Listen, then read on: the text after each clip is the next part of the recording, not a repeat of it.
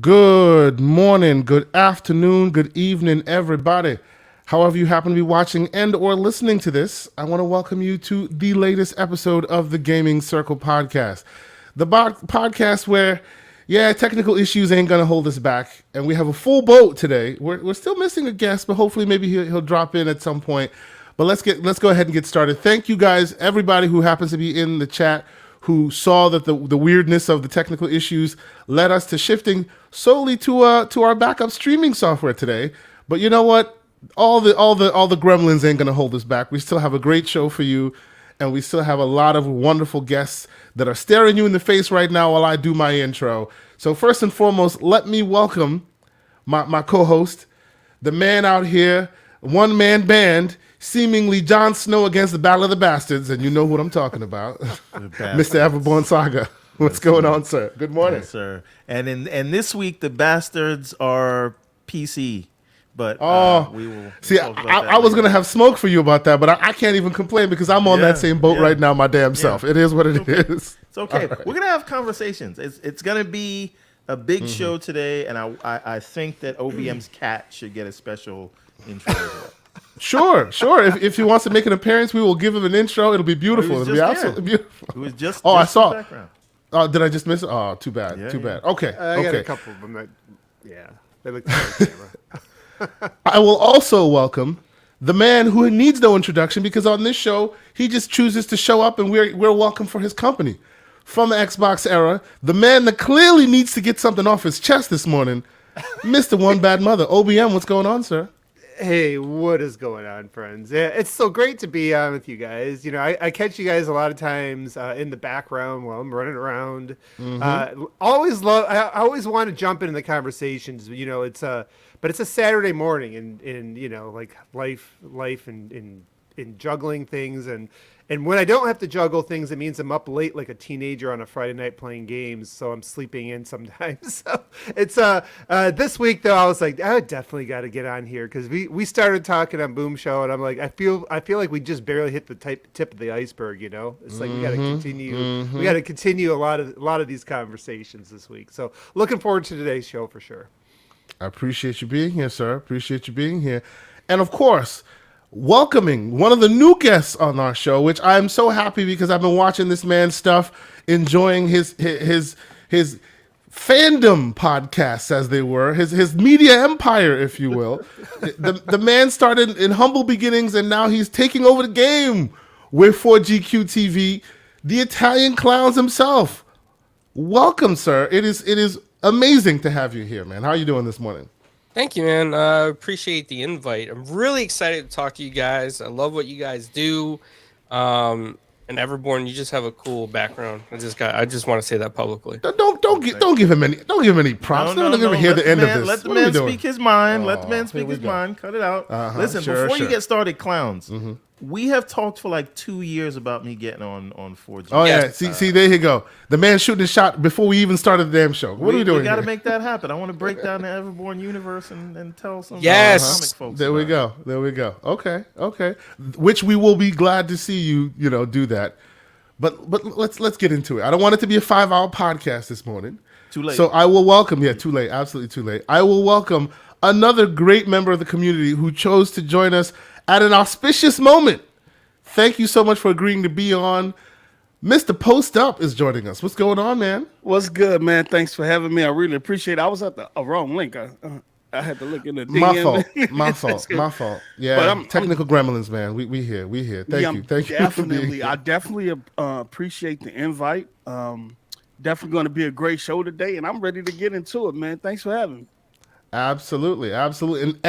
And last but certainly not least, the returning champion on this show, the man who has promised to take his victory lap in the most cordial kind of way possible. the gentleman who's on these Twitter streets, who is throwing more shoes than Everborn and got more slander than Pixelbit G. And boy, I can tell you that's hard to do. The man known as Hemp, Red Reddington, and now GameLogIQ. What's going on, sir? How you doing? Hey guys, very happy to be here. Happy by just a stroke of instance of circumstance. We had rain today, so I didn't have to be where I usually am on Saturday mornings. But thanks a lot for having me on. Oh, this is great. This is great. It is great to have you guys on. Obviously, there are conversations that need to be had. Obviously, and our chat is already lively. Our folks are already asking for it. They're here for the slander, but we're gonna keep it PG. We're gonna keep it cool this morning. But first and foremost, let me thank everybody that's here, everybody that's jumping in right now, and of course, I will read out some quick super chats that just folks decided to join us. Mr. Joanna Darkin here. Good morning, sir. He has a $1.99 super chat saying, "Is Everborn Saga's Leapfrog PC?" Oh no, it wasn't his Leapfrog PC and RAM. This time it was my Leapfrog PC and RAM. Sorry. It's my old potato, not the new potato. It is what it is. That happened. But thank you for being here, sir. I appreciate you. Oh, stop it. And then, of course, we have 108 Dragons TV in here with a $2 super chat saying, "Good morning, brothers. Stay awesome." Facts. Let's go. Thank you so much for being here, sir. Thank you very much. Now, people, if you have not done so already, please consider hitting the like button. Please consider letting folks know we're here because, we have the wrong link now because everybody saw the other link and clearly we had some technical issues. So let folks know we're here. But first and foremost, as we do on this show, we will talk about some games that we've been playing. Let me switch to some of my game footage here. Let's quickly talk about some games we've been playing. And of course, because we will start with our guests, I think I'll start with you there, Clownz, this morning. What games have been keeping you busy this week to get folks started on this whole gaming conversation? You know what it is? I'm addicted to Marvel Snap. I've been playing that non-stop, constantly. I'm building decks, tearing people down, and then, I got in some Jedi Survivor. Liking what I played so far. Okay. So let's first and foremost let's talk about the monkey of Marvel Snap that's on your back. It was on my back for almost a year. Eventually, I had to put it down when Vampire Survivor's monkey got on my back, which was also another problem. But you're telling me that you're still I hear that people are complaining these days that they do their seasons too quickly and drop you in ranking too much. So people have been having issues with that. But by and large, people still love the moment to move. I love that game. I played that game like ridiculous amounts of times. But yes, I try to step away from it. Believe it or not, it is a card game, and I hate card games. I will say it with my whole chest. I hate card games. Cannot stop playing Marvel Snap. Seriously, has anybody else on this panel played it before? Has anybody heard of it? It is unusually good. It's made by the people who made the other card game that everybody can't stop playing. I forget the name of it. Is it a deck builder? I did love Slay the Spire, so I'm wondering. It is a deck builder. It is a deck builder, but with all your favorite Marvel characters and variant cards, and as you win and succeed, the cards go from just a card to a 3D card to a 3D card with animation in your face. And it sounds so stupid, but man, you will get addicted. It is so good. It is so good. So if the loop compares to Slay the Spire, the way you just start to learn how to string together those different combinations and go from chipping away at them until just there's something addictive about that loop. So if it has that same sort of thing going for it, I definitely think it sounds like something I should try. So chat, please help me rekindle my memory. What is the famous card game that everyone played for years on end? It was on iPad. It was all over the place. Made by Blizzard. Hearthstone? Hearthstone. Yes, Hearthstone. That's the one. The makers of Hearthstone are the makers of Marvel Snap. The developer who originally came out with the Hearthstone idea is the same person who was then his studio was then asked to make Marvel Snap. So that tells you the pedigree of game we're talking about here. But yes, so it's been Marvel Snap for you, and it's been Jedi Survivor, which, by the way, I'm playing on the screen for folks who are looking on video here. So. What do you think of Jedi Survivor, Clownz? I think it's a really great game. I mean, it's got great cinematics. It's got a great story feel to it. The levels are very in depth, designed well. It's visually stunning, right? I know there's people out there saying they have some issues, but honestly, I'm playing in performance mode, and I haven't seen any issues on the Xbox Series X. So, as far as I'm concerned, it's really smooth on the Xbox Series X. Excellent. Okay. Very cool. Now, how about you there, Mr. One Bad Mutha? What has been keeping you busy this week? Well, yeah, new things are keeping me busy. So I guess just like a lot of people, started the Jedi Survivor. Really good first impressions. Outside of, I have noticed some of the technical hitches and things like that, but really impressed. Like really good first impressions. It seems like the initial, I'd say like first couple hours of the game. I'm getting the same feeling I did when I played Knights of the Old Republic many years ago. And you guys all remember back in the day, back then the movies were not living up to our expectations.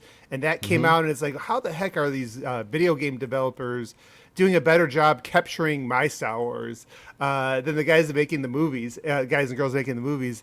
And I kind of getting the same feeling here, because I feel like for me, Star Wars is kind of lost its luster over the years. I'm not the super fan I was when I was a kid, but this kind of brought back some of that. I'm like, they're really capturing the universe really well. Again, it's extremely early of where I'm at in the game. Besides that, I've been still addicted to RE4. I'm on my third playthrough. I never play games. Wow. Like, I usually do not replay a game right away, and I actually don't play very many games over again once I beat them. But I just that's addictive. Just grabbing more powerful weapons and going through it again, and just annihilating some of the zombies the next time through. And then obviously Halo. These are revenge playthroughs. Yeah, the revenge playthroughs. I remember when this. There part should was be a hard, mod like, where you can change people's heads to other people. No. Like I did it in Elden Ring when you do New Game Plus. I'm like, oh, Tree Sentinel, I got you. Talk to me when I'm at level 150. Yeah, those battles that took like 20 tries. It's like, oh yeah, this is the revenge tour, right? That's what it is. And then obviously, if there's anybody out there that still plays Halo, I still find my way to jump into that game. Still bitch about certain things, but I'm there. As the Halo community is wanting to do. That's just what we do. That's just part of being a Halo gamer. But those are the three that have got most of my time. But unlike the Destiny 2 community, our bitching is warranted. Probably. It is like a bad relationship. It's like, this is just bad for me, my mental health. I'm going to move on, and then a couple weeks go by. You're like, you jump in there and you go on a date again, and then it's like, oh man, you're back. The analogies here, bro. The analogies. Oh. It's in a bad abusive relationship, and I clearly. Fantastic. Well, you were speaking GameLogIQ. What have you been playing this week? So before I do that, I do want to ask Obi one question. You made the comment about the Star Wars, television and movie content, is that a reference to all of Star Wars or just the Skywalker stories? I mean, it's obviously it's not a 1-to-1 for the classics. It just the sounds, the look and the sounds and the feels that you get just kind of going through it just feel very Star Wars. And I guess I use Knights of the Republic as a reference because that also was didn't have any relation to the Skywalker saga at all, but it just really captured. I always felt that game captured Star Wars better than than the new movies did, which kind of broke a lot of things. So it's really hard to articulate, I think, but just even the way they opened up, it just like, wow, like this, like I wish they would open up a movie like that, like recapping kind of where we've been and stuff and the way they did it. I think a lot of people, once they turn it on might get what I'm saying, but just really it's the sum of the parts, right? It's kind of how everything fits together. You definitely feel like this is a Star Wars game. I mean, outside of performance, I'm guessing if this didn't have the performance issues it had, it probably would rate, this probably would have gotten, 9s, like, mid maybe up to mid 9s from anybody who grew up on the classics. But again, super early, so I could be wrong, but just really good impressions initially. Did you complete the first mission yet? Like, did you get off the planet that you start on? I've been following the guy in the jetpack is where we're kind of okay. I won't say anything, but what I'm getting is I feel like Cal is he's making me nervous.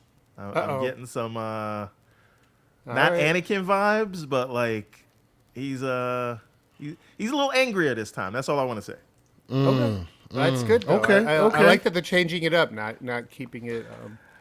It is interesting how you're saying about the Star Wars being the storytelling being better than you've seen so far.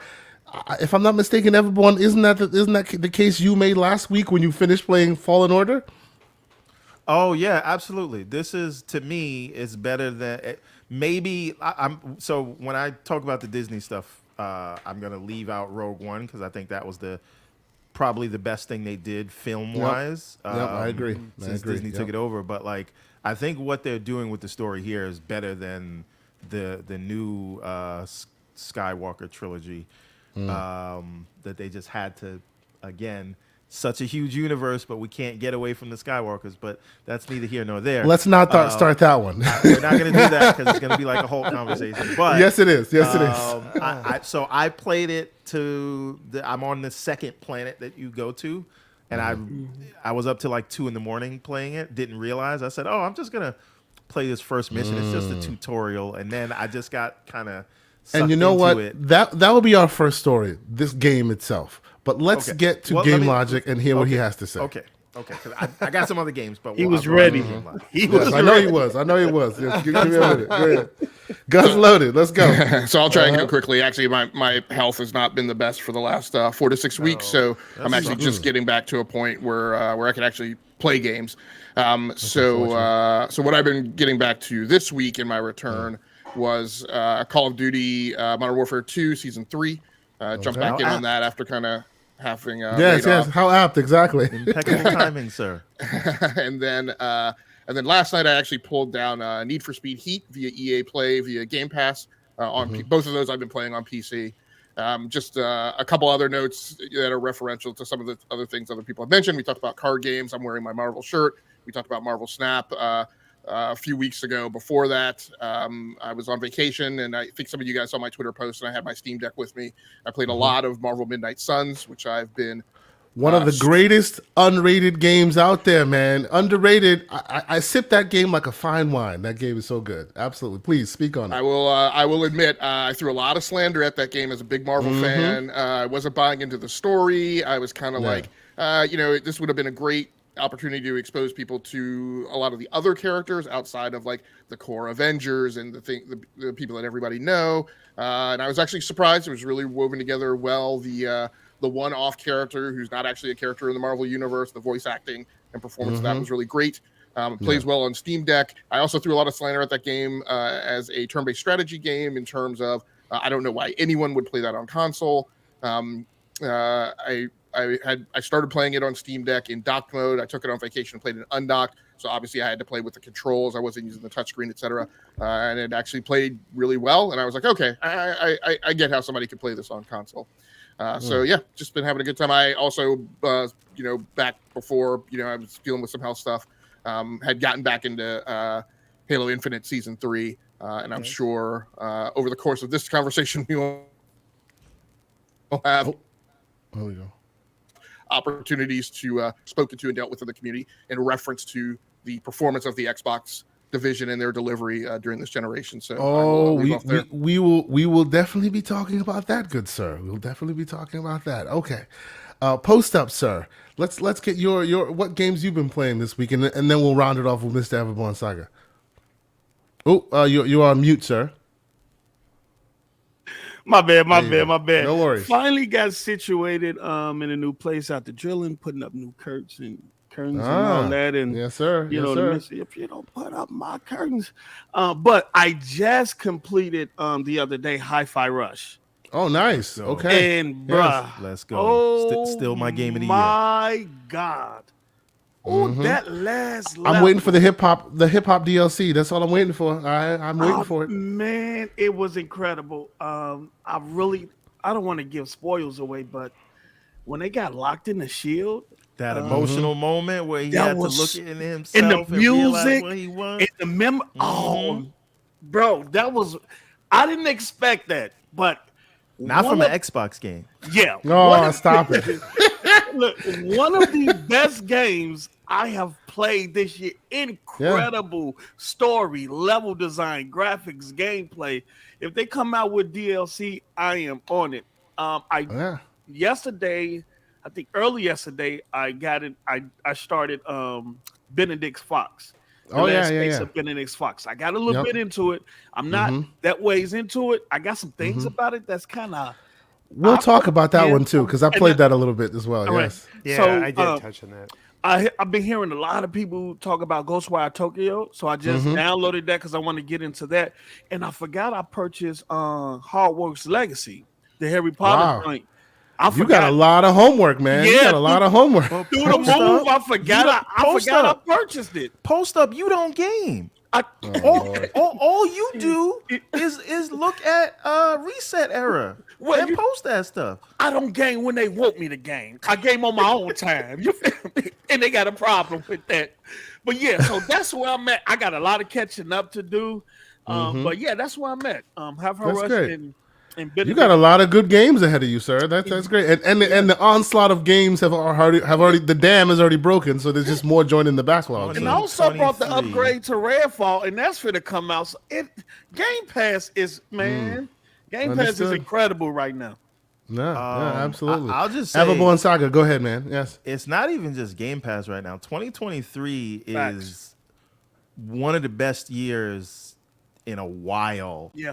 Just for gaming as a whole. And I know we're gonna find stuff to complain about this performance and that. But if you look at the titles that have released and are releasing and are slated to release this year, there's not enough time to play all of them. But it is an embarrassment of riches, and this is another reason they should delay Redfall because there's just so many other good things. But anyway, we'll come back to that later.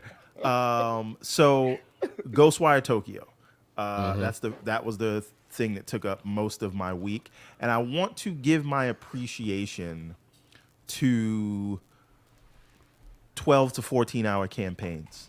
This is what games should be. I don't need to be in these games for 40 and 50 hours. I have a job and kids and a wife, right? 14 hours, tell me a story, beginning, middle, and end. You will have earned my money. Yep. But no, we gotta do fetch quests and Pad it out. Got to be 100 All that. hours. Yep. But anyway, I have no problem spending full price for listen. It costs me $200 to go to the movies right now for 2 hours.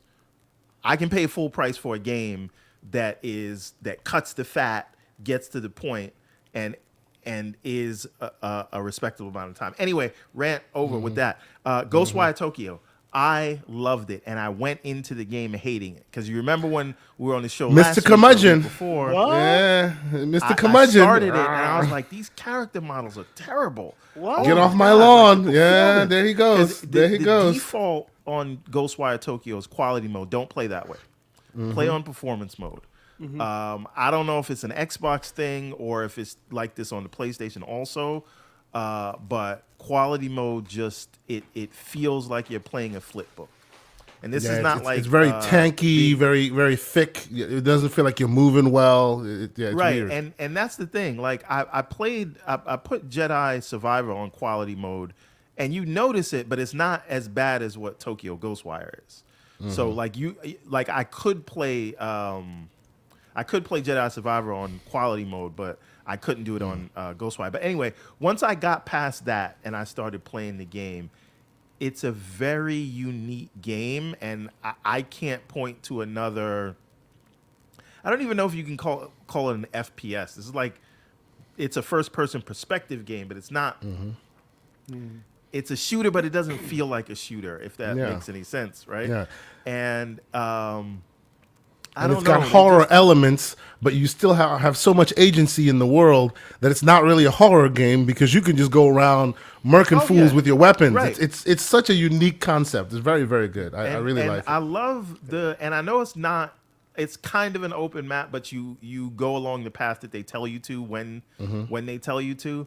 But I thought the map design was interesting in a way where any direction you look, there's something to do, right? Whether it's a soul to go grab, whether it's a side quest, whether it's your main mission, whether you just want to fight some of the visitors, right? You do it, and at no point in the 15 hour campaign was I ever bored, and I always felt like there was something to do, almost to the point where I couldn't catch my breath, but like in a good way. And the side quests didn't feel, none of them felt like chores, right? They were all interesting, and the combat is so, there's this sort of kinetic energy to it, to where you feel the hits, you feel when you're grabbing a soul, you feel like you can dodge things, and it's fair, it's not like cheating, so it's not like it's too easy, but it's also not like Elden Ring unfair, if that makes any sense, right? Like it's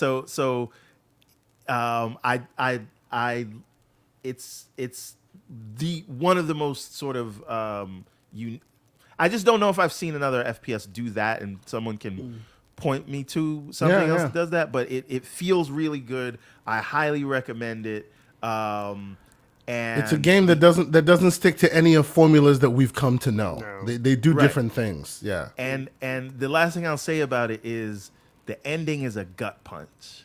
No spoilers. No spoilers. Is the entirety of the story with all the side missions 12 to 15 hours? No. Okay, no. but just the main 50 story. hours doing that. The main story. Okay, that reminds me of the Halo days. I only did side quests if they were on the path to what I needed to do. I think 12 to 15 hours is the sweet spot, though. Absolutely. And this is a normal thing about me with games in general. I don't care about people's problems. Right? It's like all these side quests, like I'm not your gopher in these games. Like who are you talking to? I need to know. Ain't nobody got time for that. Are you going to pay me enough money, or is the upgrade you're going to give me worth it, or I don't want to hear your problems? I'm not getting a cat out of a window for you. Like you can hire someone for that. But anyway, that's right. That's right. So I finished that, and I really like. If you're turned off in the beginning like I was, give it 1 hour. If you don't get into that combat, you're probably not gonna like it.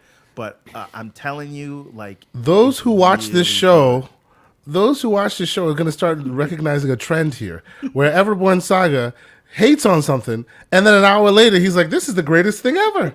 This is my default response. I'm very I'm a skeptic. What do you want me to do? I thought he just said he loves all the side quests in World of Warcraft. No.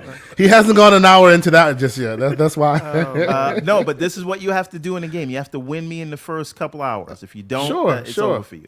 All right. Okay. But so I finished that, and then Last Case of Benedict Fox. I don't think. Have you played an hour yet? No, I haven't. Exactly. Continue. Yes, continue. What are you going to say again? This is a. No. Say what you were just saying again. Just say it again. I don't know if I like it. Thank you.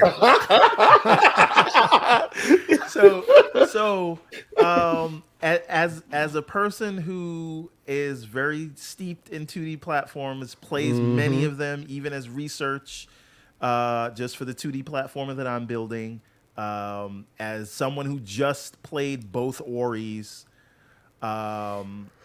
I absolutely love the art direction. I love the production value. I hate the voice acting. Not good at all. You'll play it and you'll see it. The voice acting is not good. But I love what they're attempting to do here. It is just that the actual platforming and the combat, it feels like... Yeah, it feels dated even for a 2D platformer. I don't know if that makes any sense, but I'm very early in it, so it could be a slow progression. But it did not grab me. And again, this is probably because I'm just coming from playing Ori. But and he hasn't played the obligatory hour, ladies and gentlemen. Let's see what happens after the hour. I have not played the obligatory hour. I also really do they're doing a lot of things. So there's like this.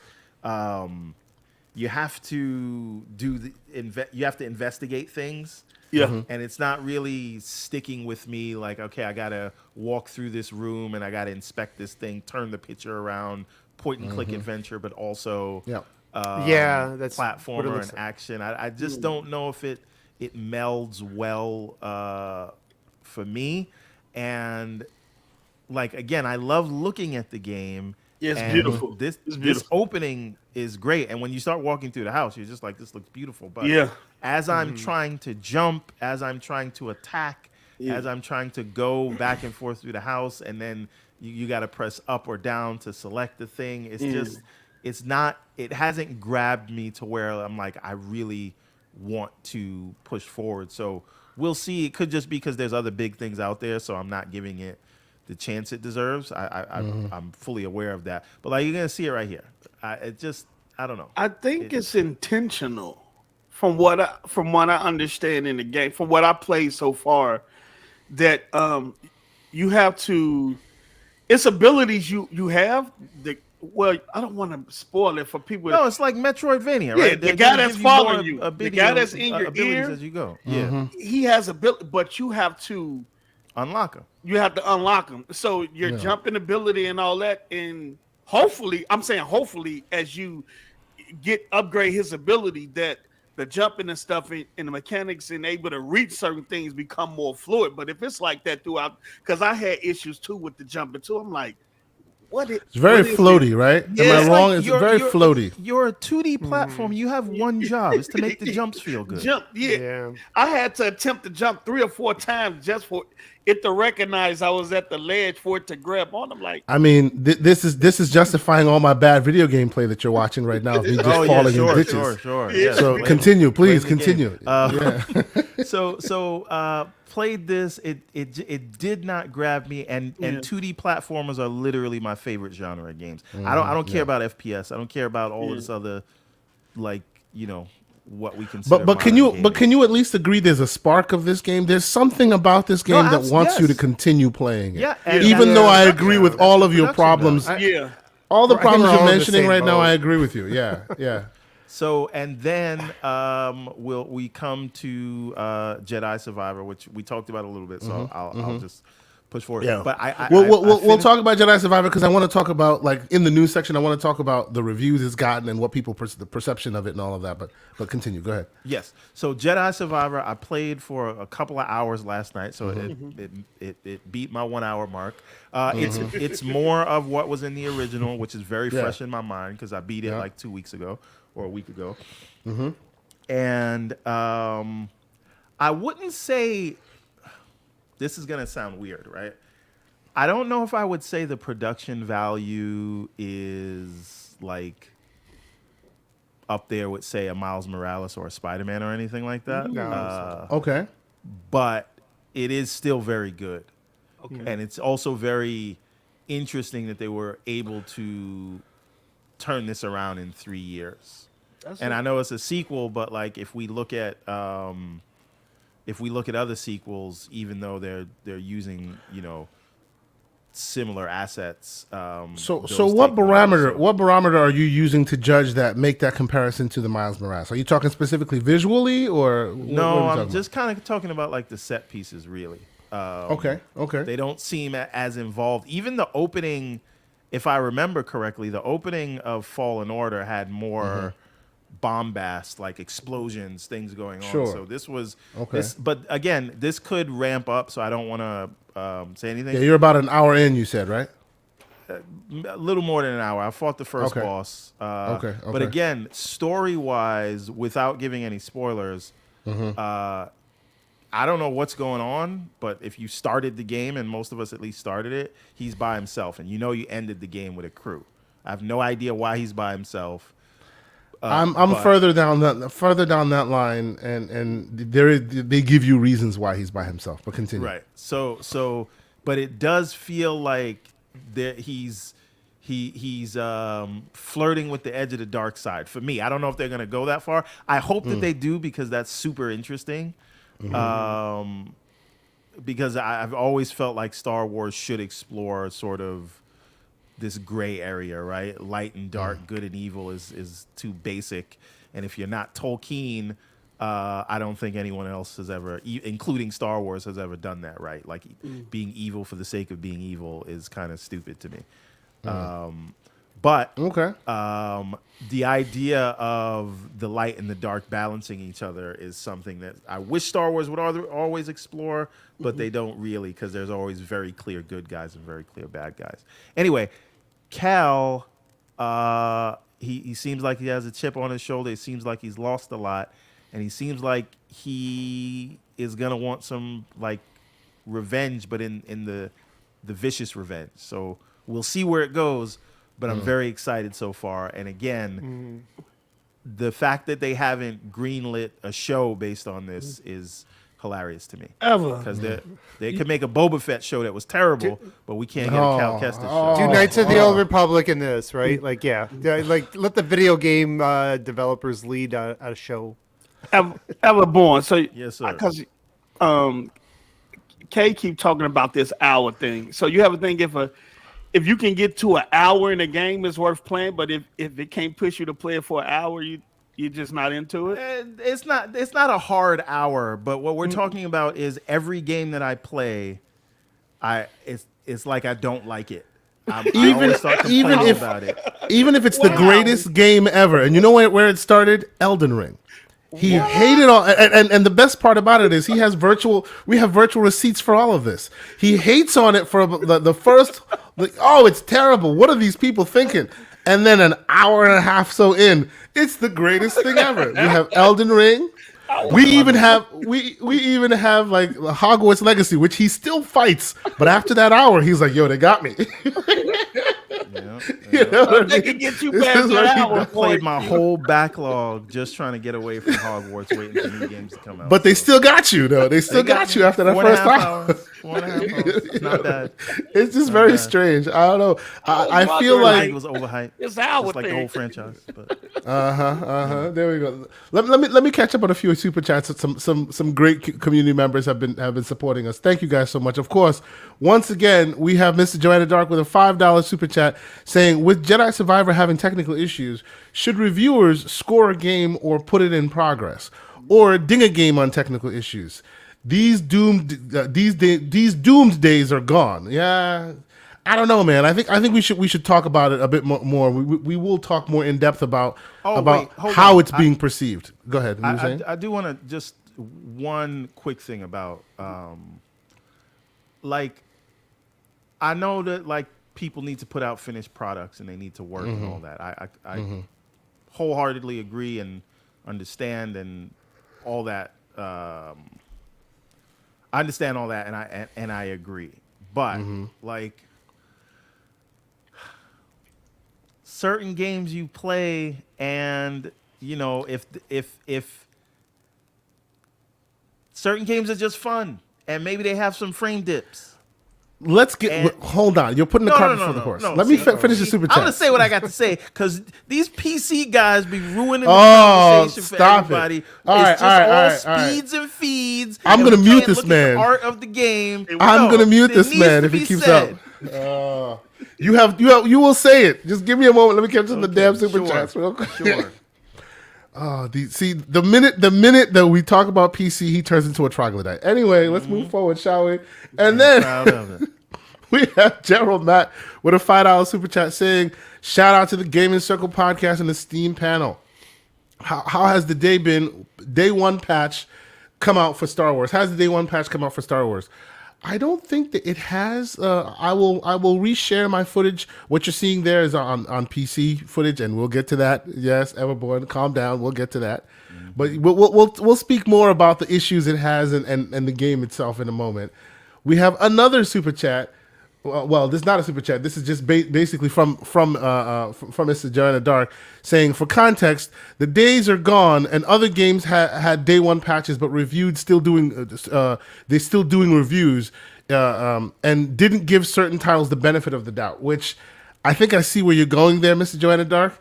We will talk about the Redfall in the room in a minute. Thank you, sir. I appreciate you being there. And of course, we have the slow-mo backslap in here as well. Thank you, sir, for being here with a $5 super chat. He's saying, So many fine people on the panel, one fraud. Do we all know who he is? Hey, Sante, how you gonna let Slow Mo talk about you like that? Sure, sure. Of course, of course, of course. Sure, we will. Yeah, all right. And then we have Dave Ramos in here with a $5 super chat. Thank you for being here, Dave. He says, just like there is feelings-based jazz, there's facts-based jazz. We need to know which Everborn we're getting before for a few couple of hours and before and after. Yeah, I call him curmudgeon Everborn. I call him get off my lawn Everborn. After the hour, he turns into reluctant agreement Everborn. You know what I'm saying? That's how it always seems to happen. Trust but And verify is what I call it. And then we have the Silent Cypher in here with a $5 super chat. Thank you so much for being here, Silent Cypher. Another great member of the community was on the show a couple weeks ago. Check out his show if you haven't done so. Really, really good. He says, Everborn at 59 minutes. Nah, this game isn't for me. Everborn at an hour. Hot damn, this game is the GOAT. Literally, that minute is the difference. Man. Yes. It's If you're here right for the after my free trial on PlayStation Plus runs out. Sure. If you're here for the slander of Everborn Saga, today is the day for you, ladies and gentlemen. This is going to be an absolutely amazing show for you. I will quickly say, as you see on my screen, I am playing the last case of Benedict Fox. And although I did say there's a spark, there really is a spark that makes me say I kind of want to continue playing this game. I feel like the other stuff that's around the game that we're not liking, which is the acting, which, yeah, the voice acting is bad. It's not that it's bad voice acting just for being bad voice acting. It's like maybe it's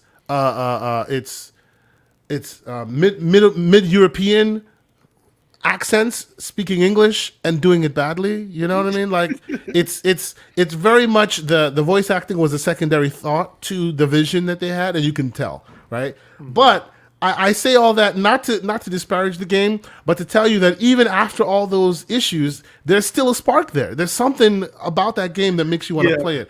Whether it's the world building they have there, it's very, very, very moody and very, very unique in its look. So I'm still gonna keep giving it a shot. I think about 45 minutes into the game. I'm really not far.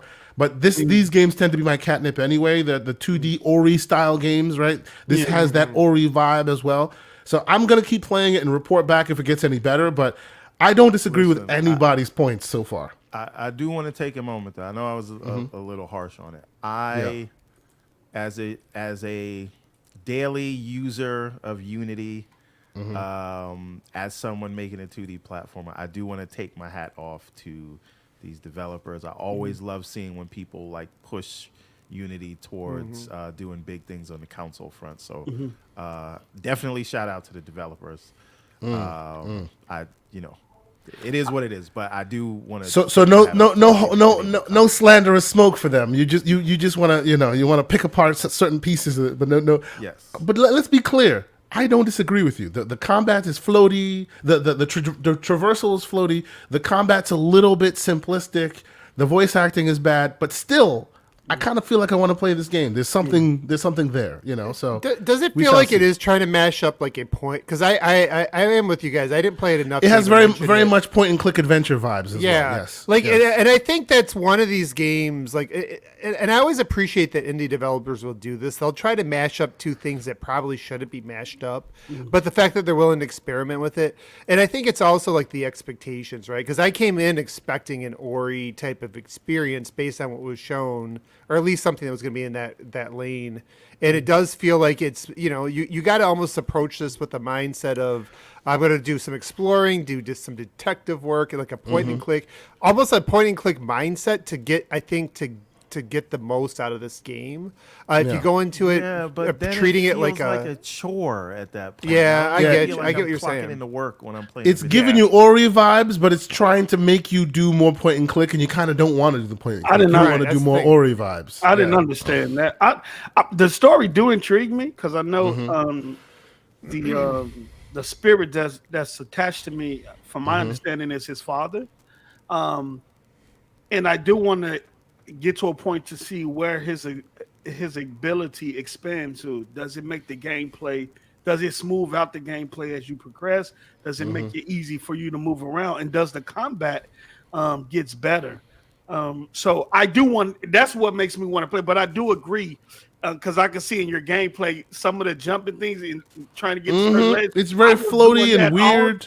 I was doing that, and it becomes frustrating. Yeah, That you have to jump so many times just for it to kind of notice that you're by it for it to catch on. So, but I do want to see where the story go because I'm thinking that where you at in the map, from my perspective, what I get, I don't know if you're inside of his dad's conscious or memories. But I don't want to get too deep into that because I don't want to spoil it. Yeah. I was kind of getting that from the way the father. There's a bit of that. There's a bit of that in this game. Yes, there's consciousness diving, kind of Psychonauts 2-esque, if you will, consciousness diving a bit in this game. So you're absolutely right, and it's right at the beginning of the game, so it's not really a spoiler. But like it seems like he has special abilities to dive through the consciousness and all of this. And yes, you see all my bad footage. Like I even forgot that I had what do you call it? The you can do a lot of parrying, but the fighting just doesn't feel good. So you just kind of, it's like you want to get past it and move on to the whatever other thing you're doing. It's very unusual. But okay, before we move forward, let me another super chat from Basement Arcade Radio Arcade Podcast. Brap, with a $5 super chat. Welcome, sir. He says PC is the best place to play. Also, I met OBM on Xbox Live 21 years ago. Hamp. Had to do with the exclamation because he put that in. Thank you, sir. Appreciate you being here. There you go. Had to put the emphasis in there. I'm sorry. My bad. But no, okay. So before we move on to let's move on to the stories that we've been talking about. I kind of want to talk a bit, like let's deep dive a bit on Jedi Survivor because we've gotten a lot of reviews on it. And by and large, the reviews have been glowing, right? They've been. Let me actually check the last time I saw it. I think it was mid 80s, and people are like, it's an 86 on Metacritic. It's 86 right now. Okay. So it's been getting pretty great reviews so far. And yes, what you're seeing is PC footage. Let me let Everborn Saga hate me even more. This is 4090 liquid cooled PC footage, ladies and gentlemen. Yes. One more day. The frame rate. The frame rate, which speaks to why I wanted to bring that up. The frame rate is averaging 90 to 110. Which, depending on where you are, but I'm like, this machine is brute forcing all of it. I can feel the hitches. I can feel the slowdowns. So if that's happening on a 64 gig DDR5 4090 machine with all the bells and whistles, now it is true. This is set to Ultra. It's set to Epic with ray tracing on and all that. I would imagine the concessions will be made on console side because of the weird glitchiness of it. You can definitely tell that the game needs more optimization on all sides. And that's a new system you just built? This is a system I just built literally nice. A week ago. Nice. Yeah, I built it a week ago. But yes, it is good, but you can definitely tell, like, because you think that a machine that costs this much, that has all the bells and whistles like available, this thing would swim.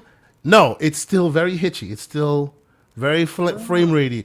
Even though it's got a lot of overhead and it goes over 60 frames and all of that, you can definitely tell that this game needs more patches. That makes sense to me why before the game even released, they were like, oh yeah, we promised there's a lot more patches to come. Yeah, it makes sense. It makes sense now. But so one thing I want to clarify, just because I threw that as a data point. So it's yes, Metacritic is 86 on PlayStation 5. It is 87 on Xbox. It is 79 on PC, and another data point that I think is pertinent is on Steam. And let's make sure, Everborn, when we throw shade at the PC, that the blame for unoptimized games goes on the developer and the publisher for releasing it, and not on the platform. But on Steam, I can't make that. Love it. I love it when games bring logic, ladies and gentlemen. Thank you, sir. Appreciate you. Continue to speaking. Yes, go ahead. But everybody has to suffer for my memory issues. Okay. Sure they do. Go ahead. Continue. But on Steam, it's mixed at 48% approval rating, and just so everybody's aware, on Steam, in order to submit a review for the game, you have to have actually purchased the game. So it's at 48% right now. They should put that rule in for movie and Metacritic reviews as well. Right, that would change things a bit, I think. Yes, which by the way, it's also kind of odd that on Xbox it has a higher review because it plays worse on Xbox than it does on PlayStation. Well, one way to look at it is Xbox people have The lower number of- standards. I don't think that's true. Oh man, he's was a starting joke. that slander early right now. Oh, Jesus Christ. No, but I mean, how many reviews are on Xbox versus on PlayStation? let's see. He always asks that pertinent question. Right It's- now, it's an 5 important- reviews on Xbox. Five reviews, reviews. right? And how always many on like that. PlayStation? It's always And like PlayStation has there you go, 90 reviews. What does that tell anybody anything? Is there Yeah, any tea yeah, leaves yeah. there? Sure. preferred platform for reviewing games. But I guess the reason why I want to bring this up, and by and large, most of you folks have at least dabbled a little bit in the game. I personally think the game is, bigger and badder and better than the last version. And the last version was great, except for that damn mini map, which looks like they've solved it this time. It's still the same looking, but it looks like it's not as cryptic as it used to be. So that map is good. I think it's a great looking game. I'm looking forward to playing it. Clownz, I see you shaking your head. What do you think? Yes, Do you think that? Go ahead. All right, so I'm going to give it to you from my perspective, right? Please, For, yes. For me, accessibility matters when it comes to maps and path markers. Playing with narcolepsy, like I have short-term memory loss sometimes when I have flare-ups in. Honestly, okay, the game is great. Don't get me wrong. Like I said, the game is great. It's top-notch tier. But with my memory issues and narcolepsy, I found myself walking in circles 30, 40 minutes, 50 minutes. I kept going back and forth. And I looked at the map, right? Because it's got that like 3D map. And I was like, first of all, what level am I on at? Where's the actual marker for me to go? And then I saw like this whole area, right, that you're supposed to go to. And I'm like, okay, but how do I get there? How do you Because get there? Yes. I can't remember which way to go. So did you try the accessibility features? I thought there was an accessibility feature within that section that kept your map active or something. I didn't. I saw briefly. I turned on all the accessibility features because I thought there was going to be a path marker. Yeah. And it's really not like a path marker. It's more like an area marker. It tells you like, what area you need to go to. Okay. And there's an audio ding that lets you know if you're going towards the right area. But I'll tell you the problem with the audio ding is I go towards the area. The audio ding tells me, okay, you're going the right way. But let's say that I go backwards, right? I hear the ding going backwards as well. And then when I go back the other way, the ding is there again. It's like the ding is marked They're for that. confusing people. Yeah. Interesting. So you That's- can't. Yeah. remind One yourself thing they of- were supposed to fix in this one was the map. Yeah. Like they have to give you a whole tutorial in the beginning when they first introduce the map about how you're supposed to look through it, and then you have this waypoint is for where you're supposed to go. This is where you've been. If it's green, it's locked off. If it's yellow, that's the path that you're going ahead. And I'm like, I'm not gonna remember all of this. Yeah. So I feel like the map in itself is a mini game. Mr. Pixelbit G in here. Thank you, sir. He with a $2 super chat. He says the map feels better, but the combat's not as tight. Yeah, it feels like it's not as baby's first Souls-like as it used to. It seems like it's a bit more forgiving than it was is in the first easier one. Yeah, if you're that playing part- on the Jedi Knight mode. Yeah. And So you're not playing on journalist I'm mode not this playing time on around? journalist mode. And they have 2 levels of journalist because you can go student and then you can go story mode. I'm playing on Jedi Knight mode. Yeah, as am I. Okay, for everyone who wasn't here the last 2 weeks, I played the first half of Jedi Fallen Order, and then I wanted to beat it before this game came out, so I put it on story mode so that I could finish the game really quick because I didn't want to spend 2 weeks trying to get through it. And now, from now on, I'm here in journalist mode, but it's fine. See, I'll own it. but thing is- the good thing about it is though he called it journalist mode instead of IGN mode. But I'm sorry, continue. Go I ahead, go might ahead. have to go IGN Well, hold on. mode. I want to give Slow-Mo credit for coining the term journalist mode. Yes. He was definitely did that. Slow-Mo's. He definitely did that. So Yes, indeed. Don't hit us with the copyright infringement, Slow-Mo. Yeah, hit him with the TM every time he does it. I might have to go journalist mode. I played some of the first one, but but the initial combat gave me that Souls-like feeling. I got to one point, it was frustrating, and I. But this It's new much one- easier this time. So that's the thing. This new Jedi Knight mode, and maybe because it's early on, it feels very similar to that what we call journalist mode, right? It feels similar to the easy mode, and I don't know the sort of not dual wielding, but the double blade. Does anybody get the feeling like it moves too fast? I haven't played it yet. I didn't even purchase it. Like I always now default to how you have it now, or the double blade with the two blades. But I'm not a fan, and that was my favorite thing to use was the double blade. But I don't know. I don't like it this time around. How do you feel about you still have all the powers from the? I get it. Like narratively, you have all those powers from the first one. I guess they'll give you more. Yeah. But do you feel like you start out too powerful? I mean, maybe it's because you're playing it in journalist mode or Jedi Knight mode initially, which feels a little easier than it normally does. But I feel like there's a good amount of challenge to. They throw a lot at you, but it's still all of this is basically tutorial, right? Trying to catch that ship and all that is tutorial. Traversal tutorial, fighting tutorial. They give you a boss to fight.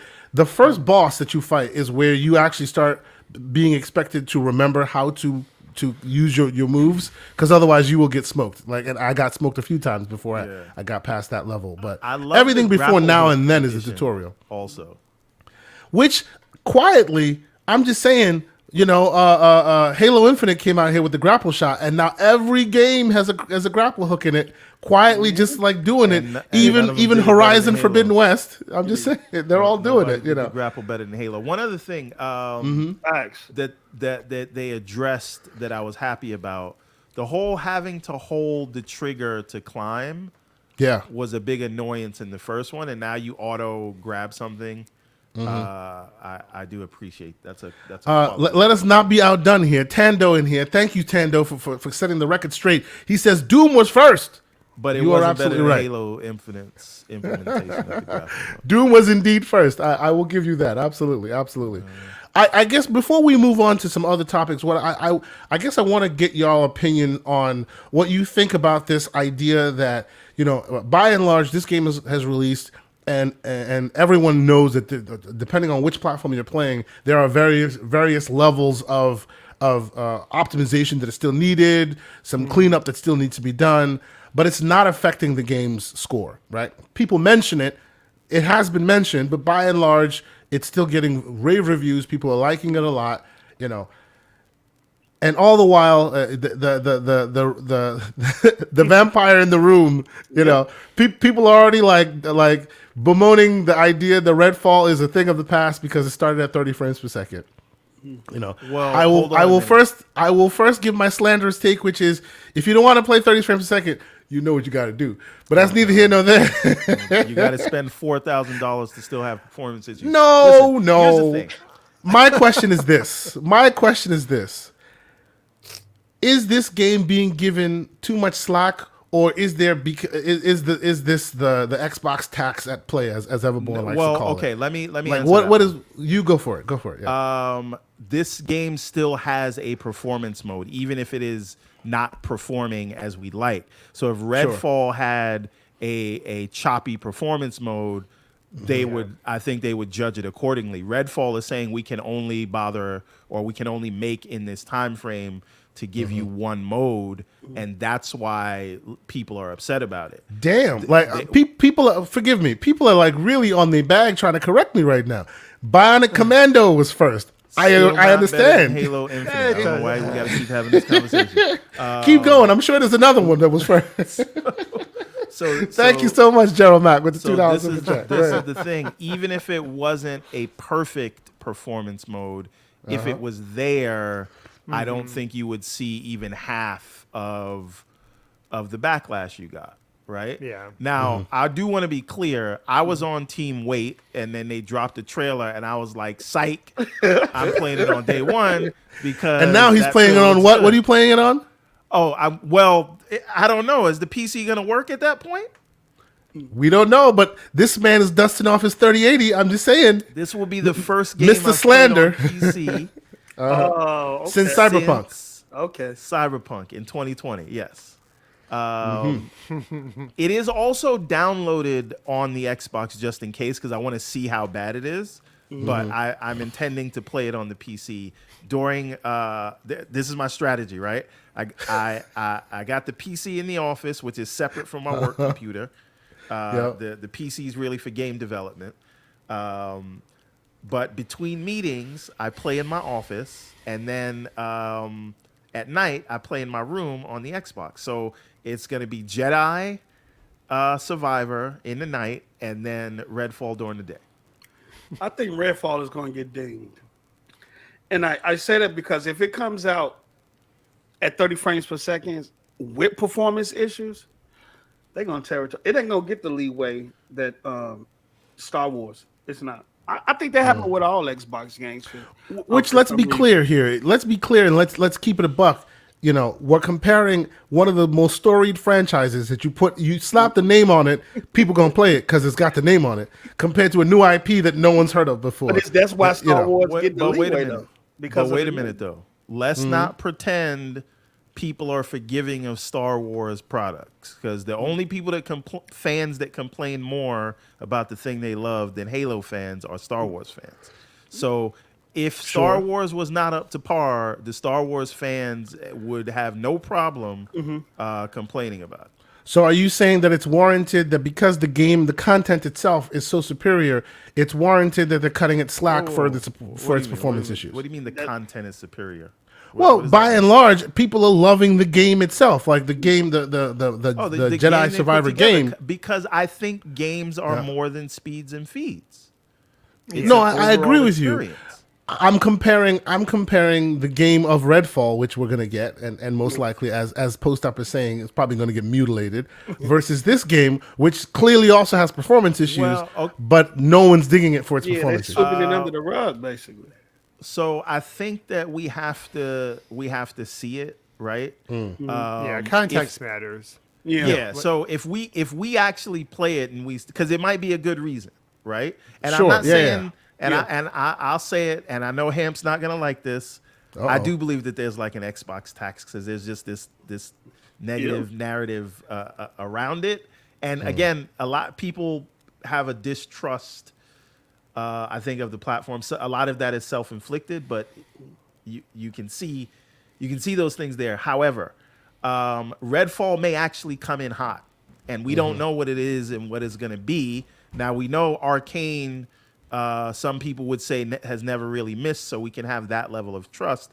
But I don't think until we try Redfall out ourselves, again, it's a new IP. I was not really a fan of, and I beat the game, but I wasn't a huge fan of Deathloop, and everybody loved that.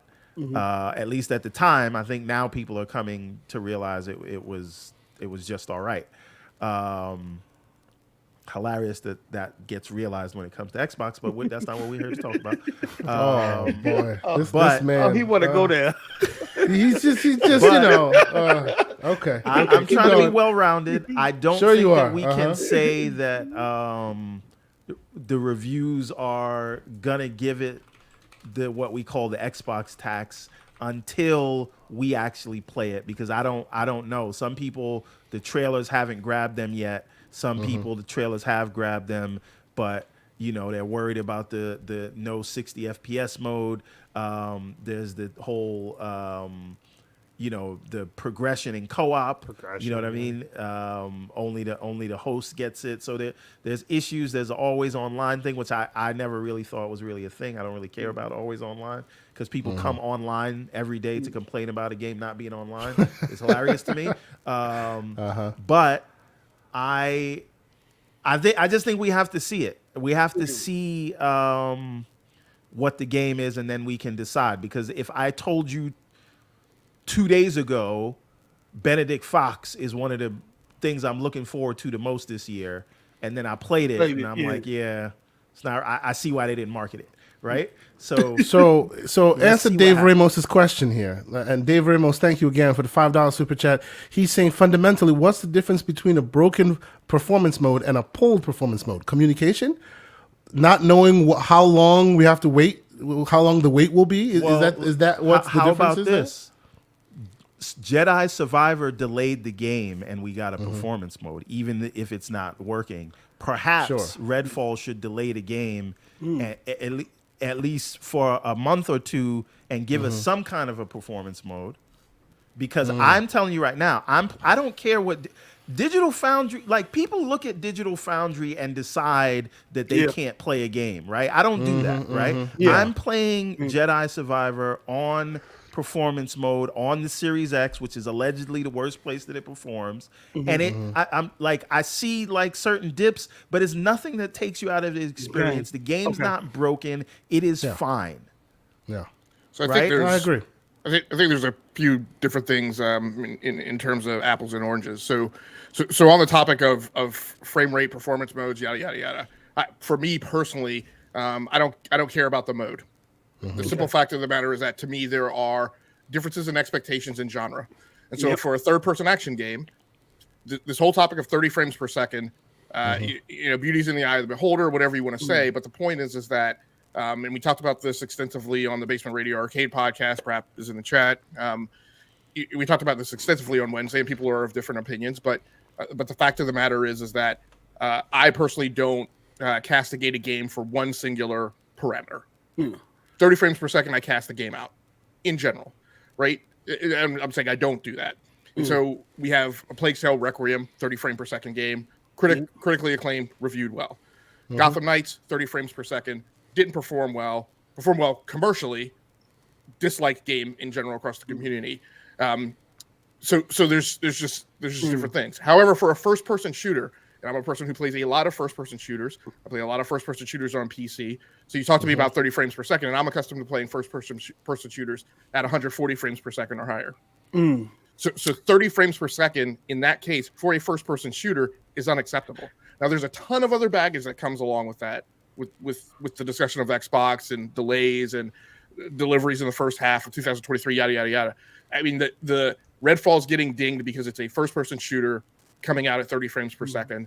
There's other problems associated with the marketing and why did the publisher put that development team, Arcane Studios, which doesn't miss, true. However, they've never done this. They've never done multiplayer co-op. They've never done PvP shooter. They're being pushed to do a game in an entirely different genre, and now they're being pushed on schedule. And so you just have a perfect storm of, I would argue, maybe bad decisions and bad choices that have wound up with the team in that place, and that's why you get the stir and the buzz about it.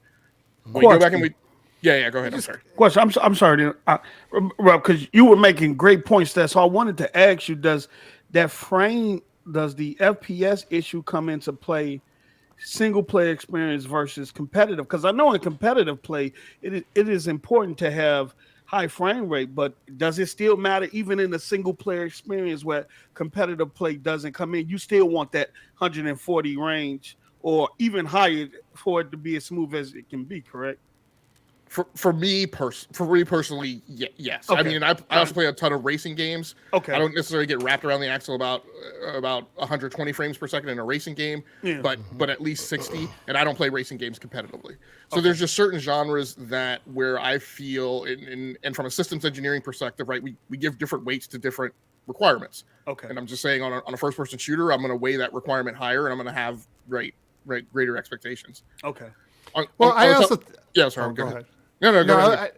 I was going to say, like, I also think even gamers that don't think that it matters to them, one of the things we saw it starting in the 360 generation. The shooters that went to 60 frames are the ones that gained popularity. And I don't even think people necessarily, the average gamer maybe doesn't see it, but they feel it, right? Like they could feel that Call of Duty was snappier, right? And I think that had a lot to do with the expectations in the genre because of that, prioritizing the way the game feels over the way it looks sometimes, right? Not having all the visual bells and whistles. And we've seen that like over and over again. The most popular games, shooter-wise, generally, they're not always the prettiest ones. That they do prioritize the frames. The other thing is, like, when you talk about the context of it, though, a lot of it just comes down to the expectations. It wasn't like this was we can already see what the back of the box sticker and everything else. This probably wasn't in the plans. And I do think there is something to be said for, from what the customers expected to what ends up being delivered in the change that only came, a few weeks before the launch. They absolutely did not. I do think reviewers are going to go in there. They're going to be looking for stuff, and they're probably going to find stuff, because if the game couldn't achieve 60 frame mode, a performance mode in any capacity, to me that tells you there's.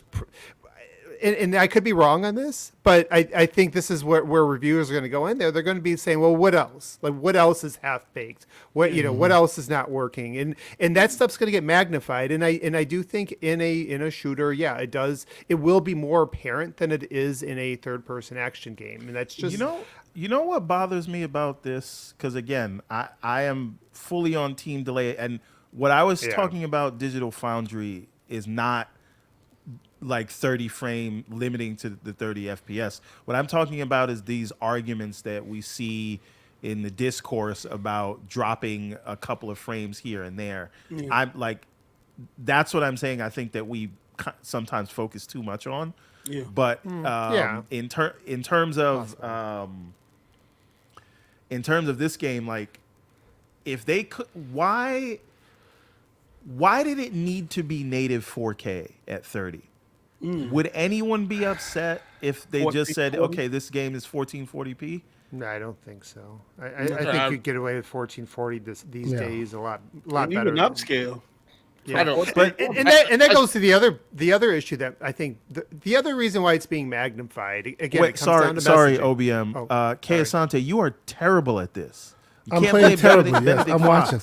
I'm watching this terrible gameplay. I'm mesmerized. I don't want to say nothing. I'm mesmerized by terrible gameplay. Continue. Go ahead. Go ahead. Try hard to be that bad. Okay, sorry. Yeah. Shout out to the gameplay though, but he was there in a lot of. I'm gonna just be quiet here, sip my tea. Quiet. Continue. If this was running at a stable frame rate, I'm sure you'd have made every one of those jumps. To be fair. Continue. Yes. No, but it does come down. This to the is why I don't record the first gameplay. I record the second. I record the first, and I get this crap. Continue. Right. I'm sorry. So you can't trust my opinion in the first hour, and you can't trust Kay Asante's gameplay. Gameplay in the first hour. Nope, definitely don't. I'll be honest with you. Just don't. Continue. Go ahead. I was like, why you right there? He dead. I kept dropping myself. Yeah, for some reason. Yes. Continue. Yes. You remember The Rock and Samuel L. Jackson and the other guys where they just jumped off the building? And that's what I keep doing, jumping off the building. Yes. Anyway, continue. Yes. Sorry for the derail. No. Yeah. Keep derailing. I'll try to recatch my thought. No, but this would probably go to like a wider thing. I'm sorry. I'm like, it's really hard. This is very distracting. Like, I got to stop looking at the screen. Let me look at. My bad, ladies and look at gentlemen. the chat. Let me look at something else. Oh my goodness, y'all are terrible right now. Y'all are Someone says Kay Asante works for IGN. I have the gameplay to potentially work for IGN. I'm just journalist saying. mode now.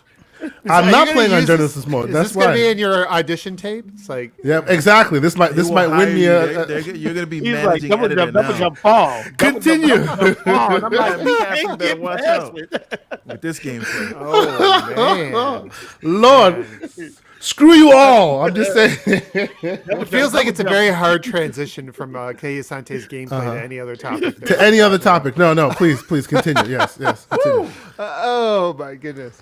But yeah, no, I guess long story short, it really does come down to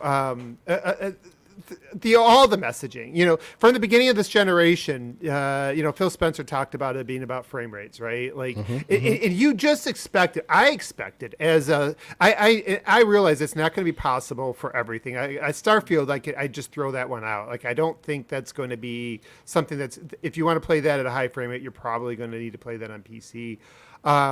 Just because of how CPU bound it is. A high frame rate on PC with the way. Yeah, I mean, it's going to be really CPU bound, right? And so with all the stuff they got going on in it, and there's only so much you can't just turn down the resolution and get the 60 what it's CPU bound like that. But that's a different thing. The thing is, they set those expectations, and I think people thought you're just talking frames. That's why this generation is the frames and the loading times are really the focus, not the visuals.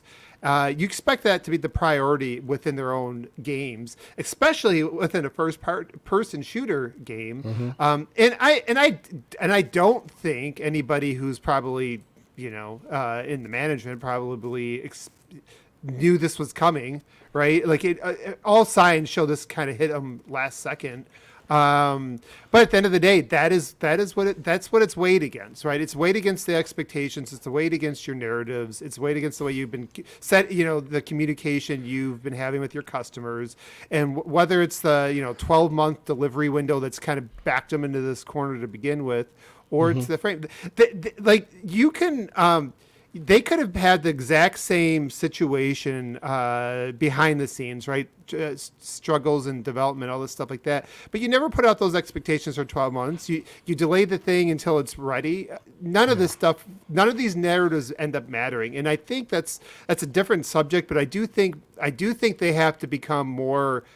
They gotta step back with the promises that they can't control.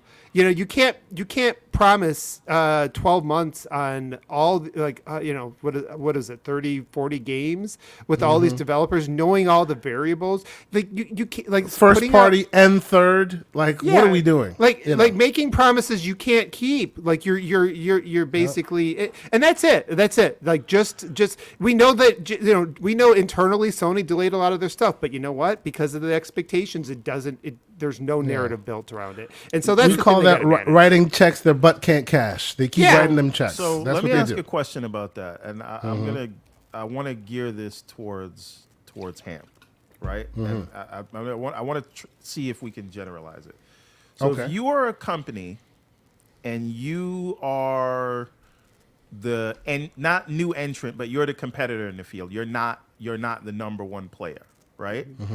You want to take market share in the industry. You effectively have to do better than the market leader at almost every step. Yep. Right? And so you know, people may say, well, Sony doesn't get asked about this and that, because they don't have to be asked about it because they're the number one. They're not the ones with something to prove. Yeah. They're not the ones that sort of need to win people over.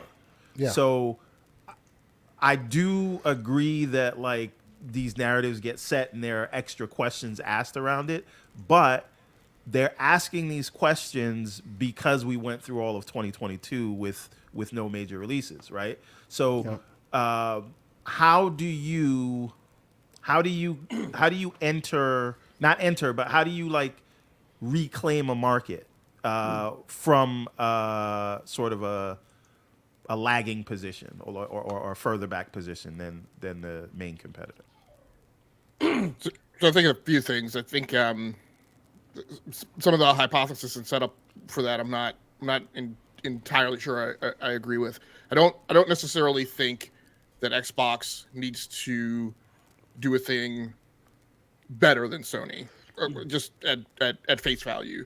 I personally think that the pivot that Xbox has done starting back in 2017, maybe even a little bit before that if you go to backwards compatibility, but just kind of as they got into the mid-course phase of Generation 8, they started doing these pivots that I think are the right things to do, which is that you differentiate. And I constantly comment on, if you're fighting Mike Tyson, you have a longer arm reach than he does. It makes absolutely no sense for you to go toe to toe with Mike Tyson. It makes no sense for you to stand in at short range. Yeah.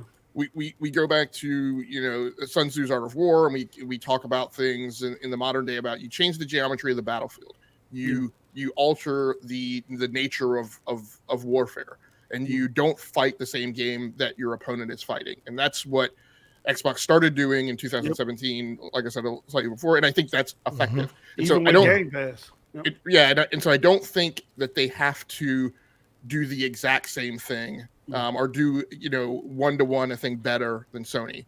I think than PlayStation. I think one of the things that you have to do, though, and I think this is where TK, you may feel that you see a lot of spice or heat or complaining from me, is you have to map the necessary performance level to the altered business model that you're following. Everborn, I think you made a comment earlier this week, and I absolutely agree with you that we keep trying to apply these old business model KPIs and metrics and perspectives on performance to a new business model that makes absolutely no sense. No, but my thing is, and the thing that I often rant about, right, is, you know, and OBM and you and Everborn have talked about, you know, delay the game. The conundrum for Microsoft is you can't delay games. Nope. To a certain extent, because you're going to a subscription model. And what you have to have, therefore, and you're oh, by the way, you've put yourself on an island, which I often comment, you know, gamers talk about various things around the industry that is not, you know, the gaming industry is not an island. But in this instance, Xbox is an island of subscription. There are other subscription services, but they're not the same type of subscription service for platform owners, where in many ways you could argue that it is its primary delivery model, right? And so the problem is that incumbent with a subscription service, you bring along a requirement of keeping that subscription service full of content. And what I've talked about, and I've mapped out in several times in different business strategies on Twitter, you know, if there are, in my mind, the way I've been trying to paint it, because this whole topic of review scores gets bent, I put it in the context of there are S tier and A tier games and B tier and C tier games.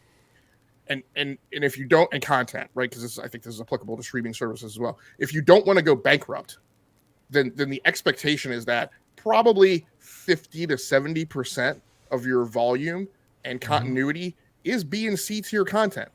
Absolutely. That's what you're going to put into the service most of the time, because you cannot afford to put S tier and A tier content in there all the time. Not every game can be God of War, otherwise you'll be broke. Yes. Now, what And you they don't have have to to be. right, exactly. And now what you have to do is, but you do have to put S tier and A tier content in there, and you have to put it on a deterministic, reliable frequency that customers have an expectation of that stuff being there. And I've mapped out metrics on this that I think recently, where I've said that to me is it's 4 to 6 S tier and A tier games per year.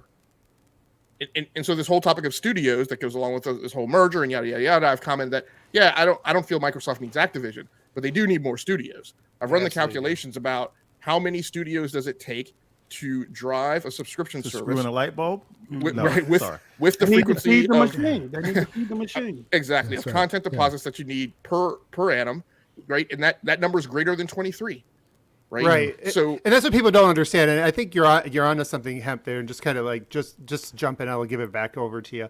But like, you know, a lot of times people, I've been seeing this narrative also, like recently, like people like, well, they don't need any more studios. They got already 23. Like Sony does well with 23. Nintendo does well with less than that. But they have different business models. Microsoft's new business model, where Game Pass is the draw. Like this is the thing that's going to suck in the new customer. That's going to change the paradigm, because they're not going to be able to really. You're not going to compete in a mature market that's digital with the old paradigm. You can't even go up there and be 20% better. I've talked to developers that like from EA that say one of the things they learned on PC is that people would rather switch a game than switch a platform, even if it's a click away, even if it's just a click away, another launching thing. And so Microsoft is never, you know, they know that in this mature market, they're never going to, we're no longer in the 360 PS3 generation of the default, and sort of PlayStation has in a way become the default for a lot of Has people. become, yes, that's I mean, right. That's right. I mean, you Yeah. hear it all the time.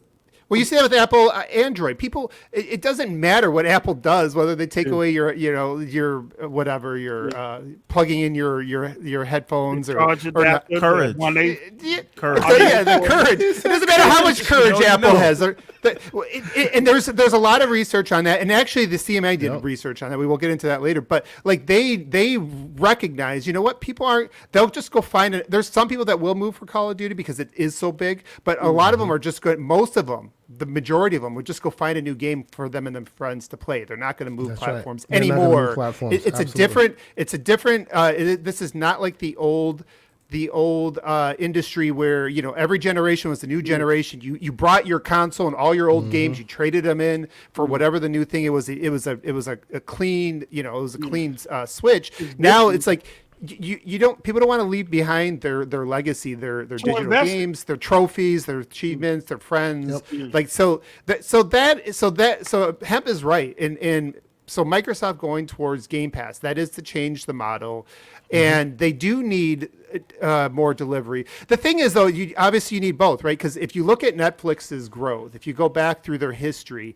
they didn't grow on a bunch of B tier stuff. It was when they started putting the S tier things that got recognized. You can actually go to a graph and see where they started to release those things and the spikes with that. And then when they branched out to the world, you know, started going outside of like just the, you know, the US or Western markets, you know, once they started getting that content S tier, you started to see it like spikes again, right? And so Microsoft knows they're going to need to have S tier content for Western audiences, for Eastern audiences, and so that is the challenge. And I think that's kind of like where me and Everborn and maybe KSante kind of say like delay the stuff.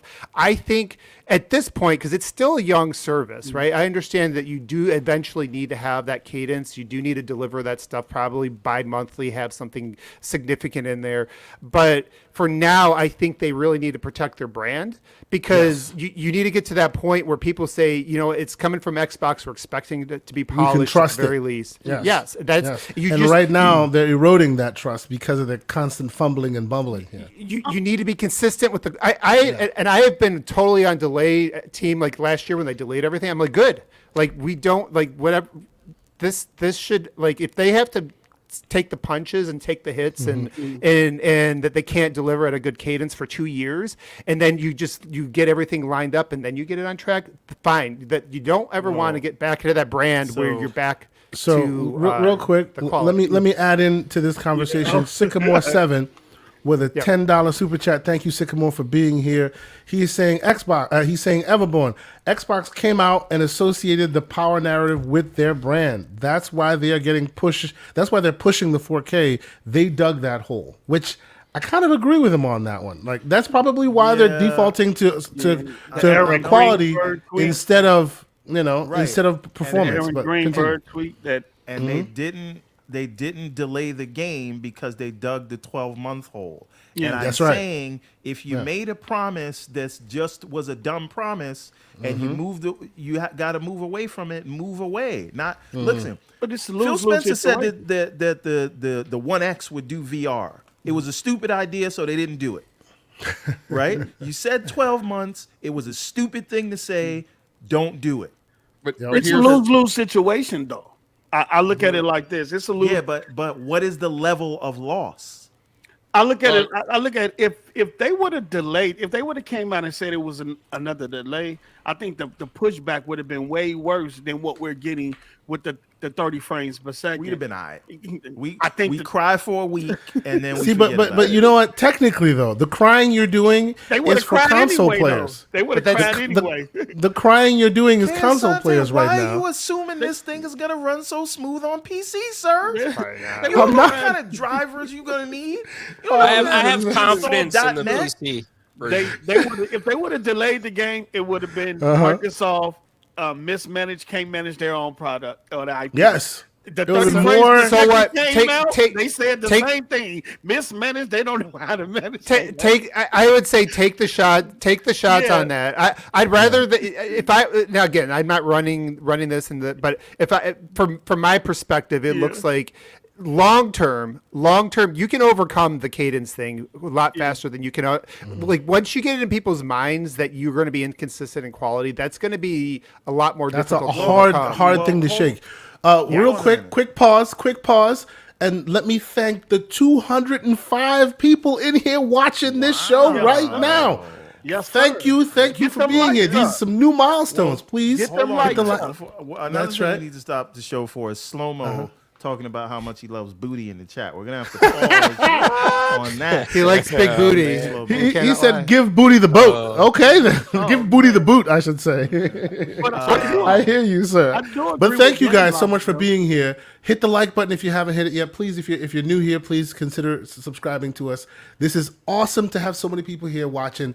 I'm sorry, Mr. Post Up. Go for it. I do agree with logic, though. I think I hear it all the time on social media that Microsoft should just replicate what Sony doing in terms of the games and stuff like that, and I disagree with that. I think even if you go back to the OG era, I think two of the things that made Xbox successful was the online multiplayer and the social aspect of that system. But we're in a day and age where that's common amongst all systems. So I do think content is important. I think they just need to become consistent and streamlined and master what they do best. You had the Gears, you had the Halo, even from an Xbox studio, you rarely see them put out a game that has performance issues. Prior to Halo Infinite, all the other Halos, in terms of 60 frames and performance and things like that, Gears of War, Forza, all of those games didn't have any issues. I know Bethesda, they did Hi-Fi Rush, but Hi-Fi Rush came out need no patch, no performance issues, ran smooth. I just think they need to maximize on what they do best and become consistent with it. I do think Game Pass is a machine that needs to be fed consistently, so they need the studios to do that. And I think they said at one point they want to get to a point where they're on the cadence where they release one AAA game per quarter. In order to do that, you need to feed the machine, and maybe the one AAA games per quarter is the S or A games you can that we're talking about. And like GameLogIQ said, with the B and C tier games, you have studios in between that can fill those holes prior to those games coming out. But I do see why they need Activision, because they're trying to speed up the process to do that. So Go ahead, I think we got a big segment for Activision. We'll talk about that. Yeah, we're gonna get there, but let's finish up. Let's close this out. Go ahead. So the thing is, so we talked about differentiation. Yeah, and I think it's very true that people, and this is probably maybe also Xbox marketing, maybe not, I don't know. But in terms of the discourse, people want Xbox to be another PlayStation. Right? Yeah. That's because they have historically competed very closely, in that space. But I do think it's a very healthy market if you have Sony doing what they do with those big sort of God of War blockbuster kind of games, Nintendo being weird, selling you cardboard and suing people for emulating games, and Microsoft going the services route. I think those are three markets where everyone can be successful. Like everyone can win in that way. And that differentiation, I think is healthy. So and the reason I'm bringing this up is because there's a lot of people that try to, ding Sony, saying that they should do what Xbox should do, and I don't know if that works for Sony. But at the same time, don't come around and say Xbox should do all the things that Sony's doing, because they're trying at least to go into different directions, things. And then criticize them for copying.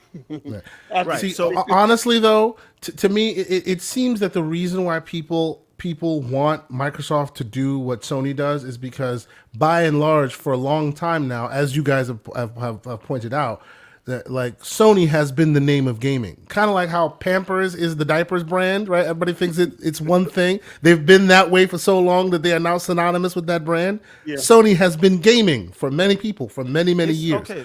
So if you are an incumbent, if you are a new player in the market, and relatively Xbox is new, and you come in and you're doing different things, They're like in 6 or 7 comparison, years like older you remember your childhood holding a PlayStation controller. Many people don't remember in their childhoods holding the Duke. Like I remember, but not everybody remembers the Duke, right? So because of that, if you now are in the market paying close attention and you see the market leader doing what the market leader does, and you see these other guys doing different things, you go, well, you're trying to be the market leader. You got to do what they do because they are the name in gaming. Like they give the perception of, hey, they lead. So what everyone else does, if you want to be as good as they are, Sony is, you must then do exactly what Sony does, which obviously is not the case, right? Okay, let me mini rant and then we can move on. Go ahead. Oh, I got to say We'll- something after you, Everborn. Sure. Yeah. We'll give Clownz the So- final word. Go ahead. So, because my thing is, right, it's like we got to stop trying to argue calculus with people who only want to do basic arithmetic, and then sometimes they're bad at that. But that's you looking at yourself in the mirror, sir. You lie with the dogs and catch the fleas. We've already What can I established say? that What ground. can I'm I just say? saying. I'm a man of the people. So the thing is, right? I watch people, and this is not just like this is not just like PlayStation guys. These are Xbox guys too, and they look at some of the. Not saying I think that Microsoft does have a messaging problem, but people want them to do their marketing exactly the way Sony does it, and I don't know if that's the right move for them, right? Because I see people like, oh, look at this bus. Because there are different There's an business ad- models as well. Right. So there's an ad for a PlayStation game on this bus. Xbox, why didn't you do that? Yeah. I've seen people tweet the Xbox official account. These are Xbox fans saying, why aren't you all tweeting about this game that we all already know about? Why aren't you marketing a game to me that I have been telling you about, right? So what I'm saying is there are new ways. Like, so people always say Netflix doesn't do traditional marketing. You know why? Because they have a captive audience of 200 and some odd million people that if they want you to watch something, they're going to put it on the front page when you go into Netflix. Yeah, right? it's already there. Yep. It is almost the most effective kind, and then they will do targeted marketing through targeted ads on social media, but there's not a lot of billboards unless it's for something like a Stranger Things, which is like, you know, one of their biggest shows or IPs or whatever. So I say that to say you can look at a game like Forza Horizon, which, again, didn't have a lot of billboards, but launched to almost 20 million people. Right? You can look at Hi-Fi Rush, an unknown shadow drop game, 2 million people. Right? You can look at High on Life. Right? Again, we know Justin Roiland, and we know that it's not associated with Rick and Morty. But again, a game like that, 7.5 million people. Wolong. 3.8 Yeah, just million announce people. it. Yep, Right? that's right. So 3.8. Yep. So what they can do with their audience of 25 million plus people, putting titles in front of them with, again, if you're already paying for the service, no barrier of entry, the marketing question becomes different for what you do for those things. And again, like we brought up before, what is the key performance indicator for these things? So people keep saying, oh, you're messing up because you're not doing what Sony does. Yeah. They're not playing in the same market. It's a they are different marketing business the same model. market, but Absolutely. Different business right? The model. whole So, game to change. I think some of these comparisons and some of these arguments that we have, I don't think they're sort of based in the right place, right? No, We can people talk still about think they're what the they need to do 360 better. PS3 generation. But everyone, one thing you must remember though, like I hear you and you're right, but it's not the fault of the consumer to see you and want that from you. It is up to you to convince that consumer that, hey, what we're doing is right for us.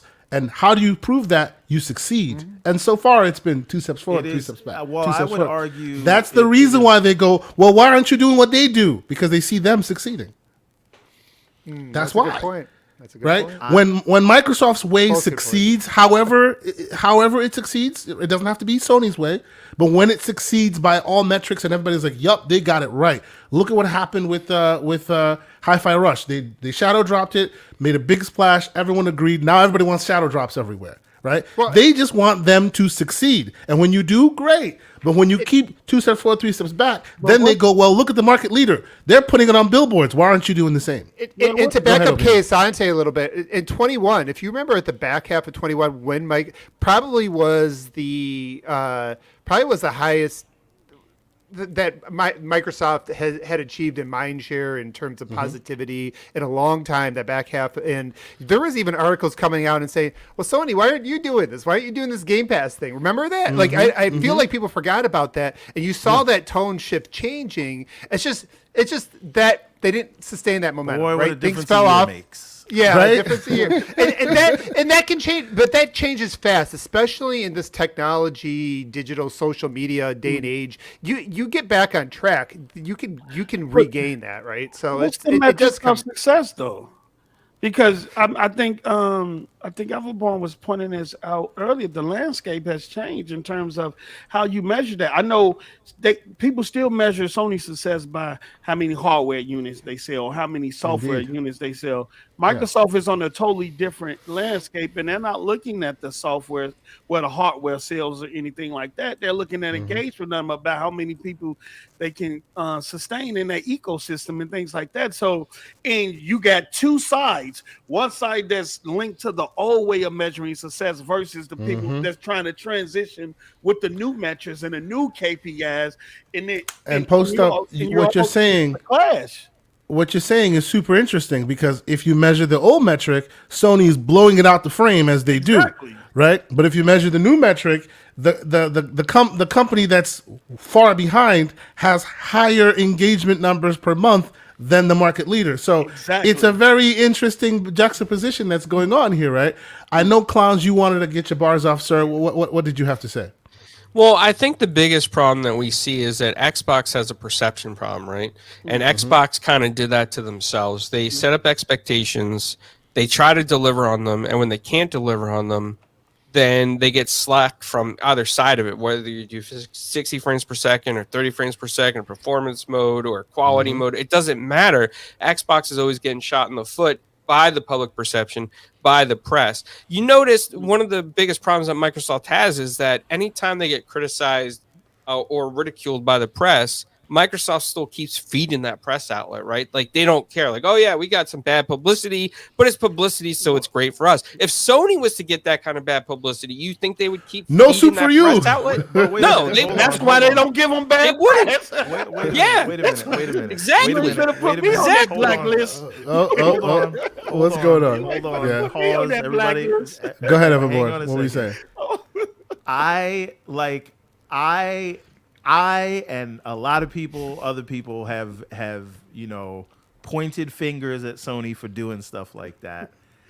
Like, I don't think we that's shouldn't a good promote thing. Apple does Xbox that to do all the that. time. And I hate it that they do that. And I don't want to say that, like, okay, now it's cool because my side's doing it, right? Like, we like, it's. I think.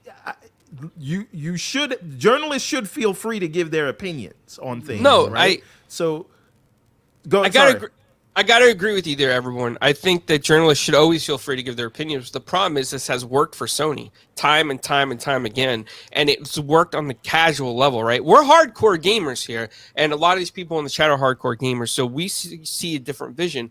But the casuals that read IGN, they see a pro Sony experience. They see a pro premium product in Sony because the press has built Sony to be this premium platform that Xbox just can't reach that level no matter how much power they put in their console. They could say all these specs and all these great things that Xbox is doing with their consoles, but it's not going to reach the ears of the casuals because of that public perception. I got to push back though, right? The best way to push back against a narrative is with evidence, right? It would succeed. That's right. That's right. Even if the media was on was on, and I 100% agree that there's a preference in the media for PlayStation, and that is evidenced by the number of reviews that you see, like where they come from, right? And it didn't start with Sonic, but that's where I really started paying attention to that. How many of those reviews, those multi-plat games, are reviewed on the Xbox versus on the PlayStation? And I know some people will say, oh, the platform holder or the publisher will send out where they want it to be reviewed on, but that's not always the case. Anyway, that being said, the casual public sees Miles Morales and they see Horizon Forbidden West and they see Last of Us remake and they see tangible evidence of those things. And they hear Xbox talking about stats, but there are no games there to prove it. So we can't really blame the media for that. That lays squarely on Xbox and their first party not showing up. I'll agree with Clownz a little bit. I'll agree with Clownz a little bit. Everborn, you're right that they need to show, because I've said that they need evidence. You want us to see that the Series S is the baddest machine out there. Show us something running really amazing on Series S. But don't wait for your partners to do it. To Clownz's point though. To Clownz's point, though, it doesn't help that the media, by and large, is already shifted in another direction, and it's like skating uphill a little bit sometimes, even when they do good things. So I think part of that we need to please go ahead, GameLogIQ. Yeah. We need to lay at the feet of business and understand and acknowledge those realities, right? Yeah. The media is not out there shrugging their shoulders saying, I prefer PlayStation, so I'm going to do this. The media is doing it because they also run a business, and they also have metrics, and they also need to collect revenue. And there are more eyeballs. There's a larger install base on the PlayStation right now than there is on Xbox because of things that, quite frankly, Xbox did in Generation 8. We go back to what you guys talked about messaging, and that's what like 90% of the blame for all this falls at the foot of.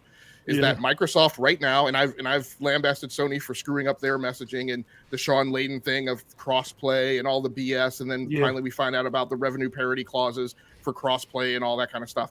So Sony has done it too, but right now today, Xbox is fumbling the ball on messaging. And while I, to the most part, agree with what OBM said about people leaving platforms, that holds true until you make a ridiculous fumble with messaging. And when they did that last generation, there was an exodus of gamers from the Xbox platform. And that's why a lot of them are over in the 130 to 150 million pool of PlayStation players, while the people who are still on this side of the line, on the green side of the line, are down in the 50 to 80 million. That's where the Call of Duty fan base came from. They moved and by the way, they moved and by the way, PS4. the explanation you gave right here, GameLogIQ, which I completely agree with, that can explain your Redfalls. That'll explain all the questions you're having right now. Because when you start a game as a multi-plat developer, what are you doing? You're developing for the biggest pool. And what does that? PlayStation. So any game that was developed when they put pen to pad and you weren't a first party, the thought process, and it's always been said that developers say that the first decision is the most important, right? Who are we hitting? Where's our platform? So by the time they turned into third party, which was Redfall when they had third party at that point, they had already made that third party decision already. So you're continuing to build a quote unquote PlayStation game by and large, even though you're a first party now. So that explains Redfall. I want to say one more thing after this. Yeah. So sorry, everyone, didn't mean to cut you off, but I just want to say that what Post Up was saying is very true. That like Xbox is building towards a different type of service, right? With Game Pass, and they're putting a lot of investment in this. And there's a lot of stuff that casuals will not see, a lot of stuff that hardcores won't see.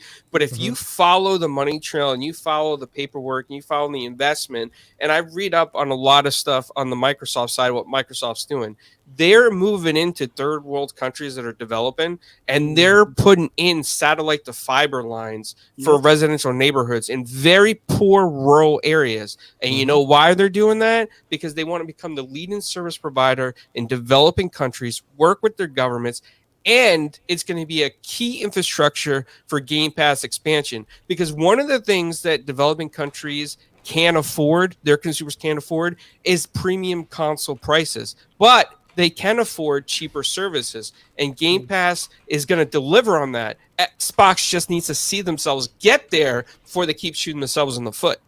That's actually a really good point, Clownz. And I think a lot of times we forget that we're not the world.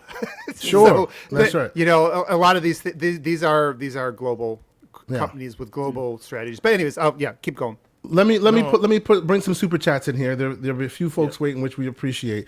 We have Buck in here with a $5 super chat saying Forza Starfield Gold tier. No second delay is acknowledged that Microsoft knows Redfall is B tier, hoping for Wolong levels of success. We can all hope for the same Wolong levels of success, sir. Thank you for your chat. And then we have Sycamore7 with a $10 super chat saying they don't have to do exactly what Sony does. They need to do it when it matters. To make it effective, Hi-Fi Rush, Halo Infinite, and Series X reveal were perfect examples of being effective. Absolutely. They don't need to do exactly what the incumbent does. They need to do what they do, but just do it to successful levels. And then, of course, we have Buck once again with the $2 super chat saying, Everborn, Xbox marketing must drive console sales. I kind of don't agree with that a little bit. Hold on a minute. I do want to talk about that.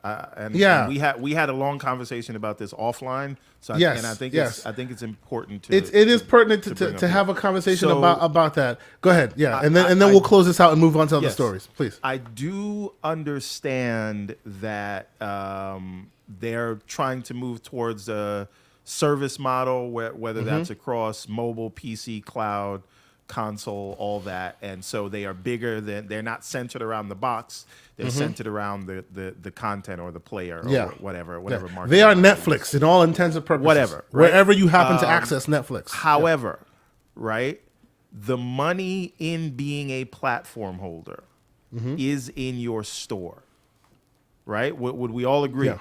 Chat, Sure. panel, that's where the money is. But remember, Microsoft is trying to diversify that a bit. What you're describing is solely the Nintendo and PlayStation ecosystem and business model right now, and also not necessarily Apple Microsoft's, and Google, but sure, but not necessarily Microsoft's. Continue. Yeah, for Microsoft, I would say a key part of that is their B2B deals, right? For Azure, with regards to specifically the gaming sector as well. That's a big needle mover, not solely their app stores. Yeah. Exactly. Those PlayFab services. There you go. Yeah. But PlayFab is the thing is, the store is important, and I think they talk about reaching 3 billion gamers because that's really like what the mobile audience is, right? When you talk about because they missed the mobile boat, right? Windows Phone was an abject failure, although it was the best mobile operating system. Apart hands from Palm down, Pre. speak on it, sir. Well, Palm Pre first, but then but then Windows Phone. But we're not doing that right now. Continue. Yes, this is not that show. That's right. But you need the store, and their store, and you PC guys can tell me, but people will buy games on PC even though they have them access to them in Game Pass on Steam, because no one wants to use their store on PC. Well, but that's not a problem of specifically Microsoft. That's just a problem of PC gamers that's being a difficult bunch. Yes, sure. I think some of that blame is on Microsoft. There's a lot of trash in this. Some of it is. There's a lot of stuff that gets in your windshield. I mean, and I think where it's eventually going to go, and I'm sure we're going to get into it, is the reality for, at least for me, and I think a lot of PC gamers, is the game store is Game Pass. I don't go to the store to buy games. I'm in Game Pass, and I purchase any games that I want. You hit the button, and then it downloads from the store. You never have to interface it with it yourself. Absolutely. So I say that to say the only store that is lucrative for them in terms of gaming is that Xbox store, and that is people locked into that ecosystem, right? And so if they forget about console, their store ambitions are gone. Because no one's ever going to use their PC store. I'm sorry, they're just not. So, I think they've kind of successfully circumvented that with Game Pass currently, and I'm telling you that as a person who's always in their game store, because Game Pass exists, and because you pay your Game Pass subscription, and then you end up hitting the download button, and then it downloads from the store for you. Yeah, you're not gonna go use it as a store like normal stores are used, sure, but you end up using it all the time anyway because that's where the games get fed to you. But do you though? Right? So you use it to get your Game Pass games, but when it's time to go buy the next Call of Duty, where are you buying that from? Okay, well, bad example because I don't tend to buy the Call of Duties, but whatever. If it was, but here's the deal: if it was a game that was in Game Pass that is now no longer in Game Pass, because you then get let me finish. But let me finish. Because you get a Game Pass discount, you tend to buy it where it was, and then I'll use the store for that, the one you're describing. Again, that only serves you for Game Pass. The whole point of the console platform is that you're buying everything from us, right? So yeah, but as you realize, they've already bypassed that stuff. They've already bypassed that stuff because they've realized that the I sell you my box, you buy my game thing is not working for them. They're already moving towards a different business model in addition to keeping what they have here. But they're only saying that business model is going to be 10 to 15% of their revenue. Right? So that business model isn't taking over anything. And we could say Phil Spencer was full of crap. That's fine. But it is not everything because that is going to discount everything that is not in Game Pass. And we know from looking at all these documents over the last year, it's the third-party content like the Call of Duties and the Fortnites where they are going to make the money in their store. So again, their store is tied to that console, and so they need to move that along with everything else, or they're just going to lose all of that content revenue. And then the only I will just say before we move on, I will just say it seems to me like Everborn Saga is very much whole heart on the side of the console gamers, and he refuses to let them be second class citizens. Just looking at we the hear facts you, sir, on the ground and the business realities. We hear you. You are not the only one that says that the console players are feeling like second class citizens these days. While I don't agree necessarily, we hear you. Anyone else want to chime in before we move on? I have a few things I want to share with folks before we move on to some more thing I want to. Yes. One more thing I want to say to help close this out hopefully. So this whole Redfall thing, the 30, 60 frames per second that everybody's talking about, for me, it's not a big issue because I'm going to play it regardless. But I understand both sides of the argument, right? I'm not here to tell anybody that they're wrong on their expectations.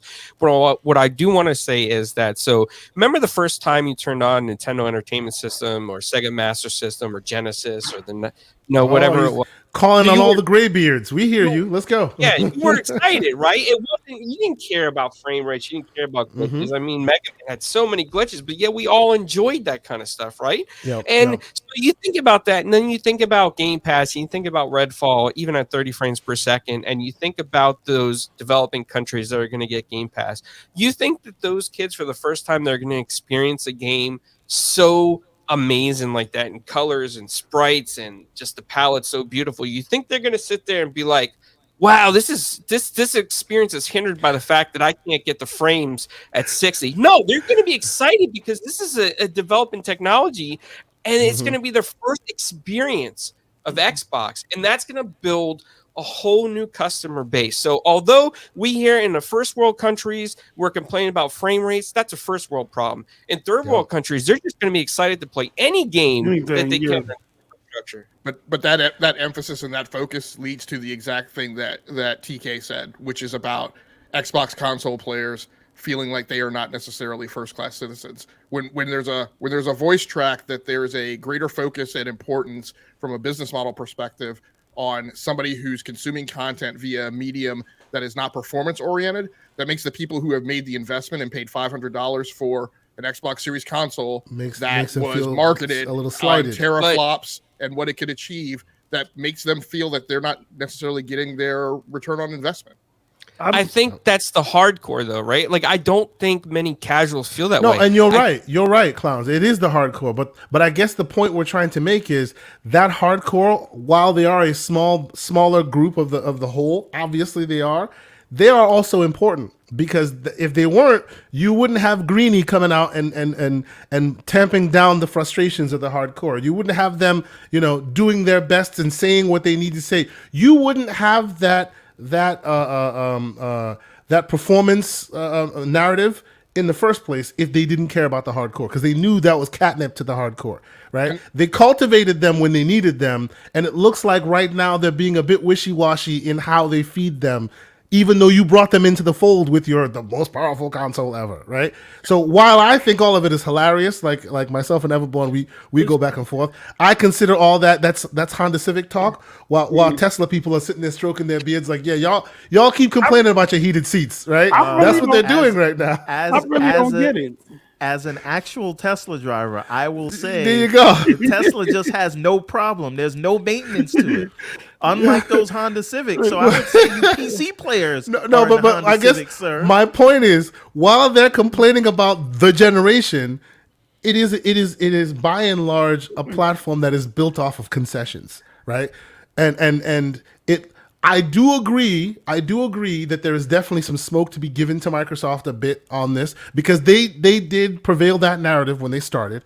And nowadays, every time you see game footage from them, they're not telling you, oh, this is from a PC or this is from a console. They're just showing you the footage at the best light, so it kind of potentially gives a bad look to console players. I think Cost and maintenance are also concessions, sir. I think Microsoft just needs to. I just think Microsoft just need to find the middle ground, because when they focus on console, they get criticized for neglecting the PC market. Then when they go focus on the PC, now the console players are saying we feel neglected, but they feel like second class citizens. They gotta cater to both. You gotta let them. They trying to cater to both. I think they need to find a balance there where both sides feel appreciated for this conversation. They need to walk and chew gum at the same time, right? That's what they need to do. And right now, they can't go one way or another. But let me get a super chat out real quick. This subject. Let me put a super chat out. Yeah. Buck showing some amazing support this morning. Thank you, Buck. We appreciate you. $5 super chat. He says, Everborn, Game Pass, only 15% of Xbox revenues was a factor in King and Warzone being part of Xbox. It was a smokescreen for regulators. Yes, it was. And even Everborn Saga noted that when it was said, but that's neither here nor there. Let's cap up this public conversation. Here's the thing about all of this. Winning cures everything. They release high-profile AAA content at a steady clip. These problems will work themselves out. Yeah, all of it. And the marketing, the media perception, the power narrative, all of that. Release games, and they will speak for themselves. Yep. Absolutely. So, okay, let's move on, because I have a few little other conversations I want to have with you gentlemen before we talk about the ABK elephant in the room, which we definitely are here to talk about. I won't belabor the point. We have a few things that I want to chat on, and I kind of also want to talk a bit about the handheld market, because it's seeming to heat up real quick, and I want to hear y'all opinions on that. But first and foremost, let me first once again thank everybody that's in here.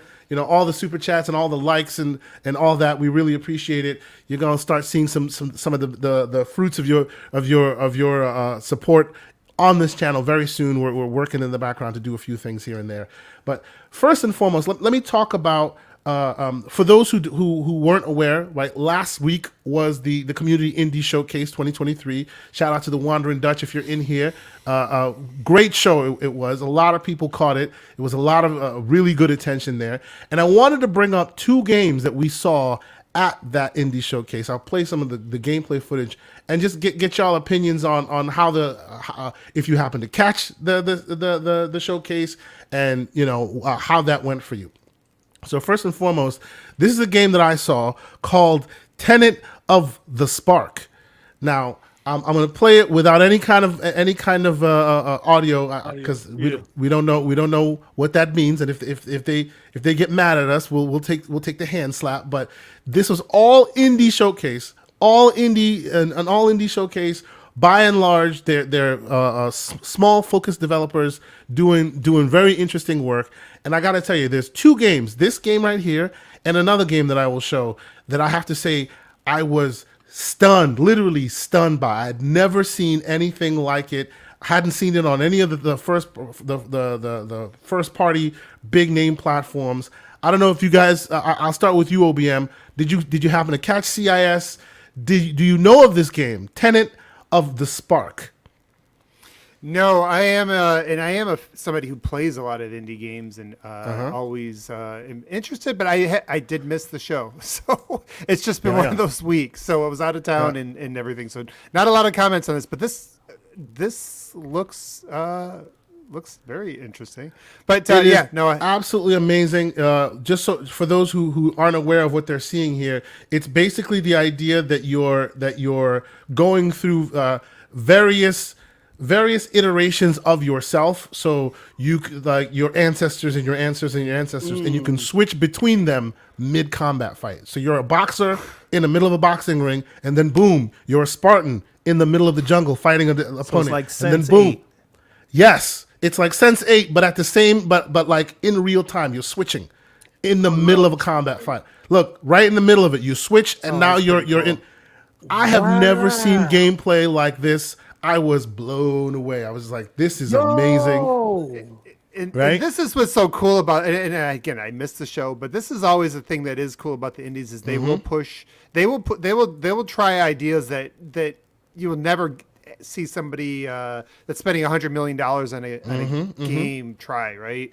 And so it gets exciting that because it feels like every year these start to look better and better on top of that. So this is really cool. So yeah, I saw this. little, Go ahead, please. A little reminiscent of the Titanfall 2 combat design. Not exactly the same, but definitely kind of informed by it. This looks incredible. I was blown away, man. I was blown away. Like, I can't believe what I'm seeing right now. I have never seen such gameplay before. This is amazing. And it looks, of course, it looks really, really good. Really, really good. Yeah. So, yes. Yeah. Even if you're trying to get to a specific era, you can switch to a different time that might make it easier to get there and then switch back. Exactly. Right? Yeah. Just amazing. And let me be clear here. There's another self-serving reason why I picked it out. They have black people represented quite beautifully in this game. He looks great. He looks really good. So when you do the hair right and you do the costuming right and you do the facial right, I got to give you your props. Good on you. Great development. Looks amazing so far. So if you haven't put it on your list, Tenet of the Spark. Steam? Amazing looking game. Tenet of the Spark. Console 2 or just Steam? So far, it's console 2. They say it's everywhere, but I've only seen so far pieces of it on the console, on Steam. So there's that.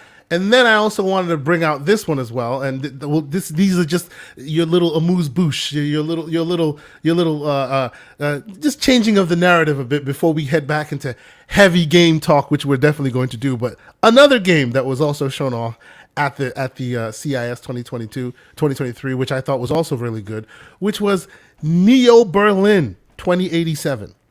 Now, I don't know if you guys have seen this footage. This was also from the Wandering Dutch, his show. It is amazing. Like you can't tell me that these are the indie developers. Yeah.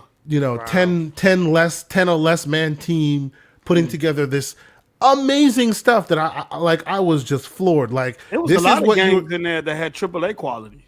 Like, you couldn't even like, is this an indie? That's what a lot of people was in the chat like, you sure this an indie?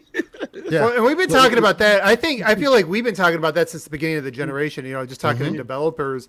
And I was told like you're gonna eventually see at some point towards the end of this generation, teams like 20 to 40 people they're gonna make games that you would have thought would have been AAA, back in the previous generation, just because of where the tools and everything are going. And a lot of the stuff that's getting automated now, right? So which is a different subject. But it's cool. On that note, I don't want anybody to answer this. I just want to put this thought out there because we had this conversation before. I see a lot of people are afraid of like AI and they're worrying about what jobs it will take because of sort of automation. Stealing our jobs. Yes. I don't look at it that way. I look at it how it could help us.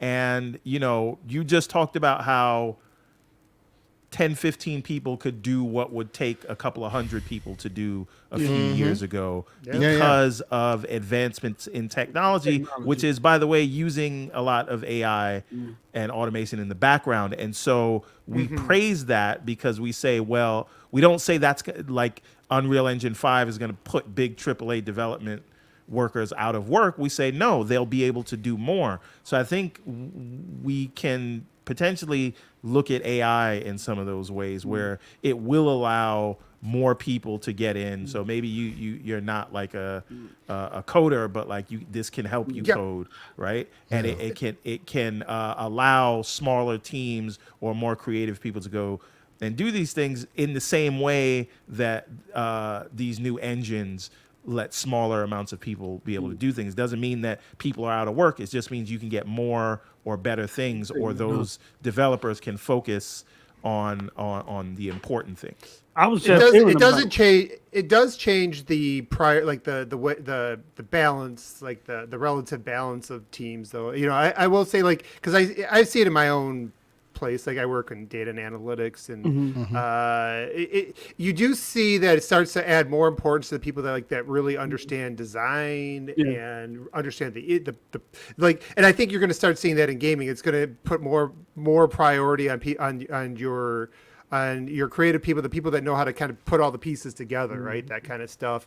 And it's going to empower people that are creative, because you're no longer held back by technical, by being able to, being able to, you no longer need to be able to code like low level code in order to be a game developer, which can be very exciting. And I think with gaming, for gaming specifically, I do think like in certain industries, people probably need to start that is probably a conversation people need to have more of. In gaming, though, the demand for content is only as it's getting more accessible. We just talked about Game Pass, right? Microsoft, even if they wanted to, really can't just go out and just grab 10,000 developers tomorrow. So to fill all the needs they would have for Game Pass. So I think in gaming, it's not necessarily something that I think people need to be worried about. I do see it, though. It is going to be a narrative, and I do think it's going to be the next big thing, I think, especially with Microsoft, because they are leading in this stuff.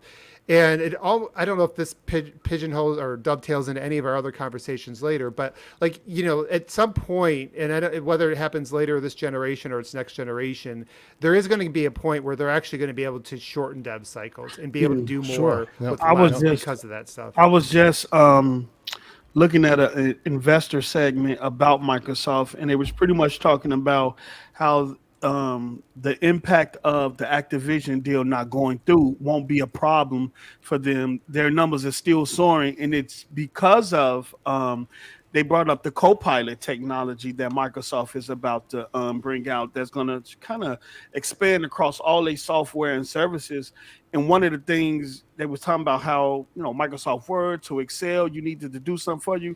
PowerPoint, create this PowerPoint based on these characteristics. The AI going to do that for you. But they also was applying it to the gaming sector too, how the AI will, how the Copilot AI will help developers create and build games quicker. And I think for Game Pass, that's something that's needed, because you want to, like we were saying, feed the machine. You want to be able to put out gaming products in a less amount of time than what it used to take back in the days from 5 to 7 years. So we'll see. Absolutely. We'll see. Well, okay, so let me drop a few super chats crazy, here that have also come in. Overwatch. Yes, I mean this to me was just like, you're telling me just a couple people made this? Like, incredible. Well, and the next amazing. level, so like what we've seen so far, because we've seen it with graphics, but a lot of times you pick up the control and you're like, oh, okay, I understand why it's the controls get lost or something else. That's going to be like the next phase of it, I think, where you're going to start to see the streamlining of the actual like feel of the game, right? Where you're going to be able to like say, I want to have this sort of feel or relative relative to this, and they'll be able to start doing that. But those are you're just starting to see it. Like it starts with visuals, but you're going to start seeing it, animations, AI, the controls, all that stuff is going to start to get a lot more streamlined. Then it's going to be what separates these games. It's going to be the storytellers and the people that think of really creative game design, which I am so excited for the indies sector, because just like we just talked about, they're used to thinking about things outside the box, right? Try to meld genres and stuff. But and if they can be successful, then your next AAA games are going to like start borrowing from some of these experiments that they're doing here on the indie side. So it's really exciting, very interesting things that we're seeing across the board right now within gaming. But Gerald Mack with a $2 super chat saying, GCP emojis, wink, wink. Yes, sir. We hear you. It is coming. It is coming. We still have to work on a few little things in the background, but we're doing emojis. We're gonna get into all of that. I know you've been wanting that for a minute. Any chance he gets, he reminds me. So I appreciate you, good sir. Thank you. And then we have Buck with another $10 super chat. Thank you, Buck, man. We appreciate all the support. He says, can't catch the entire show, but shout out to Post and Logic. Great panel, intelligent discussion with willingness to challenge each other. Historic time in the game industry. We need smart voices to come together. Absolutely, sir.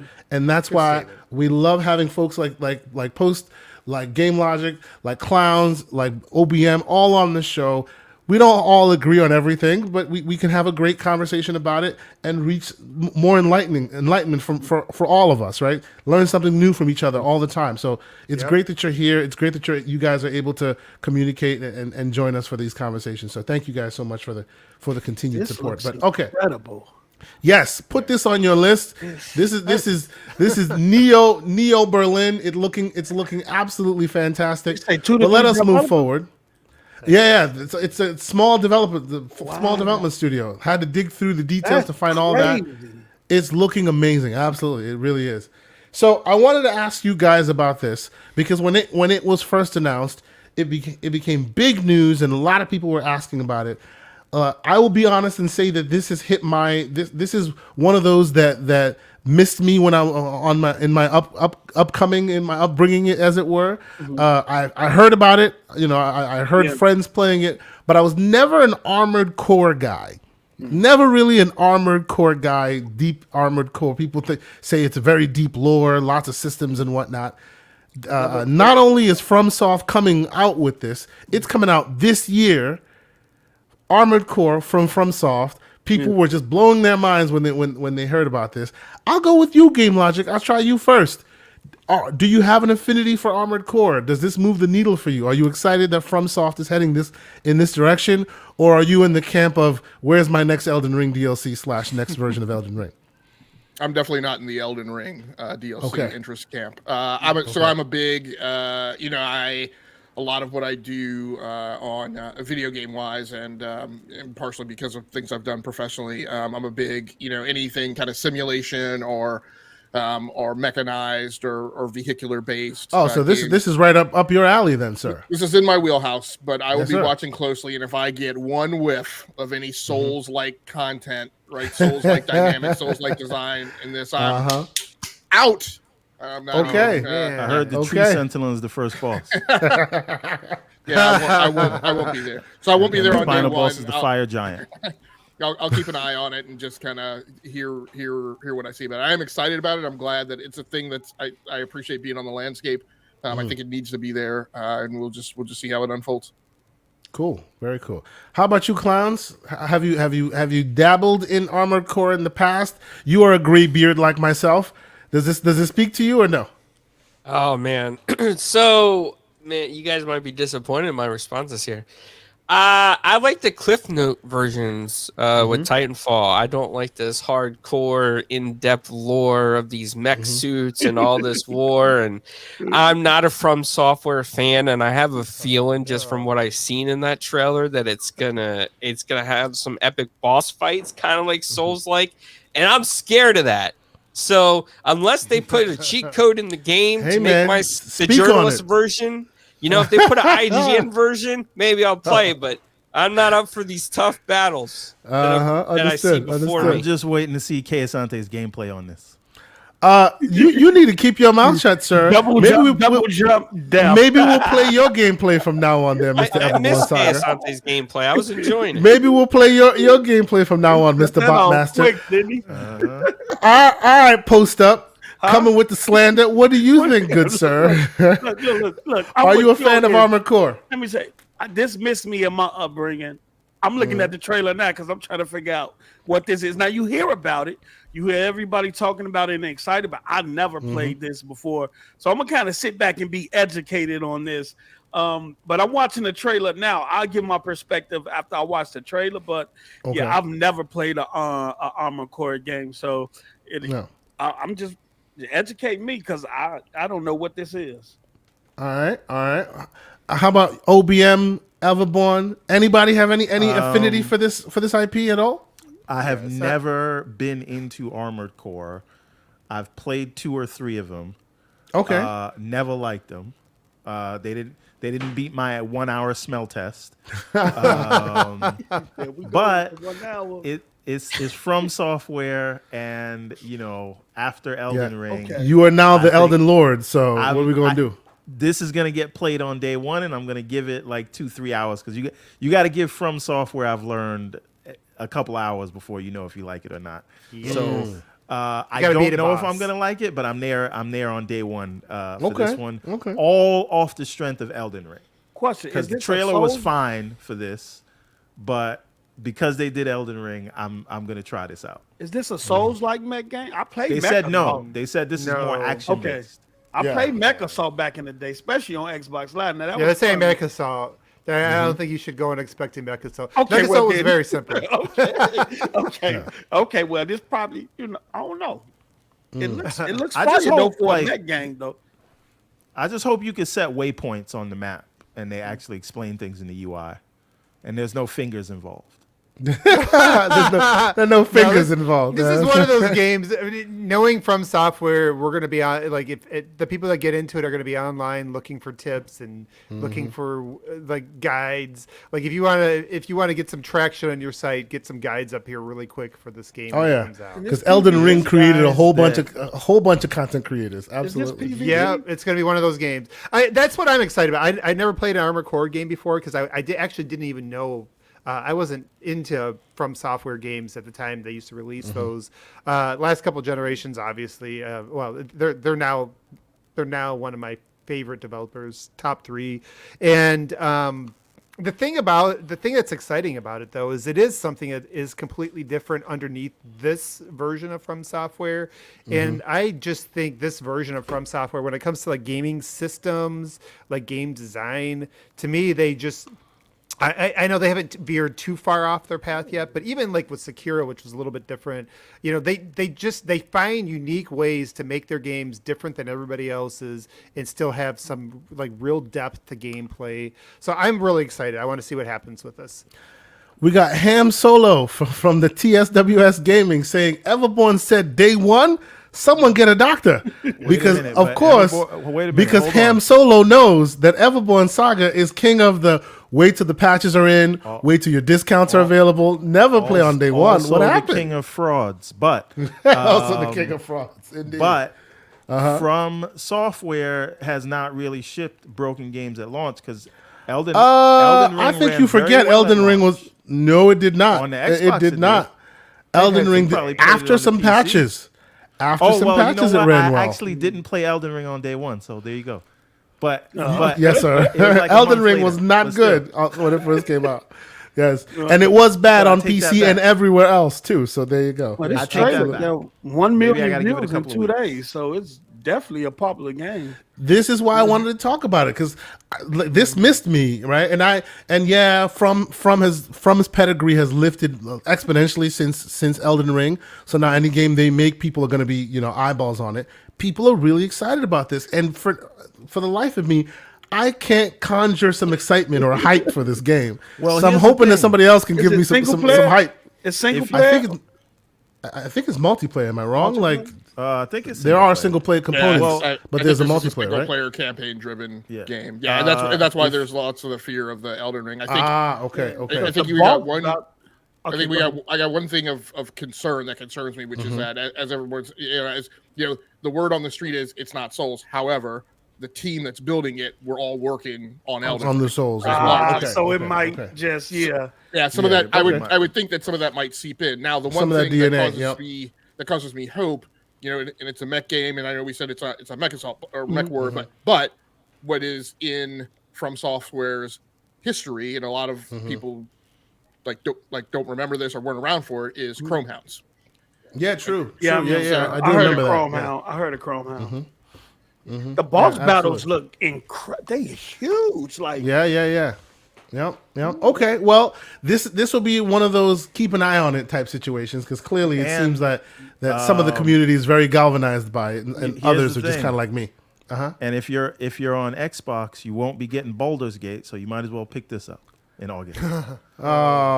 See, there he goes with more of the slander. All right. Moving swiftly along. I see his thought, Xbox. and this is where we're going, so maybe this is a good transition.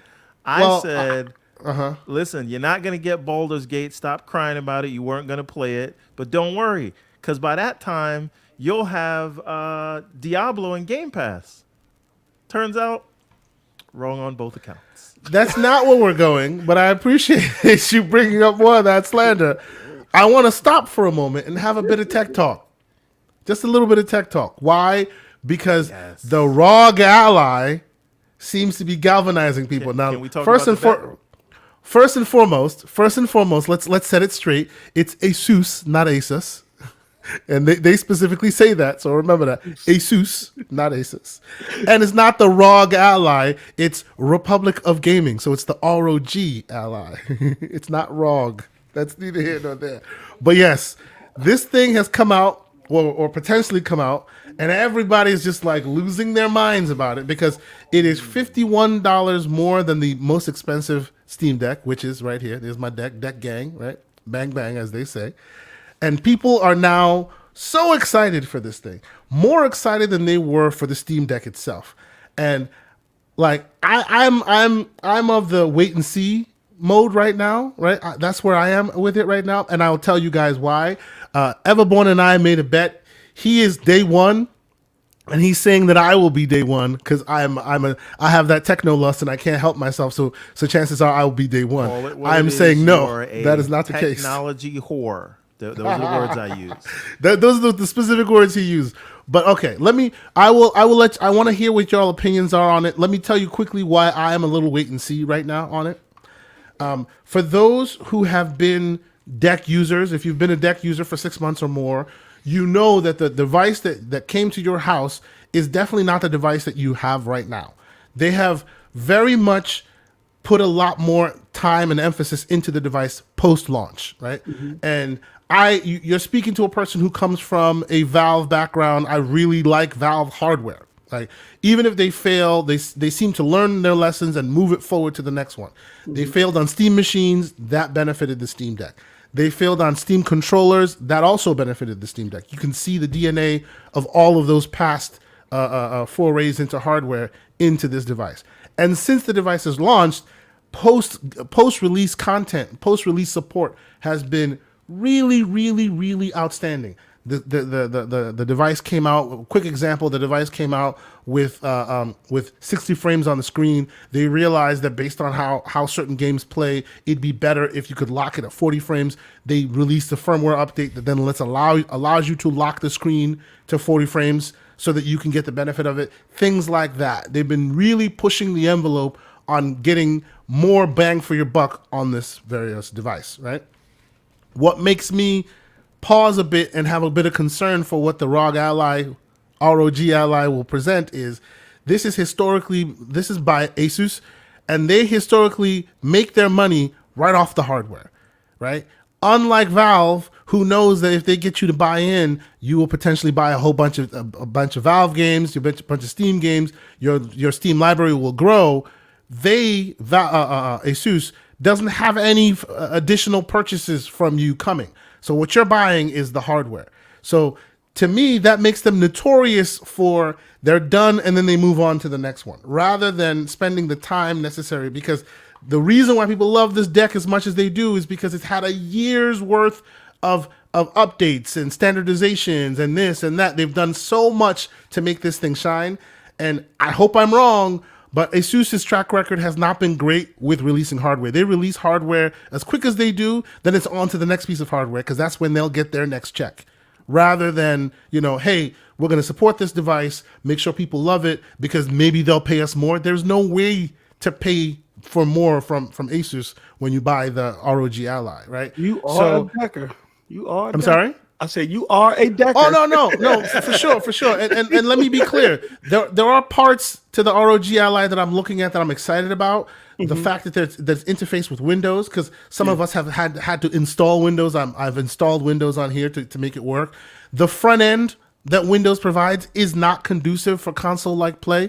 So that's what got us very excited when we saw they did a hackathon, Microsoft did, and they put a UI, and we were hoping that they would release it in full. We don't know if that'll ever happen. Yeah. It seems that the ROG Ally has potentially resolved that on their side because they have their custom software. They use it for motherboards. I have a motherboard from Asus, so I know what the software is, and they've kind of modified it for the purposes of their device, of a console-like experience on the Windows side. So if they've solved that, that would be absolutely awesome.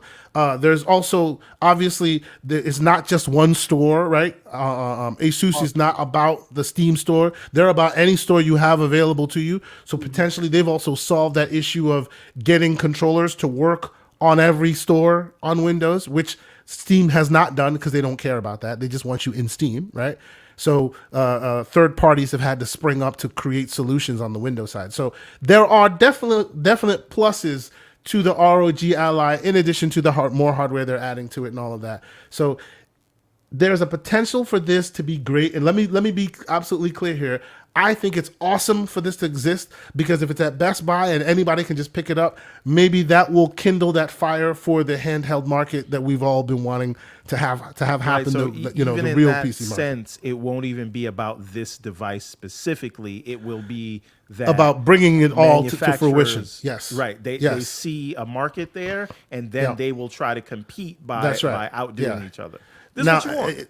Exactly, and it's a combination of the ROG Ally and the idea that AMD now has chips that they're bringing to bear specifically for these use cases, right? Which the ROG Ally has one of the high-end chips and it will be the first released on the market. So there's a lot of excitement here. But as a guy who is deck gang, right? People expected me to go, "Oh, you going day one? You buying?" Because of what I know about ASUS specifically, I'm just kind of waiting to see. So but I know post up. Let me let you get the first bite at this apple because I know you've been also seeing a lot of these new stories. Yeah. How do you feel about it? Are you day one? Are you going to buy in? Well, how are you feeling about this thing? I don't know because I was contemplating getting a Steam Deck and when I was about to pull the trigger, I seen this, so I said, well, let me wait. But to what you just explained, so you're saying Asus have less incentive to maintain updates throughout the year like Steam Deck because they don't have a store or anything like that. They're just going to give you the hardware on Windows 11, let Microsoft update the operating system, and that is the benefit of first party to third party, right? That's why Xbox still loves their hardware. That's why PlayStation still, because they all have we have your app store. If we sell it to you at a loss and we keep making sure this is the best place to play, then you'll play here with us at our store. Asus has no incentive to do that. They have no store. They have no company buying unless there's some background deal with Microsoft or somebody that keeps the money flowing. They have no incentive to keep it shining like Steam Deck has. Valve has the Steam Deck for a year so far. That's where my concern lies. I got to see how this plays out because whether I choose the Steam Deck or this, I do want to get into the hand. I've been out of the handheld market for a while, and I do want to have Game Pass. And my if I'm out and I'm moving around, I just sometimes I don't want to without the network connection, right? You want it local rendering. Sometimes I don't want to sit in front of a big screen or something like that. If I could just chill on the couch with the missus while she watching a Lifetime show, and I just Uh-huh. got the headphones on with the That's handset. You know what I'm saying? Yeah, I feel do you. want to be able to do that. So I'm gonna see how this plays out, because that's a big deal for me. That in terms of the updates, because I seen the Iron Lords podcast video on it, and I seen some Yeah, latency did great issues. work. Yeah. I seen some latency issues with how the screen was Yes. responding to the button tap. Now, I don't know if that's going to be there during launch, so I got to see how it plays out. But I am looking to either get this or a Steam Deck. But you kind of got me there, so might be leaning towards Steam Deck just because the initial investment from the store, they have to, in terms of updates, they have to be investing in that, in the overall experience. And this, if they just giving you the hardware without any and let me be clear though. If this thing releases and it flies off the shelves and they're just buying it left and right and it's just a huge monster hit, Asus will have incentive to keep it going because, hey, they have themselves a new market, right? I'm just speaking to the Asus that I've known. I have many a PC that has Asus motherboards. I literally actually replaced the motherboard because after a while it starts acting up on you. People have complained for years that they should release new firmware. They didn't because they have new hardware that they're on to next. You know what I mean? This has to hit. This has to hit above and beyond for them to keep their eye on it, right? And like I'm saying, like if there may be some background deals happening that we're not aware of, right? Much like how GameStop got incentives for selling Series S's on Xbox because, hey, you sell it, then you get some back end money anytime somebody buys something. Maybe there's something like that can keep Asus incentivized to keep going. But the Asus we know of today, right? They sell you their hardware. And then they move forward because they don't have any kind of, right? Much like how we always see loss leaders on the PlayStation side and on the Xbox side, right? They sell you your hardware at a loss, even Valve, they sell it at a loss because they know, hey, you're in our store. You're going to be able to keep buying. We're going to get some more money from you. Ultimately. Super chat. I see slow-mo super chat. Let me acknowledge the man super chat. Somo Backslap here with a $10 super chat saying Valve marketing exec. Crazy work, Kay. Excellent work, Kay. We appreciate your loyalty. Here's a bonus for defending us so vigilantly. We need you for the raid on Asus Factory next week. Be prompt at 3 a.m. Thank you, sir. I do like the Windows aspect. Exposing K Asante for the like Steam Deck shield that he is. Go ahead. I do like the Windows aspect of it. I Yes. do like that the multiple storefronts on there because I know with the Steam Deck you got to install Windows yourself. You have to do it yourself. Driver issues and things like this, like that. I do like the performance aspect and the specs I seen because when I was looking at ILP channel, they was running multiple instances of the stores in the background. While still playing that game, and the performance hit, you really didn't even see it. And I'm like, absolutely, you playing that game, and you had all that running while the game. They have was multiple games open in the background, and still the one in the front was still wow. playing. Yes, I was like, wow. absolutely. So that's why I was so interested. So I'm gonna see how this plays out before I make my decision. But let me be clear here, right? Slow-mo super chat notwithstanding. I want, much like VR, I want this market to grow so more people can jump in because ultimately my goal, what I'll say mission accomplished is if Microsoft feels the need to greenlight that front end. So anybody who buys this kind of x86 enabled device can then just throw them, for those who remember, those in the past who remember, they used to have, Microsoft used to have their Media Center UI, right? And you could just load it on anything, and then there's your Media Center UI. I want them to have a handheld UI that can then tap into because you have the GPD Win company doing it, you have the Aya Neo company doing it, you have the XO Player. All these have been in the market for a long time, but they didn't have the incentive of subsidizing the cost because they don't have stores, So their prices have always been almost laptop prices, so $1,000 and whatnot. So this is literally bringing the market down. GameLogIQ, I don't know how you are with these handhelds and whatnot, And what I've brought to bear on this, I'm not saying this is a not purchase for me. Everborn might be right. Who knows? I might buy one day one. And if I am, I'll come on here and I will fraud myself out for everyone to see. But my concern is Asus and their historical business model, right? Of we only get the hit when you buy our hardware, then we got to go sell you other hardware. Valve literally came out and said, look, for us, in order to see a Steam Deck 2, you might see a Steam Deck that comes out with an OLED screen soon or something like that. But their next actual Steam Deck 2, they're waiting for the hardware to the hardware leap to be big enough to where they can release another $400 low end SKU that will be like far more performant than this one. So this device that they're showing here, right? We still need to see AMD's back and forth as far as their specs, as far as how the SoC really works out. Since they've released 2 of them, it looks interesting. I'm just because it's Asus, I'm kind of looking at it with a side eye. What are your thoughts, sir? So I'll try and run through my bullet points here. Please, yes. So first of all, I've been a mobile device reviewer in past lives. Awesome. I've lived through the nightmare that was UMPCs. Actually wrote for a couple of websites that were specifically UMPC focused. I owned several of them, and I had to cry in my soup when they went away. So what I'm doing is I will probably be there day one, as much as I say that I won't, but I'm definitely saying to other people, you should wait. Here are some of the reasons why I'm saying to wait.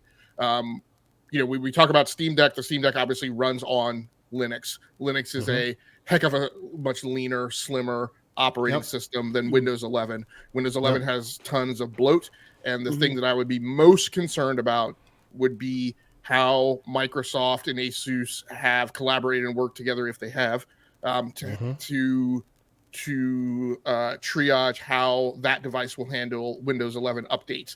Because if Windows 11 updates get delivered to the Asus ROG Ally, I know I'm going to use ROG, in the same manner in which you get Windows updates on the desktop, that's horrible. That's going to be a problem. The other thing I would say is I think people need to wait for proven performance. It's a 120 hertz screen. And of course, as we always have this problem with the amount of conversation that goes on in the gaming community on Twitter who don't fully understand how hardware works, 120 hertz does not mean you're going to get 120 frames per second. I am not going into it, and I think it's dangerous to go into it. It's capable, but it can't hit that. Right, capable of hitting those refreshes. I think people are... I think people are gonna slow-mo, brother, slow-mo. Okay. I worry that I'm not gonna go into, coming from a software background, I can't go into this with the assumption that all games are going to just work. And one of the differences with the Steam Deck and this device is Valve has a certification program, and they actually test all of the games that are supposed to work on it, and they then have literature and verbiage as to how each game is going to perform. I just don't have the feeling that Microsoft, Asus, and AMD, whatever their partnerships, are going to take care of business in that do manner. The same thing. And then you have to worry about as new games arrive. We just sat here and had an extensive conversation about Jedi Fallen, not Jedi Fallen, but Jedi Survivor, and how that handles. OBM mentioned about games being CPU constrained, and so here's the problem as we sit here in 2023. Extensive conversations. If you don't listen to the Broken Silicon podcast, for any listeners, I highly recommend you incorporate that. Chris, I think his name is Day, was just on, who is a visual effects developer on Call of Duty at Infinity Ward. Just had an extensive conversation about how developers look at VRAM these days. Lots of conversations about how 8 gigabytes isn't enough. 12 gigabytes is the bare minimum. What they really want is 16 gigabytes. And you just don't know how new games are going to arrive on this thing and perform. You mentioned, Asus has my concern is Asus has a reliability problem. I was a big gaming laptop person before I went back to building desktops. I had 3 Asus laptops fail. And then also, like we talked about with the software, their motherboards aren't that great either. Yeah, and I sit here today with 4 gaming and video editing PCs here in the studio. 3 of them sit on Asus motherboards. Asus just got back in my good graces from a hardware perspective for the last couple of years. Their monitors, I'm fine with them. So they do and can do good hardware. But where I'm concerned here is the care and feeding, as you mentioned, right? For Valve, they have one piece of hardware to maintain. Yes. Asus has, and they have an incentive to maintain it. They have an Right. incentive to maintain it. Yeah. And then I talk about how how this is a collaboration between Microsoft, AMD, and Asus, and systems integration is hard. You just have so many cooks in the kitchen. How many times have we looked at GPUs and AMD has gotten black eyes, in the last year about, its video cards and the 7900 XTX and XT. And then how many times has, EVGA and XFX said, not my problem. That's an AMD problem, so we'll see how it goes. And to your point on that, AMD hasn't been doing the greatest behind Steam, Valve, but Valve themselves have been releasing updates that have been circumventing issues here and there. Like another reason for my ROG Ally eyeball when I look at them, because I expect that from Valve. I expect that from anybody who then releases a handheld, because then every game has its nuances. We were speaking of Elden Ring. That game came out. We had cache stuttering all over the place on PCs, right? What did Valve do? They went and they edited Proton to make that work. So for a small amount of small window, like Elden Ring played better on Steam Deck than it did on console or PC. Right? Because Valve saw that there was something wrong and they put a little hot sauce in there to smooth it out a little bit. You can't expect that from Asus. They don't tend to be the kind of company. They just go out, we built the hardware, move on. Unless somebody complains that, something's broken, and then maybe you get them to fix whatever's broken. They don't tend to be a company that takes care of the hardware they have and then continues it forward. And see, you know what I mean? this is my issue, because now that you and GameLogIQ basically broke that down, that's why I would have an issue in terms of prior to investment, because it looks like I don't think Microsoft is going to play a hand in any certification or Asus, because that's not what in this particular sector, that's not what they do. And it's pretty much going to be left up to the developers on how games work on this, and then it's probably left up to the mod scene to kind of yes. And so, yes. And then that goes into a lot of what you was talking about with what we was talking about with the Steam Deck, how you have to modify things for Windows to run on there with drivers and stuff like that. Then you'll find yourself trying to figure out the best mod to I'm gonna just wait. But I'm leaning towards the Steam Deck. You didn't deck me out right now. But let's be clear here. If you're a tinkerer like me, ROG Ally looks great, right? Because if you can't solve it, if there's no official solution, I'm sure there will be a community that springs up around it to have it do all this amazing stuff. It's just, I hear a lot of folks excited about it, and I love that people are excited about it, because I want y'all in the deck in the handheld game like me. The problem is, though, a lot of folks are very much console centric, and they just want to turn it on and it just works. You selling that deck right now? No, but you know what I'm saying? Like, people just want it to work, and I have a feeling that may not be what the ROG Ally will have for you. Just safe with the deck, folks. Just get the deck. I think we need to check Kay Asante's portfolio. Let's check the wallet and see. Valve. Because well, remember, Valve is a private company. I cannot buy any Valve shares, so there you go. They got private stock. But okay, Everborn Saga. Actually, you know what? Clownz, I didn't get your opinion. Like, are you buying this thing? Did you see this and go, yup, day one? Or where are you at? I'm very excited for technology in general. I love technology. I buy a lot of handhelds. I mod them. I homebrew stuff. I write stuff for them, drivers and everything. There you go. I used to do a lot more back in the day, but memory loss kicked in. So I am excited for this thing, and I think GameLogIQ has a great point here on this. Is like it's for hardcores, if you want to get it day one, absolutely. But if you are the type of person that is not going to know how to stretch the boundaries of technology in the long run. Yeah. I have a bad feeling that this thing could be outdated by next year. You know, with the way updates go on systems, with the way that games are being developed, all that, you got to take that into account. This would be more beneficial for extensive cloud gaming and a few maybe games that would work well on it, but in the long haul, it's not going to last you that $700 premium feel for casuals or people that just want to get a handheld. I love how in this whole thing they compare it to the Switch and they tell you the T flop count. Like, what are you doing here? This is the ridiculous. Switch. I didn't even see that. That's just hilarious. Anyway, Why would you say double the performance of the Steam Deck, but then show this with the Switch? Oh wow! OBM, how about you, sir? Oh, how about you, sir? Oh no, please, go ahead. Game Logic. Well, that's just, sorry. I just wanted to throw out that's part of the narrative that I'm seeing running around. Is just like we had when the Steam Deck first came out. It was it's the Switch killer. I'm like, dudes, those are two radically different market segments. Same thing about this thing. It's like, this is the Steam Deck killer, and I'm like, I think those are all different market market demographics, and they don't need to live in the same space, right? For a lot of the reasons that we've pointed out here. Yeah.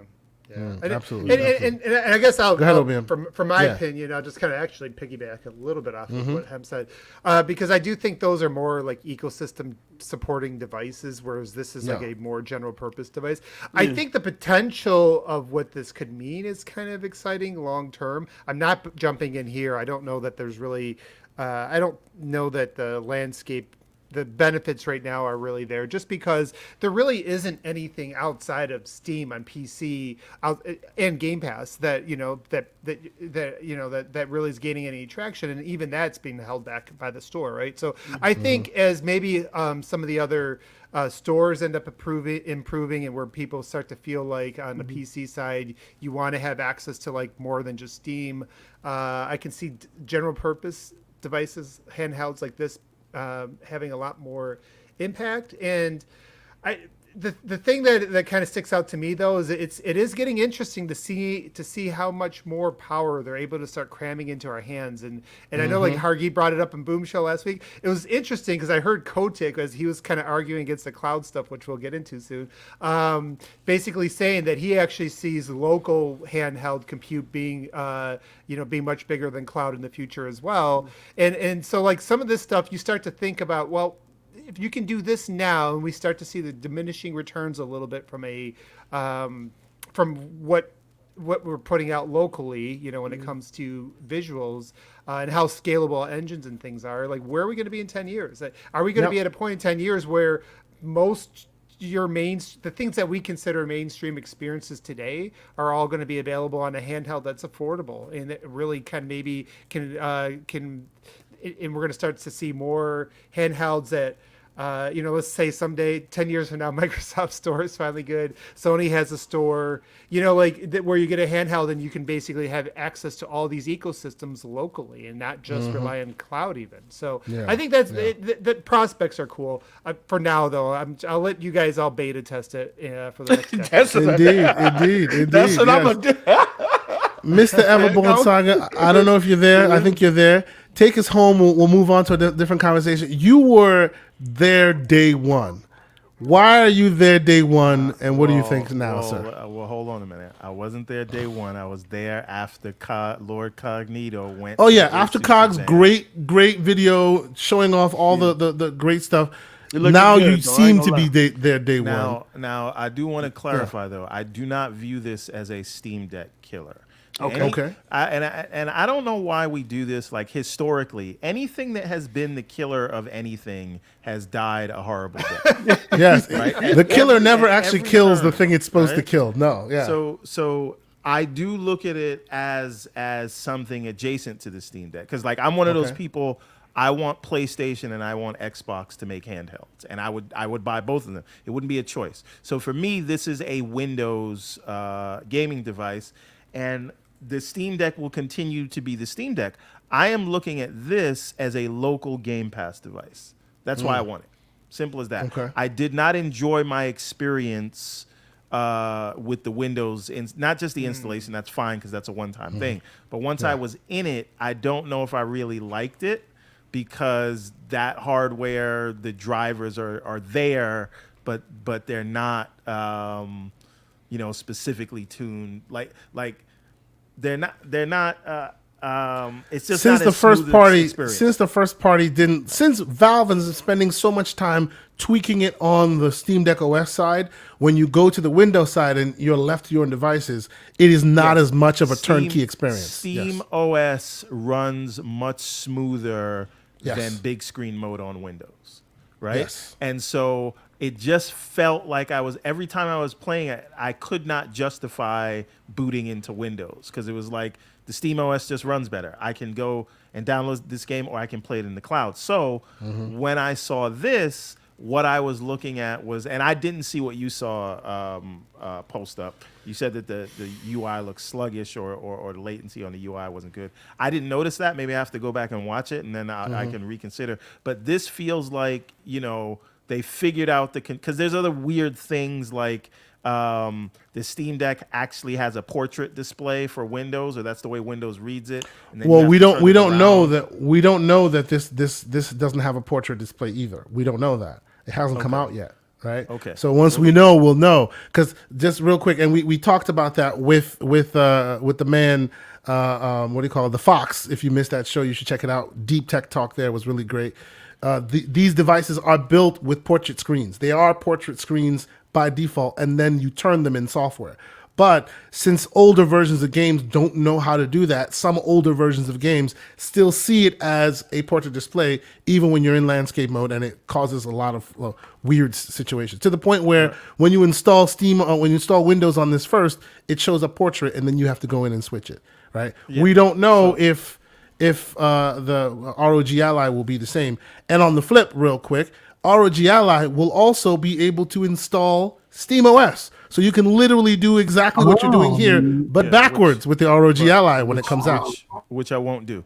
But so I have no problem, flipping to the Steam Deck for stuff on Steam and then for Game Pass local using this.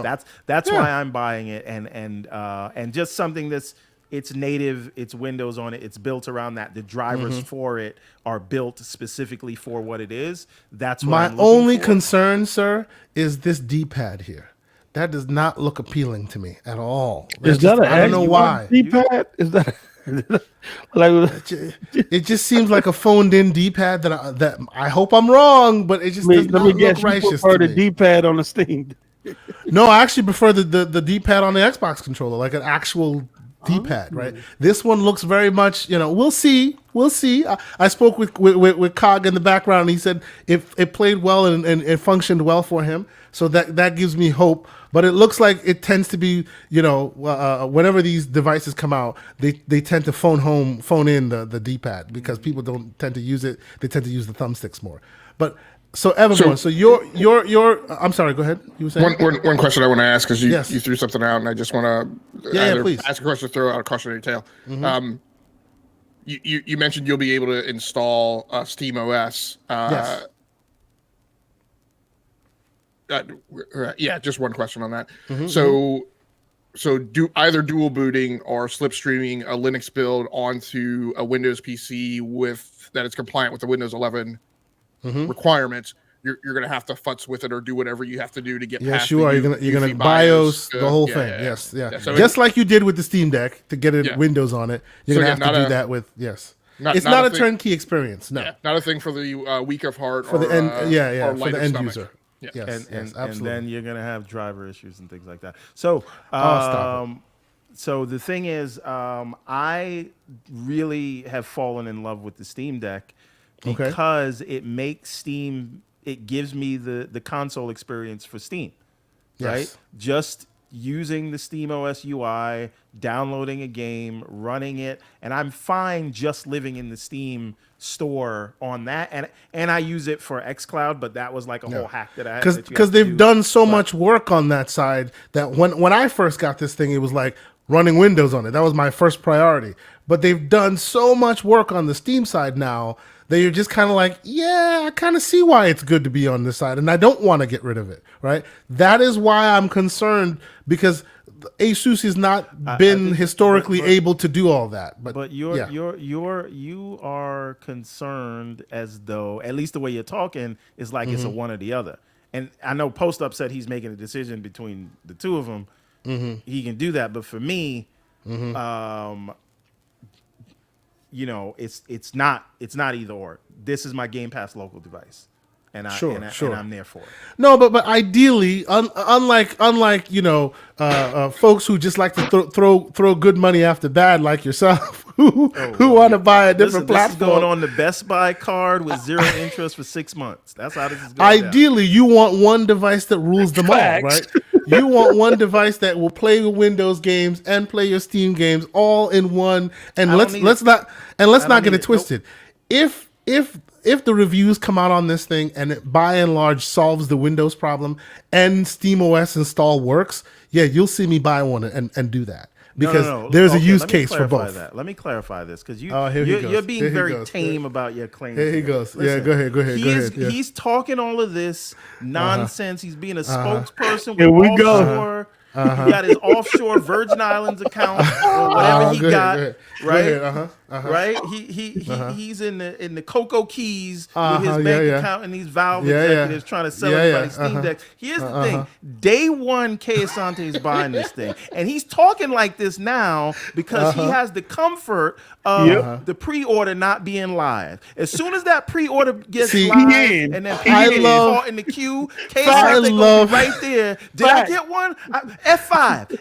I love how Everborn Saga loves to point out. I love how Everborn Saga loves to point out all of the slander for console for PC. But what was he doing the minute the show ended last week? He was hounding me to help him install Windows on the deck. It is what it is. All that Steam Deck go out the window. Yes. So TK, are you signed up? Are you signed up for the email notification when the pre-order? I am signed up for the email notification. Look at him. Look at him. Got him. But I was signed up. You got him. I was signed up the moment I saw it, like a week ago, before any of this information came out. I am too. I will admit it. But that doesn't automatically mean I'm buying it day one. Oh, you get it. Your Honor, I rest my case. You get it. It's a wrap. It's a wrap. Don't even y'all know how much of a VR head I am. I still don't own the PSVR 2 because they haven't given me reason to buy one. Right? That's because it costs $4,000. No, and how many other VR headsets do you own? I own the PSVR 1. I own the Quest 2. I own the Valve Index. I have multiple headsets. So, and that's why I didn't buy the PSVR 2, because all the games they have on the PSVR 2, with the exception of 2, are on all my other headsets. So it's like, why bother, right? So again, on this point, on the point of the ROG Ally real quick, and I see what you've done there, Everborn. Congratulations, you've succeeded. Exposed. I need that one device that does both really well. And right now, on the Steam side, this does really well. On the Windows side, I love to tinker, so I'll always be good with it, but I won't recommend it to people who just want a console-like experience on Windows, because it doesn't have that.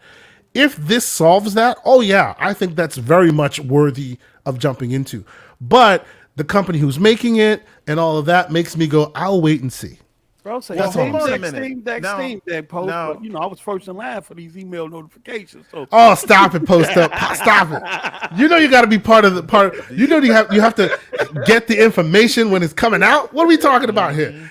Go ahead. Finish Microsoft, up. and I don't know, because it could be that they're just being a worthwhile partner for Asus. Sure. But Microsoft has been standing next to them on this one a lot. So could it be that Microsoft is helping them? I hope arm's so. length. But I think this is a test. Like, I think Microsoft's watching this closely to see what it does, to see if there is any interest in creating this. If there's market. an actual market, and if it is, you will see. Because I've been saying I want Microsoft to make a handheld. I don't need them to, but I do need them to officially just thinking about endorse it. one. Yes, not even endorse one. Make Windows endorse it, so that it's a real it's a new vertical that they can grow in the Sure, PC yeah, space. and maybe in helping them in that way will also help them overcome some of the gaps that I'm talking about with Asus. Maybe they will help them partner in that aspect to be able it's a to win-win, offer that right? stuff. Yeah. Just like Hemp was saying about the Steam, you know, in the how they validate, or I can't remember the word exactly, but you know, just Microsoft working with one of these and doing the same thing that Valve does right now with their Steam Deck, applying that same process across one of these devices. Exactly. Yeah. Yep. And- Yep. so And one there are thing many devices in the market, not just the ROG version, not Right. just Valve Steam Deck. Like the Aya Neo has been in the background doing amazing work that nobody's paying attention to. GPD Win has been doing amazing work that, you know, this is pushing all of them into the mainstream and hopefully getting their prices more cost effective so there can be competition in that space. I'm sorry, GameLogIQ, you were saying. Yeah, one thing that we should mention is Roanne Sones, the head of Xbox hardware, is also going to be at the reveal event on the 11th of May. So that, you know, is pertinent to the strength of their partnership. Or what we're hoping to see is, you know, I don't want to say like I'm hoping this is a space Xbox owns, but I'm just hoping that there is a good synergy and a good systems integration story between Windows, Microsoft, Asus, and AMD at that presentation. Absolutely. See, that's No, a I lot. completely agree. I'm just asking for controller support in the Xbox app. That's all I want. I Yeah. don't think it's too much to ask. Yeah. And that's an interesting nugget of it as well, right? Because Steam always they have their emulation software within Steam, so you have to keep Steam running, right? If you install Windows on Steam on the Steam Deck, you have to use this third-party software that keeps an emulated version running in the background, so then you have a 360 or whatever PS4 version controller, so you can play Xbox games and whatnot. With the ROG Ally, do they have now a universal software framework, driver framework that then just lets every app store see your controllers? Because if you do that, that is one hurdle that Steam has refused to climb because, hey, we want you in the Steam OS, right? Or we want you in the Steam store. So I think that's one on that showing side. there, like the solution for it was they have an auto mode where it senses the apps, and you know it already has the integration with Steam and Epic and you know Microsoft's Xbox, whatever, and so it'll automatically sense it and then put you in that mode when you're in that app. But it is a hardware button to get to manually switch it, right? Oh, okay. So and that's an interesting thing. It's like they've thought about it where it's so, you know, with the Steam Deck, right? You're installing those extra tools to get it to work when you want to go the Windows route. This is kind of, at least from what I've seen, they've thought about at least some of those scenarios to where they know that this is Windows knows that this is, or not the device knows and that it's on Windows and it's doing some of the things that we had to find manual workarounds for the Steam Deck. So again, I don't wanna there's be my hedging of bets right there. I don't want to. There's my hedging of bets. If they solve the Windows problem well, I might be in there. Who knows? Because that's a problem that I've been dealing with on the Steam Deck your side. bets You by love being on tinkering. the notify me list. Yeah, exactly. I love tinkering, Post. I love you go. What? You I didn't was know. on the notifying list day one. Like that's just what I do. Let me take this bet a step further. Kay Asante is going to secure one before me. Ooh, I can see that. And when that doesn't happen, what happens then? No. What is the combination of this bet? When you have one day one and I have one a week later, what does that mean? No. How long did it take me to get the Steam Deck and we ordered it? Oh no! Stop the slander, because myself and Everborn Saga were there day one F5. He was just unlucky and had his like 5 months later than me. Yeah, and because of that, and because of he had the unluck of the draw, he was hating on this device day one because he said the Gabe did not want him to get one. I didn't get to my first hour yet. What do you want me to say? I think this is a pivotal role. It's important for Microsoft in terms of these window handheld devices. If they can use this to kind of create a standardization across all window handhelds that's coming out to compete in this sector, I think that'll bode really well for Game Pass Exactly. and cloud. Exactly. Listen, That's what we're talking about. I'll take it a step further. Post up. I think the next generation Xbox they should go to Switch route with a dock. Hybrid console. A dock Hybrid to console. answer the high end route. Hybrid console. We've talked about this. That's We've a talked good about this. conversation to have. Yeah. Hybrid console. It's an interesting idea. If you It's an think interesting about idea. where they're trying to go. You know what I mean? I think it makes sense. If they're The focused pro on- switch that people have been looking for, you know, with more hardware in the dock. So if you get home, you dock it. Now you got your Series X or Series X equivalent. It's an interesting conversation to have. But let's not blow this out. We already have 3 hours. 3 hours in. I want to talk about one last thing before we get to the topic at biggest hand. news of the week. Yes, and thank you guys so much for continuing to be here. The chat is continuing to be lively. We appreciate y'all for continuing to be here. Hit the like button if you haven't done so. Consider subscribing if you are new here. But I want to talk about this weird quote that came out. Right, we're here talking about games, and we've always been talking about how, you know, it looks like because of ABK, Microsoft has been very much keeping things close to the chest. Sony as well has been keeping very, very much things close to the chest, but now it looks like they're coming out, right? We've already heard people like Jeff Grubb talk about potentially their show coming out during that E3 time frame, and now we're seeing this very interesting quote about they're saying that they're going to blow your quote unquote balls off with the showcase that is coming in 2023.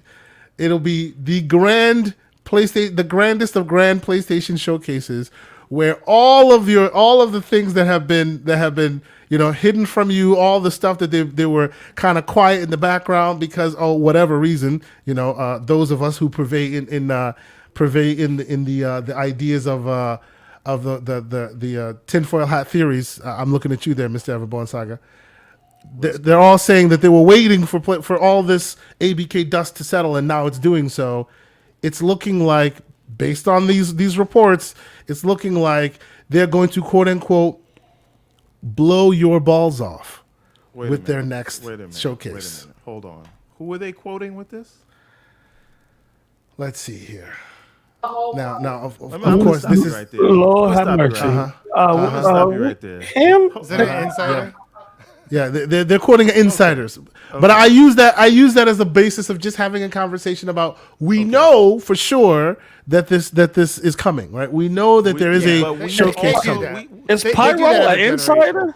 No, Pyro's ridiculous. Let's not. You know, I just thought it was interesting that they quoted him this way. Okay. But that's neither here nor there. Well, we know it's coming because, like, Yes. every generation, Sony comes out with a strong start of the generation show, and then they like when it's about to be that turning point where everything's about to the next gen, the actual turnover where people figure out the hardware and you're going to start showing off those games. They usually go all out, I think, at that midpoint, and I think we're about at that point, right? That E3 of Dreams stage or whatever it is that you're going to try to create all that energy around something that will So continue to last.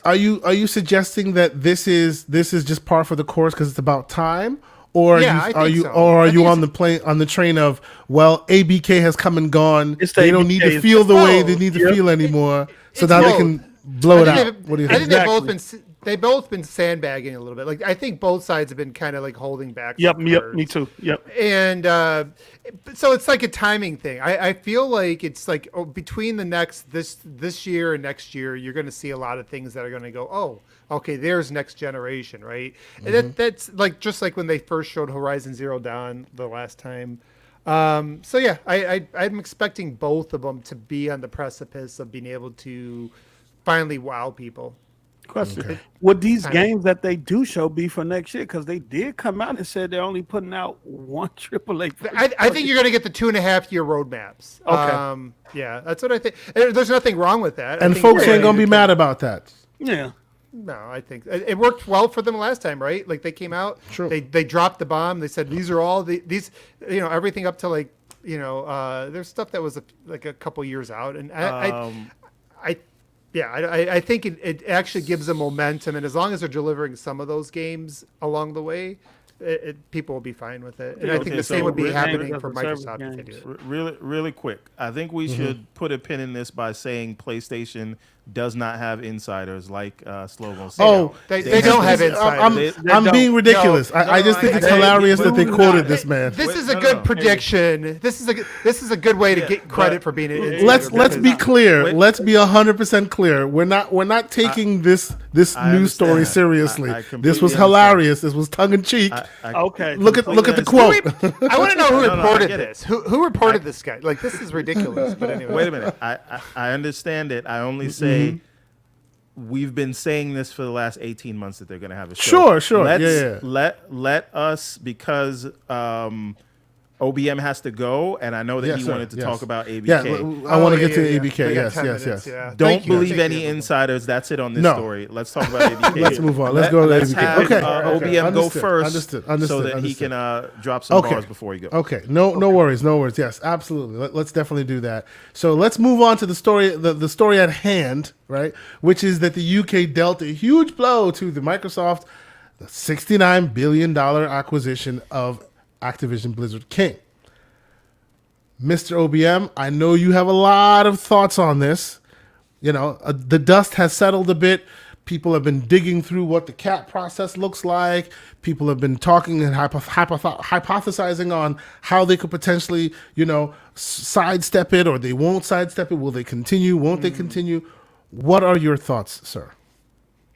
Well, first of all, thanks for that, you guys. Yeah, I do have to head out.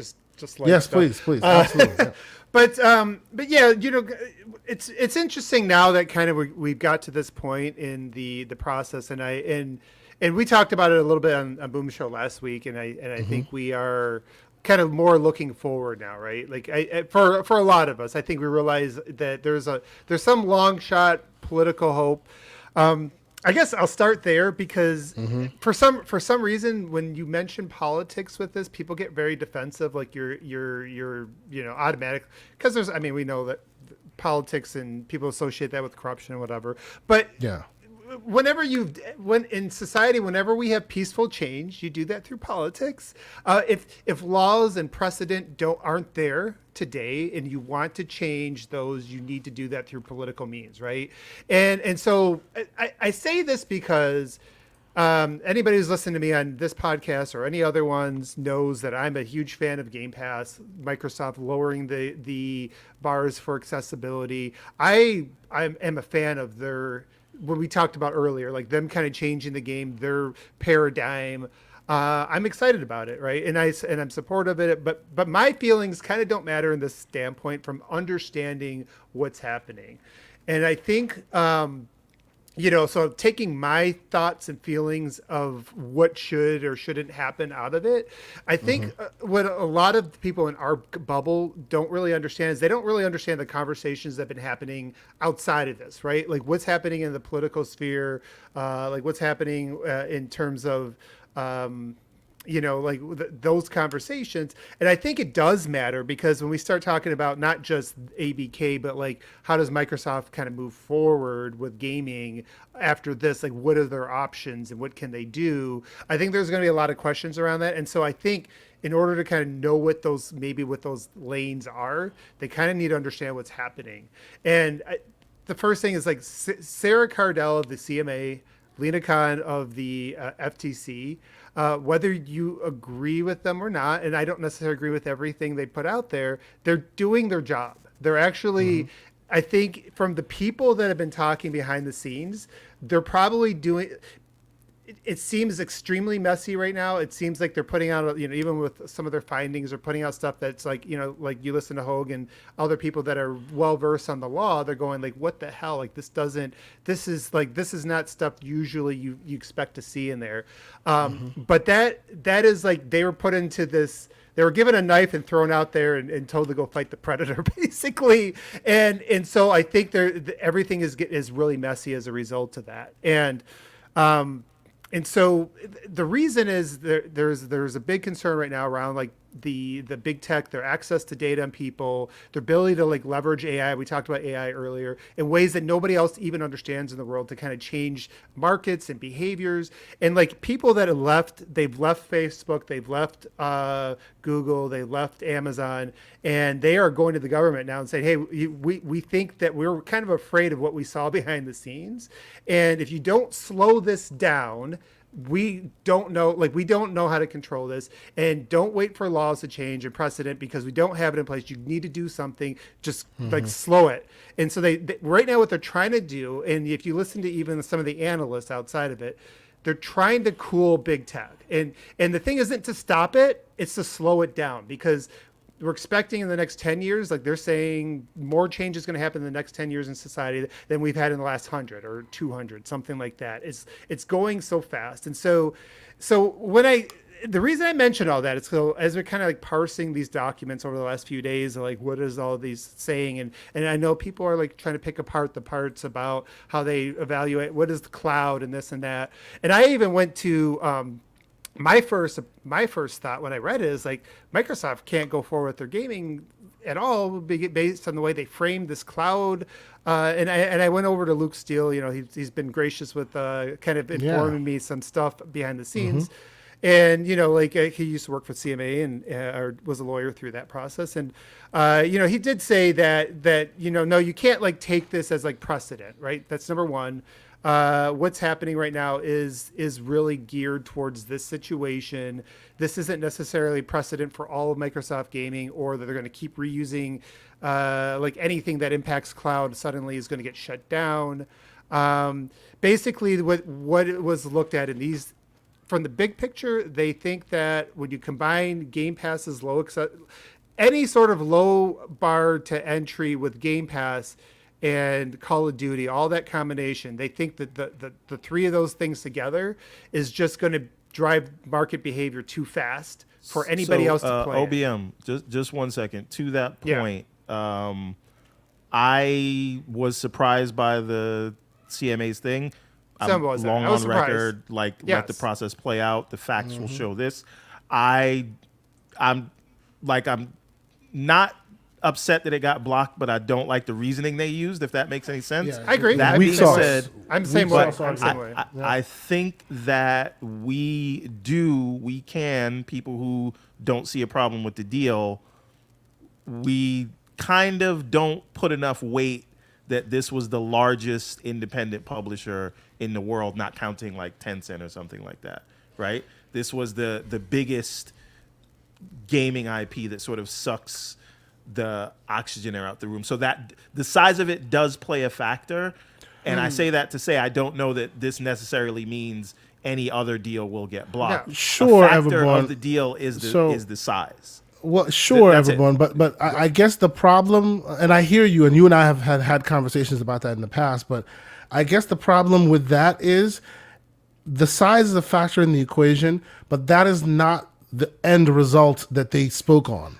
They did not speak on, hey, it's the size of this deal that the actual logistical reasons they gave was, I'm sorry, weak, like very, very weak. And it's what pushes people to go, come on, you were just looking for a reason. Right? They were. If the size is the reason, then make the size the reason and put actual meat on the bones as to why that size being the reason matters. I also want to say, rather than offsetting. You know what I'm saying? Really quickly to also say, and this is what can be frustrating about it. I think that Hamp listed a lot of good reasons why you might want to scrutinize this deal for this not to go through, and no regulator. Nobody did arguments. It. That's right. That's exactly my point. Yes, and for the record, Hamp, us on this show, we're always saying, hey, this deal deserves righteous scrutiny. And actually, some of the talking points that you were putting on Twitter was very valid to actually debate and have conversations about. But no one went there. So the thought is, what feels unfair about it, it's nothing to do with like defending a $2 trillion company. They have lawyers for that. But what it is to do with is the context of the argument. Right. Don't BS me. So if you're gonna block it, don't tell me you're blocking it because you don't like Microsoft, right? Find a valid reason, and there are valid Don't reasons. don't tell me So- you're blocking it because of cloud, which is like a nascent, like literally an accessory to the market that exists today, So, to the I point think where I- you're actually affecting the real market in order to Right. keep that small little accessory alive, which makes no sense at all. Go ahead, Obi. So I and here's the thing. I actually agree with you guys on that. I do think the reasons were kind of weak sauce. I'll try to so basically, I think when we were looking at this against Sony, and when we were looking at it with using cloud now, they're basically, I look at those basically as proxies. Like they're trying to find some hammer to kind of hit this nail. They know this. The problem with what you guys with what you're saying, and I've heard some of the stuff Hemp said as well, and it's logical. The problem is there hasn't been a vertical merger blocked in 50 years. And I know this can be defined as a horizontal as well, but the fact that they set it up as a vertical in terms of like them fighting against this kind of showed you that they felt it was weak, even weaker from the horizontal, like analyzing it from that standpoint. And so the problem is the precedent, the laws we have in place don't really, and even Hogue has spoken to this, like just because it's bigger, you can't just turn it down because it feels too big. That's right. Right. And so and the reason why I think they backed out in using the console SLC is because eventually the numbers just wouldn't back that up. The thing with cloud, and actually Hogue called this out a year ago as well. So for, the reason why they're using cloud, it is a nascent market. It is a bit more vague. Like you really can't, like, right now, where the process is like you send this up to Cat. Like Cat could send it back and say, okay, you can't use this stuff or this thing and remake your decision. I think by making it vague, they've basically taken stuff off the table for Cat. At least that's what I'm kind of gathering from the people that understand the process a little bit better. They've set this up in a way where they've been able to kind of protect themselves from this getting thrown back at them, but based on certain facts and things like that. So yes, it feels kind of like bull crap. I don't know if I'm allowed to swear at your show or not, but it feels like bull, right? Like what they're arguing for. But this isn't the real reason. The cloud is not the. But cloud, this is exactly the proxy. point. Right. That is exactly the point of my criticism. So- don't give me a proxy argument. Give me the actual argument. Give me the but they actual can't. There's reason. no precedent will not. This is the problem that all the regulators are having right now with fighting any. So like right now we're focused on Microsoft, and obviously, I want my gaming, I want my Game Pass. But if you look at like Google and Facebook and some of the impacts they've had on society and how they haven't been able to. This isn't just about Microsoft. This is about all of it. Like, and unfortunately, Microsoft picked this time. If they would have done this 5 years ago, if they would have done this before January 6th and QAnon and all those other things that have happened, If they would have done this 2 years ago, yeah, They they would've would have done been this fine. before. This would have probably gone through. They tried to. Yeah, this would have gone through with no issue. The problem now is it's not even just like right now liberal, Democrats are in control. It's actually on both sides of the aisle. This is one of the few things that both Republicans and Democrats mostly kind of agree on is they got to figure out how to stop this. And so the laws are not in place to do it legitimately. So the real reason So they're using the real reason means. they don't have the laws in place to do it for the real reason. So they had to come up with a proxy, and I think So that's they what have they're to going to find straw continue. man arguments. And they're going to have to do it with So- nascent markets, and they're going to have to do that with Google. They're going to have to do it with Amazon. They're going to have to do it with Facebook. They're going because you can probably grab nascent markets with all of these because that's all they deal in, right? Like all these big techs always are dealing with these emerging markets, things that aren't established. And what they do is they take like emerging market and they do kind of allude to this a little bit in the documents. Like they talk about how it's going to change the behaviors of the market to yes, Sony is going to continue to be strong with PlayStation, but then they kind of allude to the fact that this is going to change like the behaviors, and so that's what they're thinking about. And the last thing I'll just say is I think the reason why it's not as much a concern for Microsoft, because initially I'm like, okay, does this shut down gaming in the UK? Can they not like buy anybody? And talking to Luke, he doesn't believe that fact. He thinks that they recognize that the power of this combination, and that's why it got reviewed. Like if they went and bought like a Sega, like yeah, that would still be significant, but it wouldn't have that much sort of like impact to. This is the part It of wouldn't the have show I that came sort of for. impact to the overall markets, right? Like So isn't it weird? Isn't it weird that you're basically saying that you can only buy what Sony themselves can buy? You can't go further than they can. That's kind of unusual to say. Well, just one thing I want to throw out. So Go ahead, obviously there's yeah.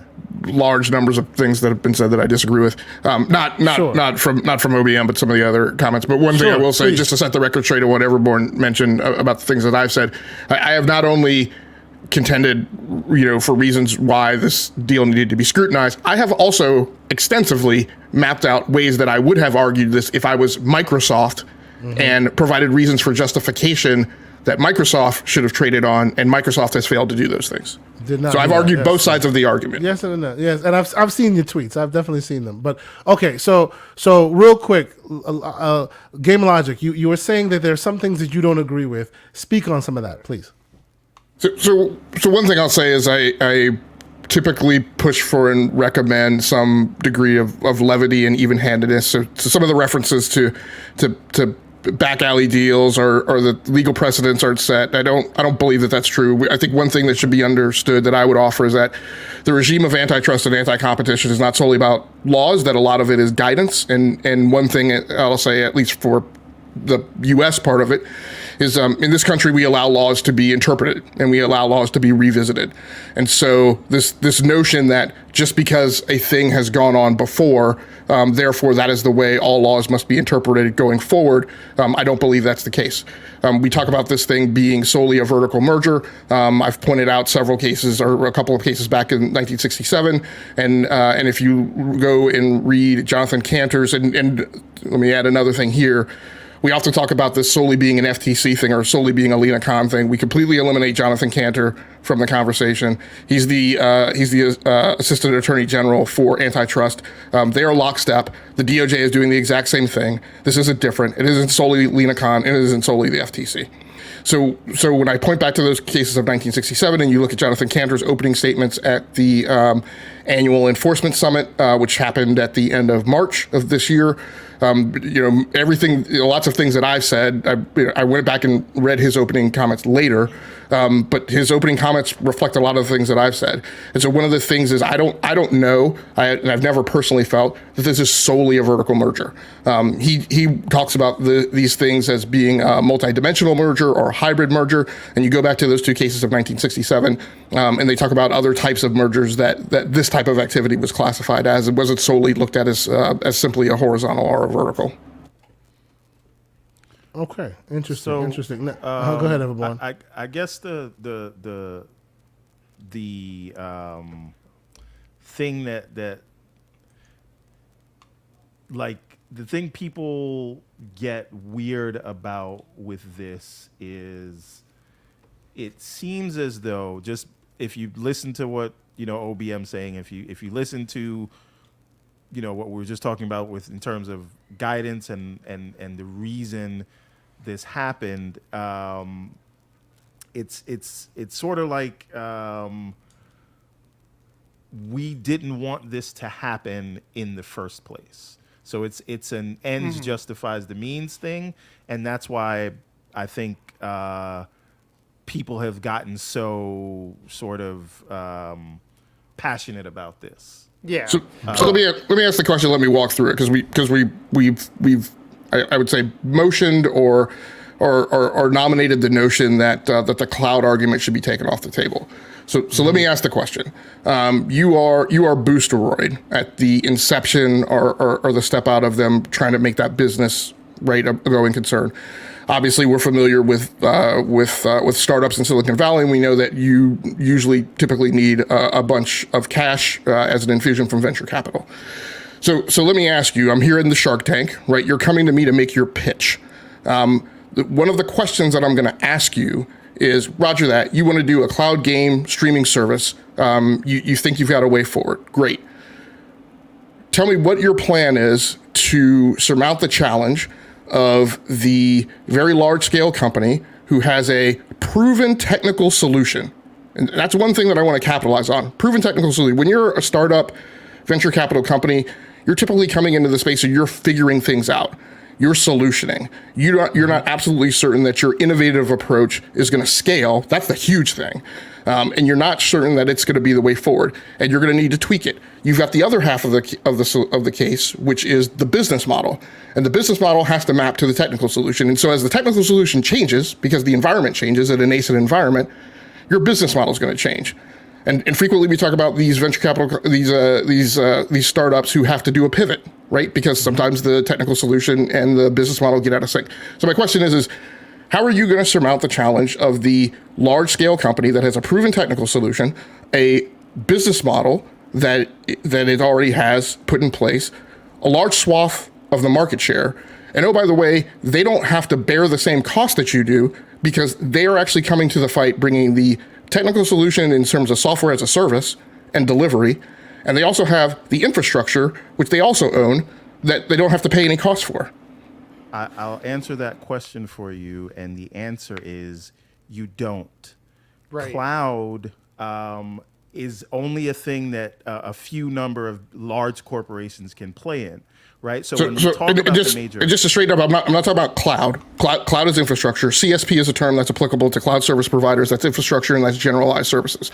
I'm talking about cloud game streaming. Yes, but what I'm saying is cloud game streaming will only ever take off as a large market as the CMA has projected it to be of 200 plus million. That will happen by and large by the large players, the Googles, the Amazons, the Microsofts, right? So if you are a startup and you say, I want to get into the mobile phone platform business, I'm going to say it's not going to happen.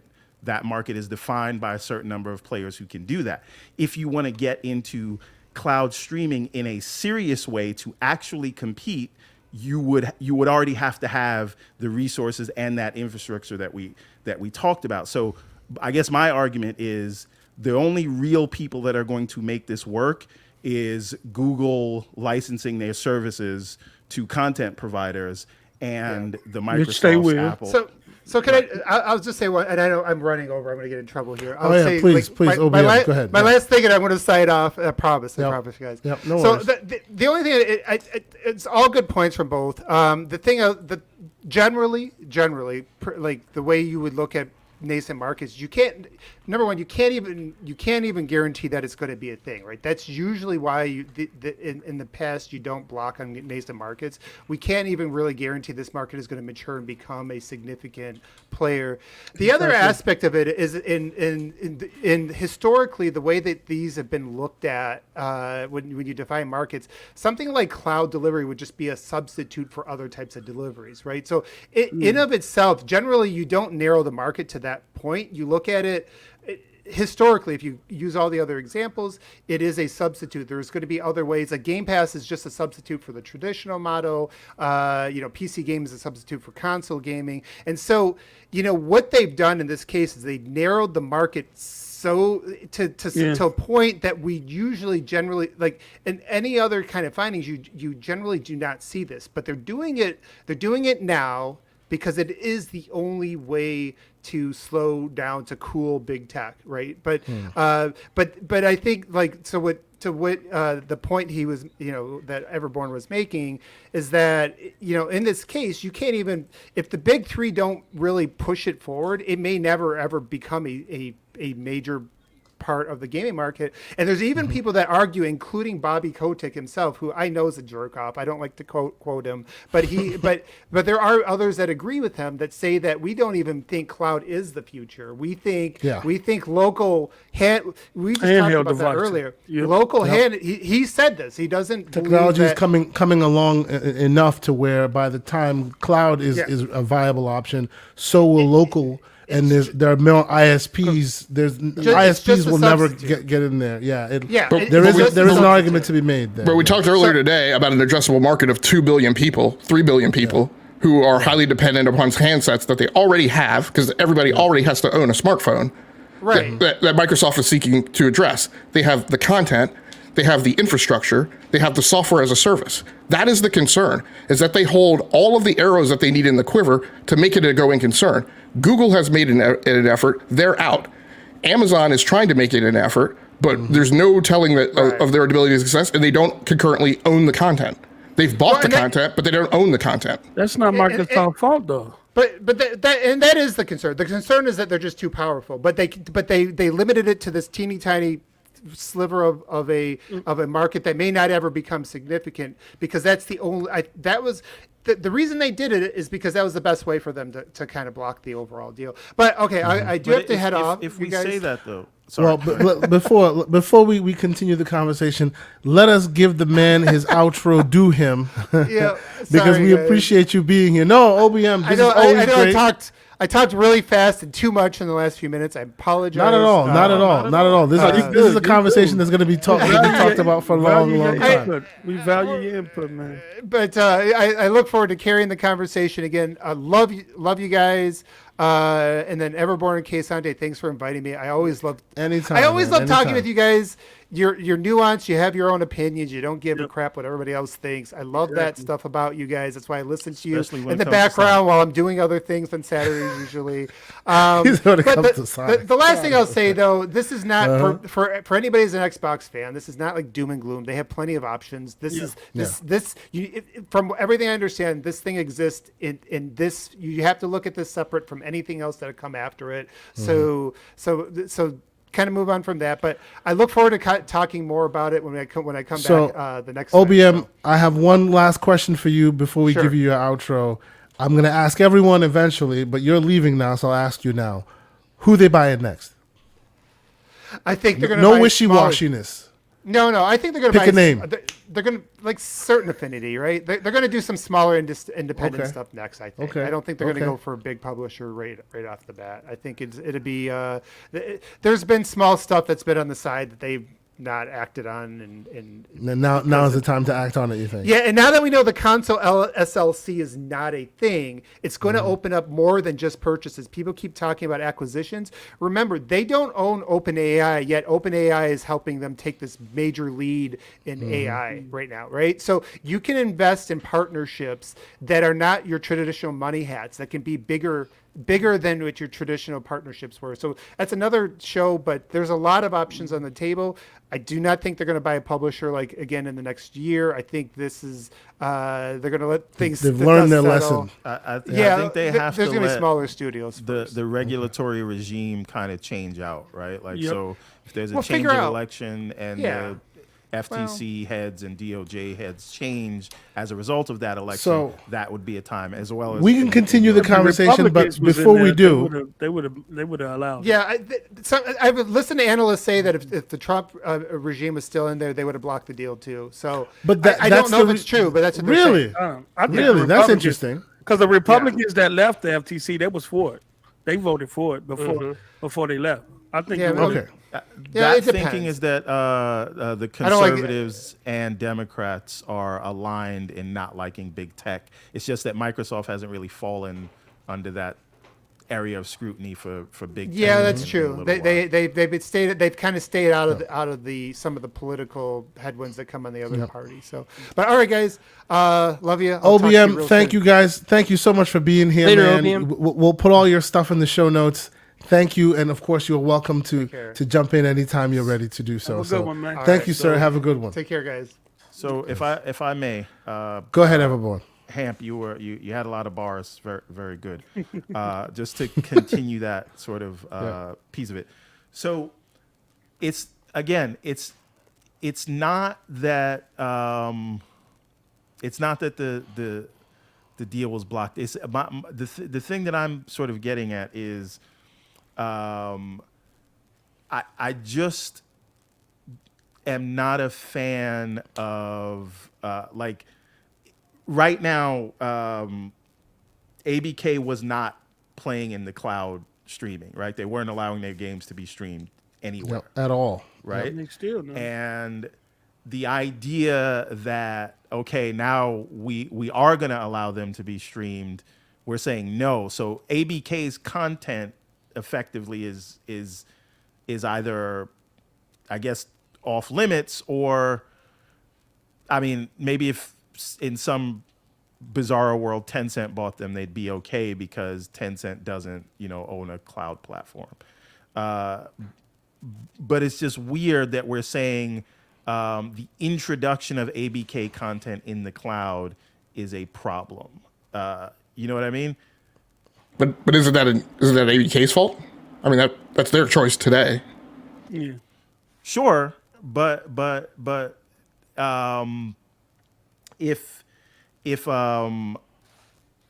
if we're saying that we have to look at relevant consumer benefits, right? Isn't it a benefit that it will be in the cloud and it would not otherwise? I think the problem is, number one, when some people make that statement, they don't follow that through line all the way through on what that means when it goes to the cloud or when it's enabled on the cloud for a smaller cloud game streaming provider. The other thing is that, part of the thing that I think would be of a concern is that right now ABK's content isn't on cloud because ABK doesn't want it to, because at their scale, that may not be the best thing for them from a business model perspective.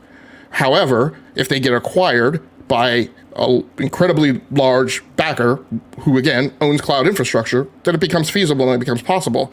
But again, the question is, okay, is that problematic when we're going to enable a business model that can only be enabled by basically consolidation with a large mega corporation that owns all of the tools in the war chest to make that a going concern? Is that the right way to allow the business to proceed? So do we actually, and I know we're trying to talk through this logically, right? But in reality, do we see cloud gaming as taking over the industry, overtaking local? No one can know that for now, for sure. But they're dealing with the hypotheticals that it eventually could get. Internet infrastructure got to get right first. Absolutely. Absolutely. And I agree, but we also made an argument earlier that that's exactly what Microsoft is investing in, right? Is in tunneling that infrastructure. Right? So my thing is I'll be careful about drawing a line here. So do I think cloud gaming is gonna take off and become the way of the world here at some point in the future? Yes. There are other things that are connected with that hypothetical that aren't necessarily pertinent to the gaming industry in the way that we view it potentially in my lifetime, but yes, I think it will because forces are going to drive technology in that direction. One of the things that's pertinent, I think, to this conversation is I would contend that a lot of times we take conversation. I'm not saying we're doing that here, but I'm talking about a lot of the popular opinion that's out on Twitter. I mentioned it earlier before. We talk about gaming and we isolate it onto an island. And one of the things that we do when we do that is we attempt to disconnect the conversation of what's going on from gaming from the enterprise. And what I think we need to understand is that lots of things happen in gaming because the enterprise goes that way, and the enterprise is a much larger footprint in the world. And the gaming industry gets driven to a point where there are things, for instance, physical media, that used to make sense, but then stop making sense because while the rest of the world pivots and goes away from that direction, because the rest of the world has gone in the direction of software as a service and digital delivery, it gets to a point where from a cost perspective, it doesn't make sense for gaming to continue doing that. And so as the rest of the world proceeds and moves out on cloud, it's going to eventually get driven to a point where there are certain things that are going to become more economical from a cost perspective. And I'll stop there. Then when you go over my magical line of just kind of the future of the whole planet, right? Then you're going to drive in a direction of cloud. But in the meantime, you're going to get economies of scale. They're going to start to tilt the calculus on that particular equation. So Go ahead, and then I'll come in after that. I'm good. Go ahead. Well, I kind of understand what y'all. But it seems like Microsoft being victimized by their own success, right? I mean, they came in investing since 2010. I think they invested over $60 billion in their cloud services in Azure and things like that. And does it come down to choices and decisions that these companies make? Microsoft chose to invest in cloud, their infrastructure to get where they are today.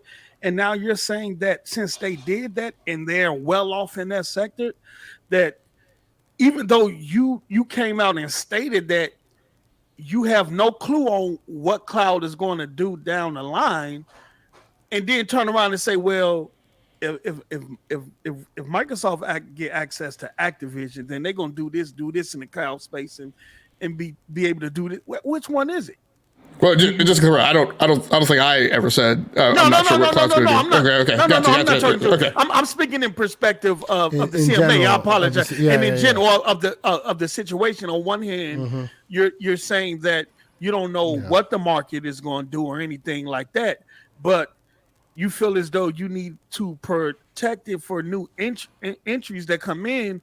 And then I look at that and I say, okay, well, if you look at the TV space, look how fragmented it has become. You got Paramount, you got Disney, you got Hulu, you got all these different subscription services with all these different contents on them.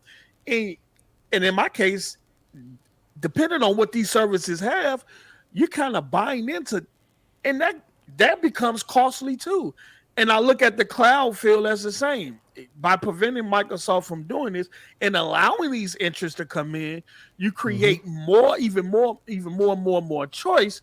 Does the content get fragmented to the point where gamers have to subscribe to different or multiple cloud services just to feel they need on certain content that they might want to have access to? So to that end, I think I'm going to take it at a different angle, but your point made me think of this, right? Why is every studio investing, movie studio? Why did every movie studio invest in their own streaming service? What drove that? What drove that investment in the streaming model? I mean, looking at Netflix's success, right. So wanting to stop them from being that single place where streaming content was going to be viewed. It is almost as though Netflix investment in content put a spotlight on them from the entire industry, and it actually drove more investment in the field because they saw that there was someone with actual success in the field, actually turning profit, actually having hundreds of millions of monthly active users subscribing to their service. So my thing is, if Microsoft does invest in this, everyone will see that, oh my God, you can make a boatload of money in cloud gaming, and now we're going to want our own service. Well, and we're going to want our own service, and it will spur actual investment in the space. It seems that the regulatory bodies had the thought that since Microsoft already has that highway paved, no one else could potentially go there and do that, and it gives them too much outright power. I don't agree, but that's what they're right. But that's what they want. There's no historical evidence of that being the case. Netflix had a monopoly, an effective monopoly on cloud, on cloud streaming. Yeah, until that, no one said, "Oh my God, Netflix has so many users and all these things, I can't possibly compete." They was like, "Okay, I'm gonna get my content and I'm gonna put money in this, and I'm gonna go to VCs and they're gonna give us more money and we're gonna get investment because we need to make money in this space, and people will invest when you see a success." But what this does, this says, let's kill it in the crib. Right? Don't invest anymore. Right? Because if you get too big, everybody's going to say, you know what, there's no more money left. And they don't even have no data to prove that. They have no data since the cloud market is, like I was saying, non-existent. They don't even have the data to prove that. And then on top of that, the 60 to 70% number that they are using to give Microsoft the cloud lead, the leader in cloud game streaming, even though it's NVIDIA right now, they're using Game Pass monthly active user numbers. We don't know the breakdown of cloud versus non-cloud. Exactly. Which is, So I look at it like cloud is not an input driver for Game Pass. The content in Game Pass is. Cloud is just an additional way to access your game if you want to use it, and it's not necessarily that you might use it if you do get Game Pass. Yeah, to your point, post up. That what you're describing there, right? These are the things that make some of us rubs us wrong that they were using like a weak argument. They even even parts of the statement ultimately said to the effect of, another concern that was brought up is the fact that Microsoft did not offer any of their cloud subscriptions, any of their cloud offerings to multi-game subscription services. Right, that was one of the dings they put. To Sony though. They offered it to Sony. Sony didn't take it. And the only other multi-game subscription service that was viable at the time, Amazon, when this was being talked about, was Amazon. And they weren't in the UK when these offers were being made. Wow. They showed up in the UK literally a week later. Like literally a week later. They were not part of the UK conversation, right? So, and I think Boosteroid is the only other one that offers a multi-tiered, multi-game subscription service like, and even they have come out and saying, come on now, CMA, we don't agree with your decision here, right? So the CMA gave Microsoft a list of potential competitors that would be harmed. And they went out to them.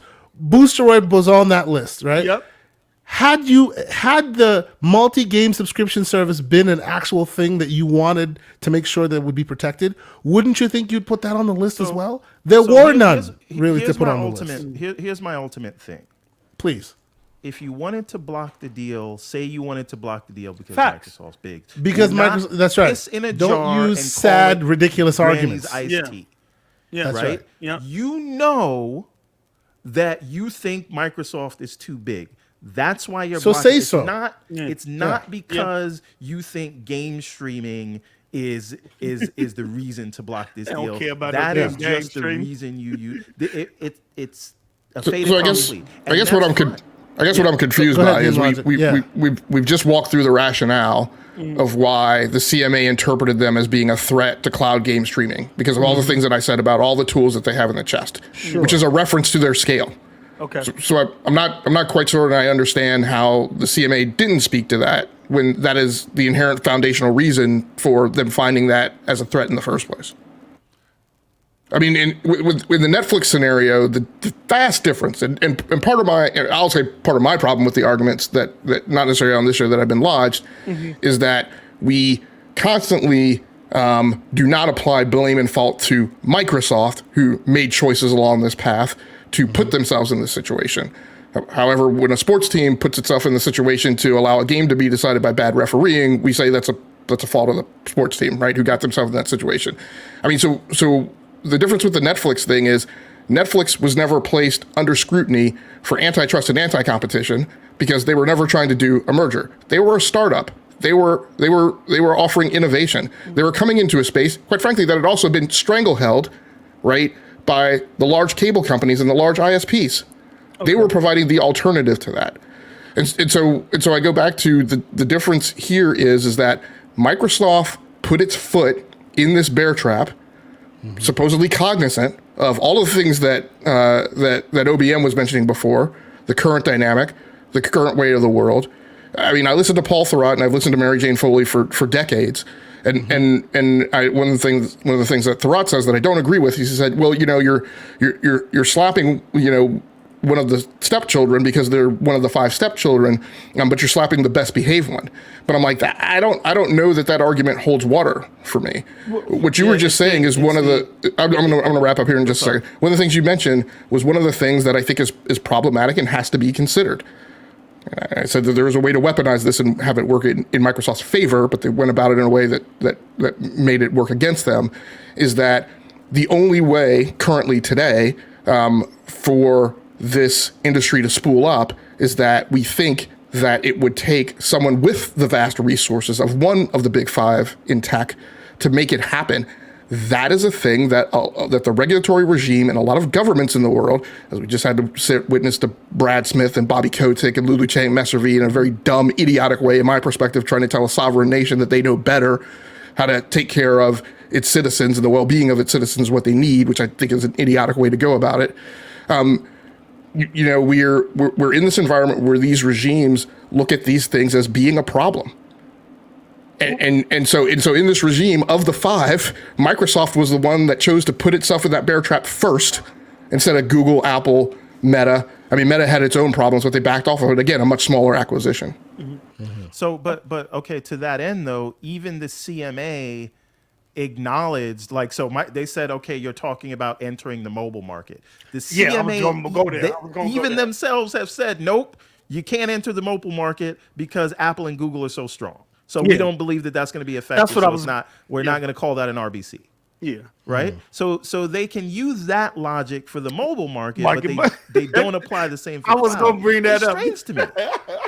I was going to bring that up. They literally said, look, it makes no sense for you to enter the mobile market. Apple and Google is too strong in terms of scale. In terms of scale, and you can't match them. So don't even bother. Don't even bother. Go make some licenses with some other publishers and find your way into the market. But then turn around and say, "Well, you too big to." It makes no sense. Yeah, it's sense. like looking for a scapegoat and using that as the scapegoat when you can easily poke holes into it. And again, I just want to clarify. I know I said this like 5 times. I am not saying regulators were wrong to block it. I'm not. If they looked at the evidence, if they did all that and it got blocked, it just got blocked. It got blocked. I'm not even mad about it because I've said from the beginning we don't care. Microsoft. Well, no, it's not that. We don't care about the substantive companies that are being purchased here. Our interests align elsewhere. This is where I agree with you, GameLogIQ. They did put themselves in the bear trap, and I had wished that they would have gone for something that wouldn't have the whole world's eyeballs on it. So again, I completely understand. I understand where people are coming from. This says this is a problem, and I think we who supported the deal and we think that it's unfair, we discount the size of Activision and its singularity. I completely get that. The only other thing I'll say, right, what I found interesting, right? So you talked about GameLogIQ. You talked about Brad Smith's response to the UK and Lulu and Bobby or whatever. So the thing is, when Sony said that the CMA's dropping of the console SLC was irrational, we knew why they said it, right? They were making a legal argument because on those are the grounds for appeal. You have to say it was irrational, but other grounds of getting the Secretary of State involved, because the Secretary of State in the UK can overturn a CMA decision on economic grounds, meaning it will hurt the UK economy, and for national security issues. So the reason they said those things was to frame an argument they want to make to take it to the Secretary of State, and they're saying irrational because they want to take it to the cat. So my thing is, Sony said what it needed to say to advance its regulatory ball or whatever. Yeah. But Microsoft is doing the same thing, and I just think we should acknowledge it's a gamble, though. It's a gamble. Of course, it's a gamble, but the deal's already blocked, right? Yeah. So you're gonna say what you have to say from this point, but I'm just saying we should acknowledge that. And so if we're not gonna sort of anthropomorphize Sony and say that if we shouldn't say that Sony's crying, even though I say all the time that Sony's crying, but if we say that we shouldn't call Sony crying, then I don't think we should also then turn around and say, Activision and Brad Smith are acting like children, because they are framing an argument that they think they can. They're prepping for their potential. They're prepping for their potential. Not saying you're saying that. Yeah. I'm speaking to the articles that were written just in general. No. I'm going to own it because I did say it, and in fact, I didn't just say that. I said it was idiotic, and that's exactly what I meant. Stand on it. I like that. Stand on it. The difference in the problem. The difference of the problem, right? And probably some people are going to hate that I'm doing this because I'm pushing it back to scale. Just like I often say that, like, there are things like you don't get to take the CEO hat off, right? You wear a CEO hat all the time. You wear the head coach all the time. You don't get to do one thing in your professional life and then like go off on the weekend and do whatever. Same thing for scale. There are things you get to say as Sony because there are not the same things at stake. Sony does not have government contracts with the UK.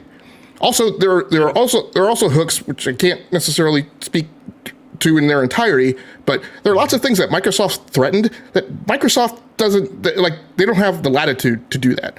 There are certain hooks that they have in terms of their UK government contracts that go through certain channels and go through certain ways that those threats are just ridiculous. The other thing is, again, I talk about not looking at gaming as if it's isolated on an island. The cybersecurity market, of which Microsoft is a leader, they might actually be number one, is rife with hunger right now. It's killed by layoffs. People are looking around for business. Yeah.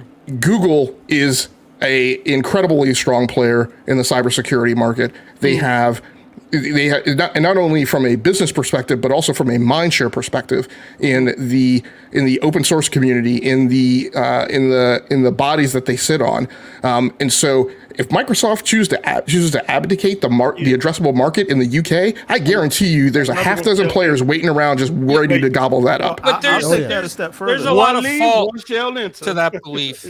So, GameLogIQ, I want to address a couple of things that you said, and debate-wise, I sort of disagree. Speak on it. So you mentioned Jonathan Cantor and the Department of Justice and what he said a long time ago, and that was before government started deregulation in the 70s and 80s, right? I just want to clarify. I didn't refer to things he said a long time ago. I referred to things that he just said at the end of March at the enforcement summit.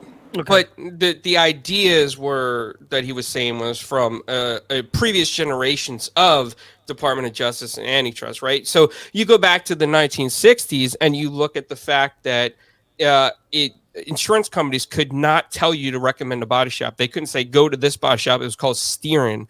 And the JFK administration was strongly against that. They got fined for it. Now, throughout the 70s and 80s, they deregulated that. And now when you have an accident, they steer you to body shops because they promise you all these things about like, oh, if your car falls apart, you get it repaired again. And they have control of the prices of those body shops as well. So it's a big market. There's a lot of deregulation that has happened that led up to why people thought that this was going to go through, because private sector companies, especially in tech, drive innovation, right? If you regulate them so strongly and stronghold them, that innovation is not going to come to fruition. There is going to be no further development because those companies could say, I'm going to back off and not help you out or develop. So when it comes to Lena Khan is the one that spoke before Congress before she became an FTC chair. And she's the one that labeled all these companies monopolies to Congress. So when the Biden administration came into office, they favored Lena Khan's position. She's from a new school of thought of bringing back strong antitrust regulation, and that's her job. I don't disagree with her. I don't think she's a bad person. I think she has a righteous mindset of what she wants to do. She wants to bring us back to an era where companies can't keep buying up stuff and keep expanding on behalf of the average person or make unfair advantages. And I get that. But also at the same time, in her righteous mindset, I feel that her meeting with the CMA prior to the decision was collusion. I feel it's unethical and morally wrong. Based on what? Based on the fact because I need to understand that.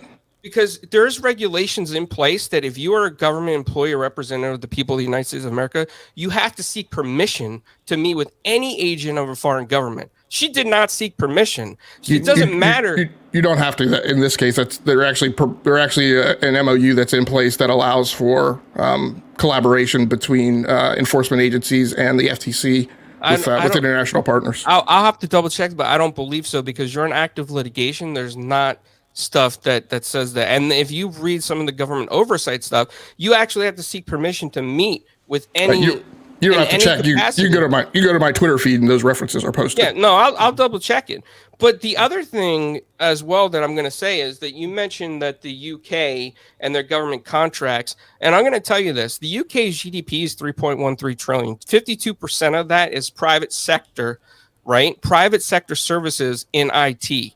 Okay, that's a huge half of UK's GDP. California's GDP is bigger than that. The UK is so tiny in the scope of capitalism these days that it's a moot point and it's laughable. And I don't mean to insult anybody, but their economy is laughable. After they exited the EU, their economy is falling apart. And it's a shame. It really is a shame for the people of the UK about how much their economy has fallen. But now you say, well, they have government contracts, right? Well, just to give you a scope of what the government contracts are worth, Microsoft Enterprises, through a third-party license to the UK government, was only worth $200 and something million for 3 years. $200 something million for 3 years. Azure services to the government worth only $20 million. Do you know how much the U.S. military paid just for HoloLens? $2.91 billion.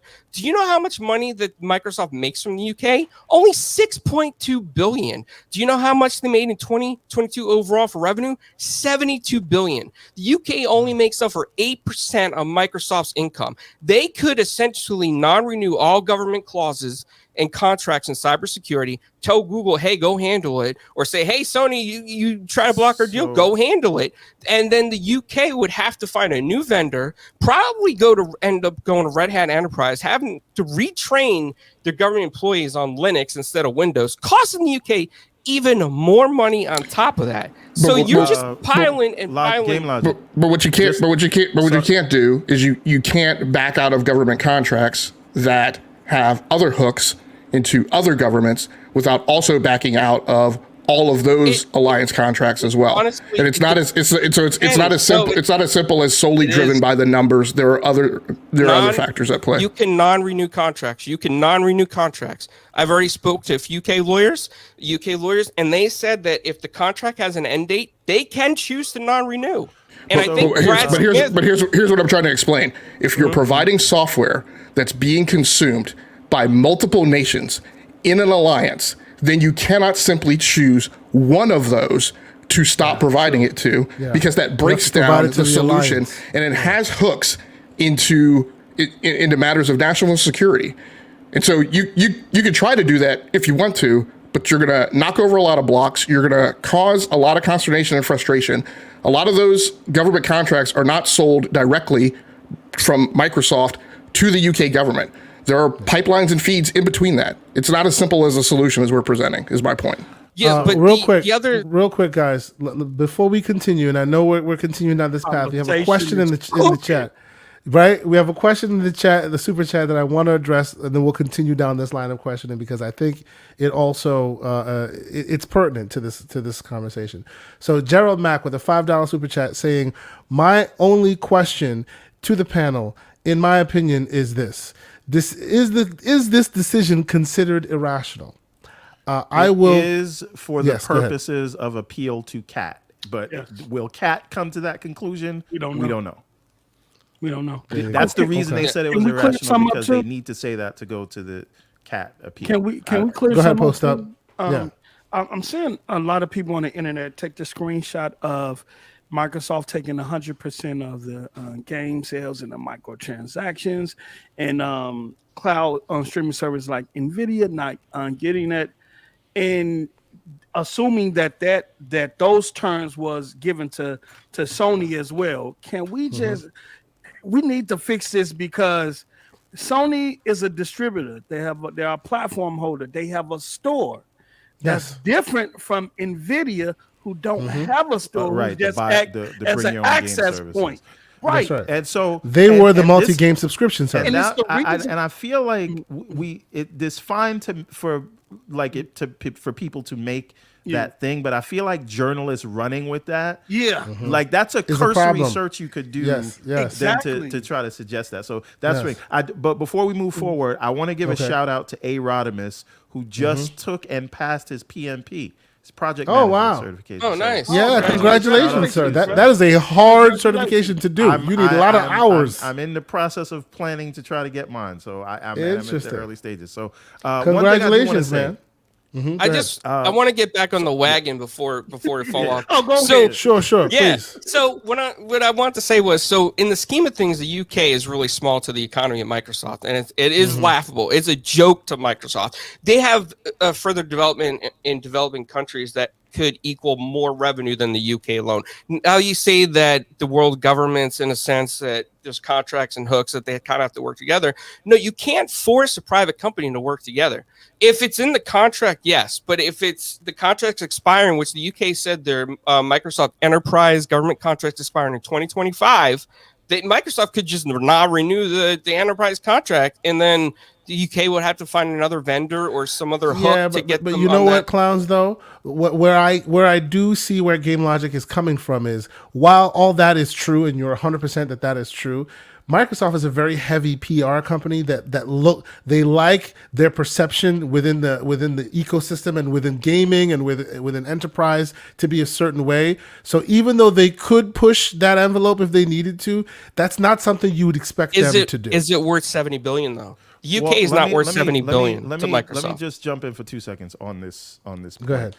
I like if we're looking at it like just in terms of raw numbers, I think we can think that it's not worth it. But the message that it would send to everyone else around the world is big $2 trillion company. Do what I tell you to do, or I'm going to leave you vulnerable and or susceptible to cyber attacks. Everyone, right? Like no, but they can't say that. And because this is the other thing. I'll prove you wrong right there. You ready for this? So in America, our companies believe in strong capitalism, right? We are a capitalistic country by nature. So when Tesla didn't like what California did, they said, screw California, move to Texas.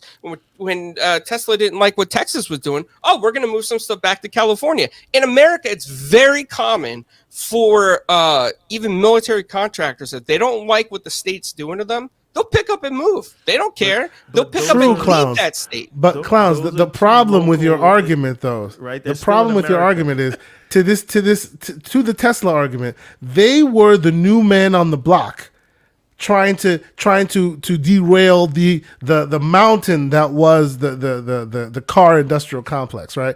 So in that instance, they can come in and move and shake as they need to.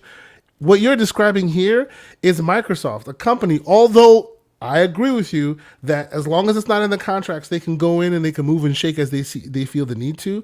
But they are, by and large, the market leader when it comes to all of this. And they are also a company that is very, very PR susceptible. And remember, although the CMA and the EU are the CMA and the UK are different entities right now, they used to be together. And they were the ones that almost got a piece out of Microsoft's butt as far as separating them way back in the browser days, right? Well, that's what helped create that perceptive that PR machine that they have become, right? Although I agree with you that what's not in the contract is not in the contract, I do not foresee a world where Microsoft would take the political and the perceptive hit for going exactly what Everborn is saying, which is, hey, you didn't vote our way, so now we're going to step off because you need us more than we need you. Well, that would hit them so hard. I don't think they would do it. Two things. Brad Smith's statements were not empty. I can assure you that they were not empty. I promise you they were not empty. Sure. It actually got the UK talking about deregulation recently, saying that their CMA is too strict. Some politicians in the UK are talking it started about a whole lot of conversations. You're absolutely new legislation to deregulate the CMA because who invests in the UK's tech sector? Yeah. Who? I mean, Microsoft don't have to do it anymore. So the two things that I would throw on, and this is the only things that I'll leave off saying on this topic. So one, I think just I can't even remember who it was who said it. Maybe you said it, TK. But talking about defense contracts. There are things that are put in place which means that Lockheed Martin is not going to tell the U.S. government that they're just going to stop building the F-22. Mm-hmm. So that those things don't happen. Yeah. The other thing that I will say is on this topic of Microsoft and their government contracts and things that they have to remain tethered to, we're also talking about information that's available publicly. Yes. There are other things that are play that involve information that's not available publicly, and those things have impact. They're not zero. They would continue to honor the stuff that they have to honor. I mean, I don't disagree there. Whatever they have to honor, they'll continue honoring. But when it comes to, you said Lockheed Martin not going to stop building the F-22, I agree with you. But Lockheed Martin could raise the price of the F-22 in a future contract. And thus, whatever Microsoft has to continue to honor in the UK, they could raise prices over time.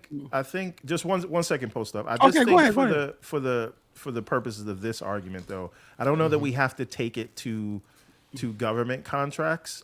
Sure. I think all that language was designed as a bluff to get anyone To the get table get who would additional listen. It is not, conversations. It's not a yes. serious thing.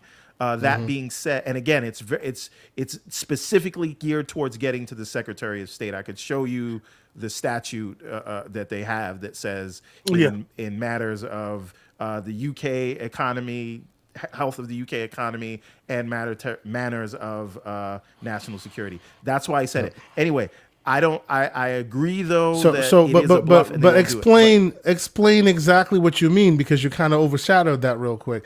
The words they are using are specifically to trigger a potential statute in the government in the UK law that says certain people in positions of power have the ability to overturn or look at a CMA ruling if it deems to hit any of those criteria, matters of security. It would be the Secretary of State. I'll go and look at Secretary it. of State. I believe that's what Foss Patents posted, right? Like Foss Patent posted that there might be a loophole if Microsoft proves that they're vital tech. Yeah. So just like when Sony called the findings irrational, because the word irrational is one of the talking points that you can use to then initiate a cat fight, right? Cat appeal. I like that. But Sony doesn't have anything that it needs to succeed at. Microsoft is the one who needs to score a win.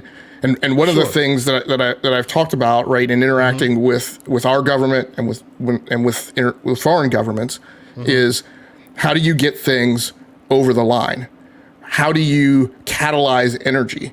And one of the things that I don't know that it's prudent to is to catalyze a bunch of people around national pride, which can sometimes force them to close ranks. And where you think that you're driving a spike to make things divisive, very often works in the reverse and actually causes unification and harmonization. Because in general, people who are from a single nation, people who are from government agencies, people who are from multiple government agencies, and I've talked about this very frequently on my show, one of the things that you don't do is you may have a disagreement with a government employee or a government agency or a subset of a government agency. You work and you coordinate that. Coming out publicly and stating that a government employee or a government agency is incompetent often has the effect of actually causing those government agencies to close ranks. And that's my point of, I don't necessarily know that it was smart to come out and saber rattle and practice brinksmanship and try and push an agenda that may not work in their favor. Well, so I think, and you can correct me if I'm wrong, but I think what you're saying, it was bad diplomacy. Exactly. Yes. Sure. And on that, I think we can agree that was maybe. I think we'll see. Because here's the thing. It depends on if it actually triggers what they want it to trigger. Right. Or not. So to me, I think the deal's dead. Right. And I think they said this. Is it like really dead, or is it like Halo Infinite dead? Like, for those who don't play the. I do not think that Activision or Microsoft will renew the deal on July 18th. Yeah. So I think that if they're just saying what sort of Hail Mary style. Now, in terms of this idea of pulling out of the UK, and I know we've beaten that to a dead horse. Like, I don't think we need to talk about it in terms of government contracts, right? Because there's actually a lot of private sector investment that Microsoft does in the UK that would hurt that economy. So, for example, they just invested $1 billion in the London Stock Exchange. Yeah. Right? There's other technology growth. There's other startup funding that they do in that area. And that would be a way to make the threat that could actually have teeth. Because if you're effectively saying, Microsoft, you're too far ahead in cloud, so you can't do anything because any addition to your power will make it impossible for anyone to compete, then why should we invest any more here? Anymore in you. That's right. What are AWS's and Google's contributions in those spaces? What do you mean? I mean, you just said they invested money, that they're doing things to infuse the economy. What are Amazon and Google doing in that vein? There will always be someone to fill the gap. Yeah. Right. Yeah. But again, if a country tells you cannot grow here, at least by means of acquisition, then what are you going to do? Then Right? basically, So, and I'm not you're saying choosing they're to going not- to to pull out. Normally, you pursue other means of growth other than acquisition. You don't just saber rattle and say that you're just going to pull out entirely. I think it's a mixed baggage. I think it's a mixed baggage in terms of what I've been reading online in regards to the impact of the UK economy. You have some investors coming out and say, look, they're worried about this because most investor and analysts thought that this was going to go through before they came and pivoted this quick to cloud after they was just so hooked on Call of Duty and console and Sony and just came out of it. From what I've been reading, most analysts it took a lot of people off the game. Yes. Some investors and analysts are saying, look, this is bad. Some of them are saying the UK economy is going to be good. We're just going to have to see how it all play out. But I do understand what Clownz is saying, because what I've been reading, if you look back to 2019 from people that live in the UK, has been explaining 440 companies, businesses is gone. The tech sectors is moving to Germany and other sectors in Europe in terms of leaving the UK, and they looking at this like this will not help with this is not going to help with. So we got to see how it's going to play out. So to that end, right? Like ARM, which is a UK based company, Yes, owned by a Japanese company, but a UK based company, right? They decided not left. to do their IPO in the UK. Yeah. Right. And if you're saying, Facebook, you can't buy this whatever $1 million company Giphy, you're saying Microsoft, we're going to block you because you're too big.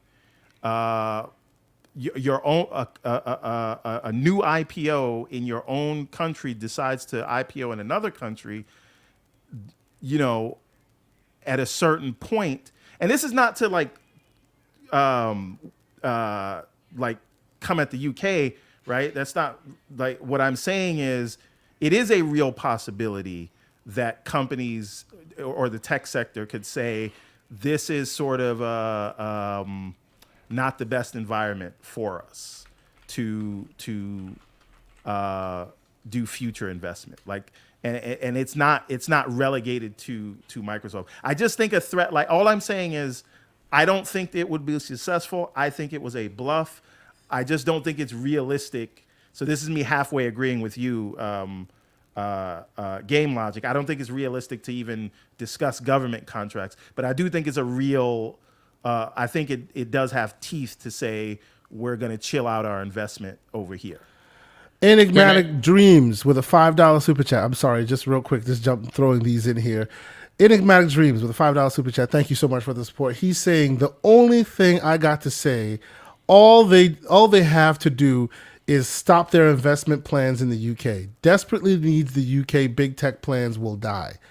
Interesting. So he's seemingly in agreement that they need that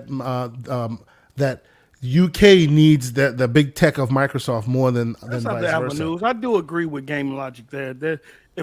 Whenever someone exits, someone's going to come in there and try to replace it. That's right. And try to replace. So I do kind of agree with Clownz and GameLogIQ on both of their perspective.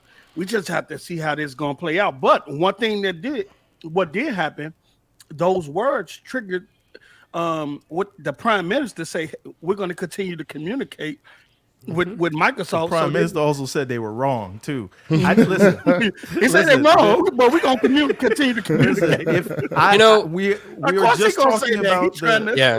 We're just talking about we're just talking this through. Yeah. But if you want my opinion on the matter, it's time to give up the ghost, right? And by the way, all of this. And let's flip this conversation to moving forward. Before I'm gonna flex just a second, right? I used to be a Berkshire Hathaway analyst in insurance and risk management. So when it comes to numbers, I sort of know what I'm talking about, and this is what Microsoft's looking at. This is what Brad Smith's looking at, right? It's not. I'm not saying that they're going to pull out of government contracts, but I'm saying the words mean something, and the UK will listen to what he has to say. Yeah, it's not just saber rattling. I do agree with you on that. But the question that GameLogIQ brings up, which is an interesting question, is was it too far, right? Being that we're talking games, being that, and I don't disagree with you, Clownz, that what they said for a reason, and it wasn't just simple saber rattling. There is a strategic moves being made by what they're saying and how they're saying it. Much like how Sony was being strategic in their certain statements. The question that GameLogIQ brings up is, was it too far? Because there's far more than that going on here. GameLogIQ has one point there, and I got to give it to him. So from an analytical standpoint, Microsoft saying this right now, the way they said it, it could make the EU be stricter in their decisions go forward, because the EU is watching this very closly, and the EU is a very powerful collective, and that is the one area that I'd be worried about. I will hold off on that, because the interview that Vestager did a couple of months ago, she came out and said, look, we will not be swayed by either side, that our decision will be based on fact. And she also hinted that the UK going in their own direction. She hinted at that some months ago. I think the EU is going to make the decision based off fact, not what's going on with the UK. And another thing, though, just one more thing, really quick, Clownz.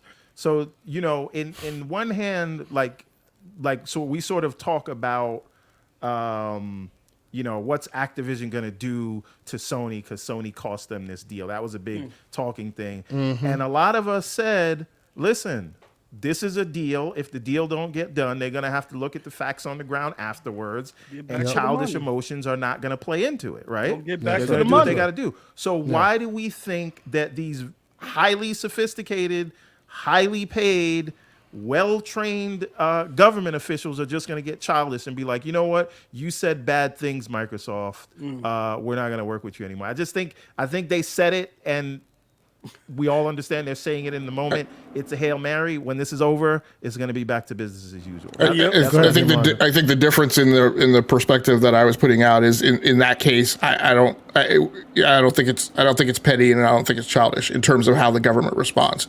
When you look at the environment, the concern is the wealth of power and the strength of influence that these big tech five wield on the planet, on the population. And the difference today is you go back 10, 20 years ago, 30 years ago, when Exxon was at the top of the Dow Jones Industrial Average. Exxon didn't have a relationship with you. Your relationship with Exxon was you went to the gas pump, you bought your gas, you exchanged currency in the barter system, and you went on about your life. And you didn't think about Exxon until you went to the gas pump again. When you had a relationship with Bank of America and large financial institutions, a little more invasive, but there was still a decoupling there. We live in a world now where you're on your smartphone from the moment you wake up until the moment you go to bed. We live in a world now where that digital connectivity is far more a part of the fabric of a person's life than the relationships that we had with these previous companies who were at the top of market cap valuation. And the environment and the regimes now are, when you go back, and one of the catalysts was the 2016 election, and you look at the way that national actors are able to utilize those pathways to, again, I go back to my statement, to influence the activities within the security perimeter of a sovereign nation. Those are things that are of concern. And there's a huge pump the brakes moment that's going on right now that's interested in reining that in. And so that's the difference, right? When I talk about and I'm sure some of you guys saw my tweet, right? But my tweet was, tell me you're proving my point without telling me you're proving my point, by then exhibiting the behavior that we saw from Brad Smith, right? And from Kotick and Lulu, right? That is one of the concerns, that it is not up to a corporation, a multi-trillion-dollar corporation, to express, I would contend in any way, right, that you know better than what the government is supposed to be providing for.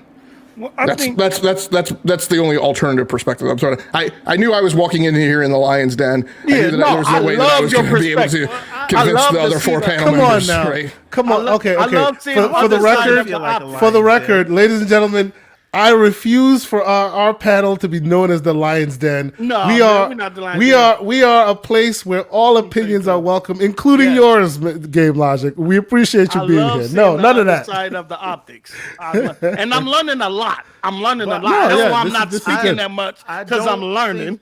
I don't think GameLogIQ is necessarily arguing the other side of it either. I don't No. think he's It's he's neutral not in arguing it. on He's this. just giving because the- he's been on both sides. Yeah, my bad. Go ahead. It's not even. I think we're just.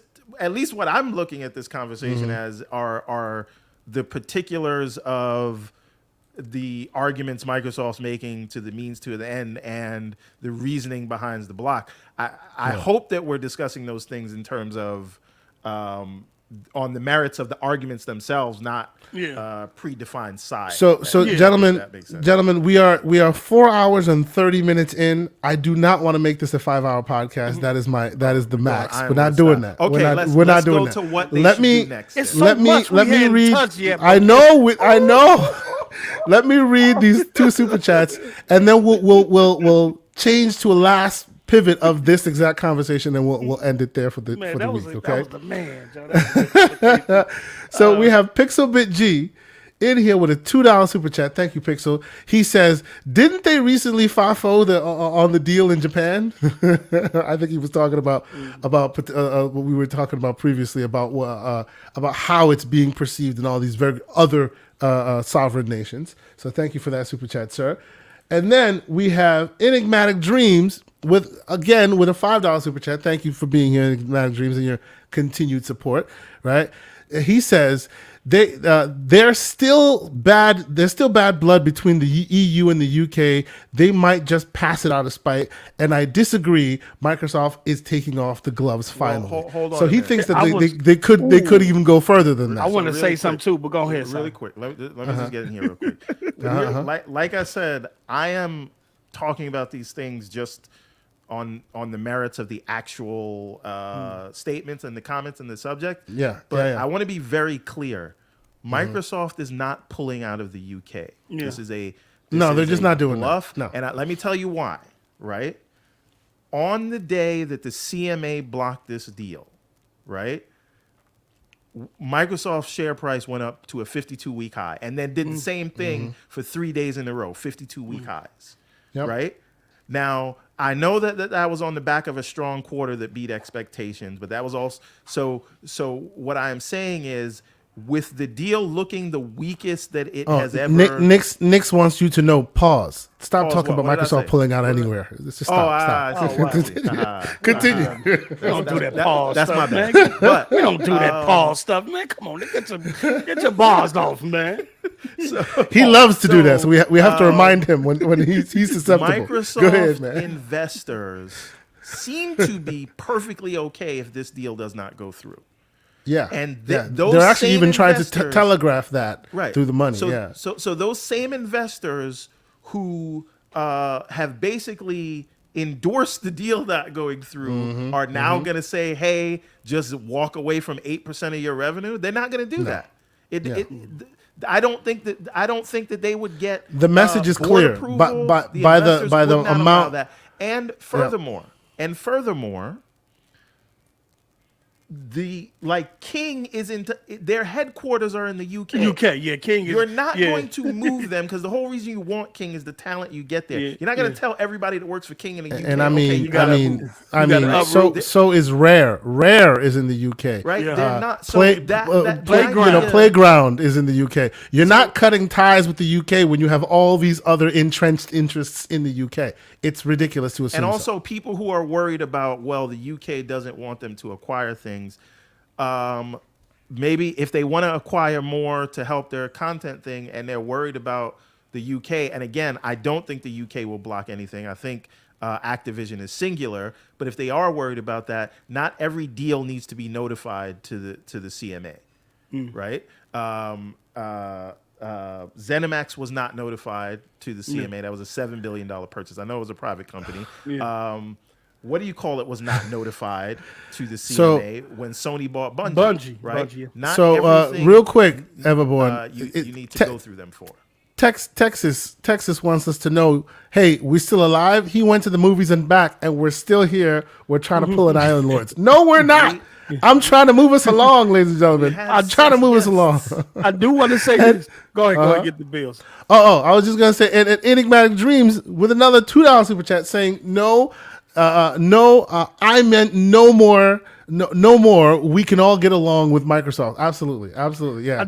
They don't need to be pulling out all the crazy talking points to get this deal done. Go ahead. I do want to say this before we move along, and it could be me making an assumption.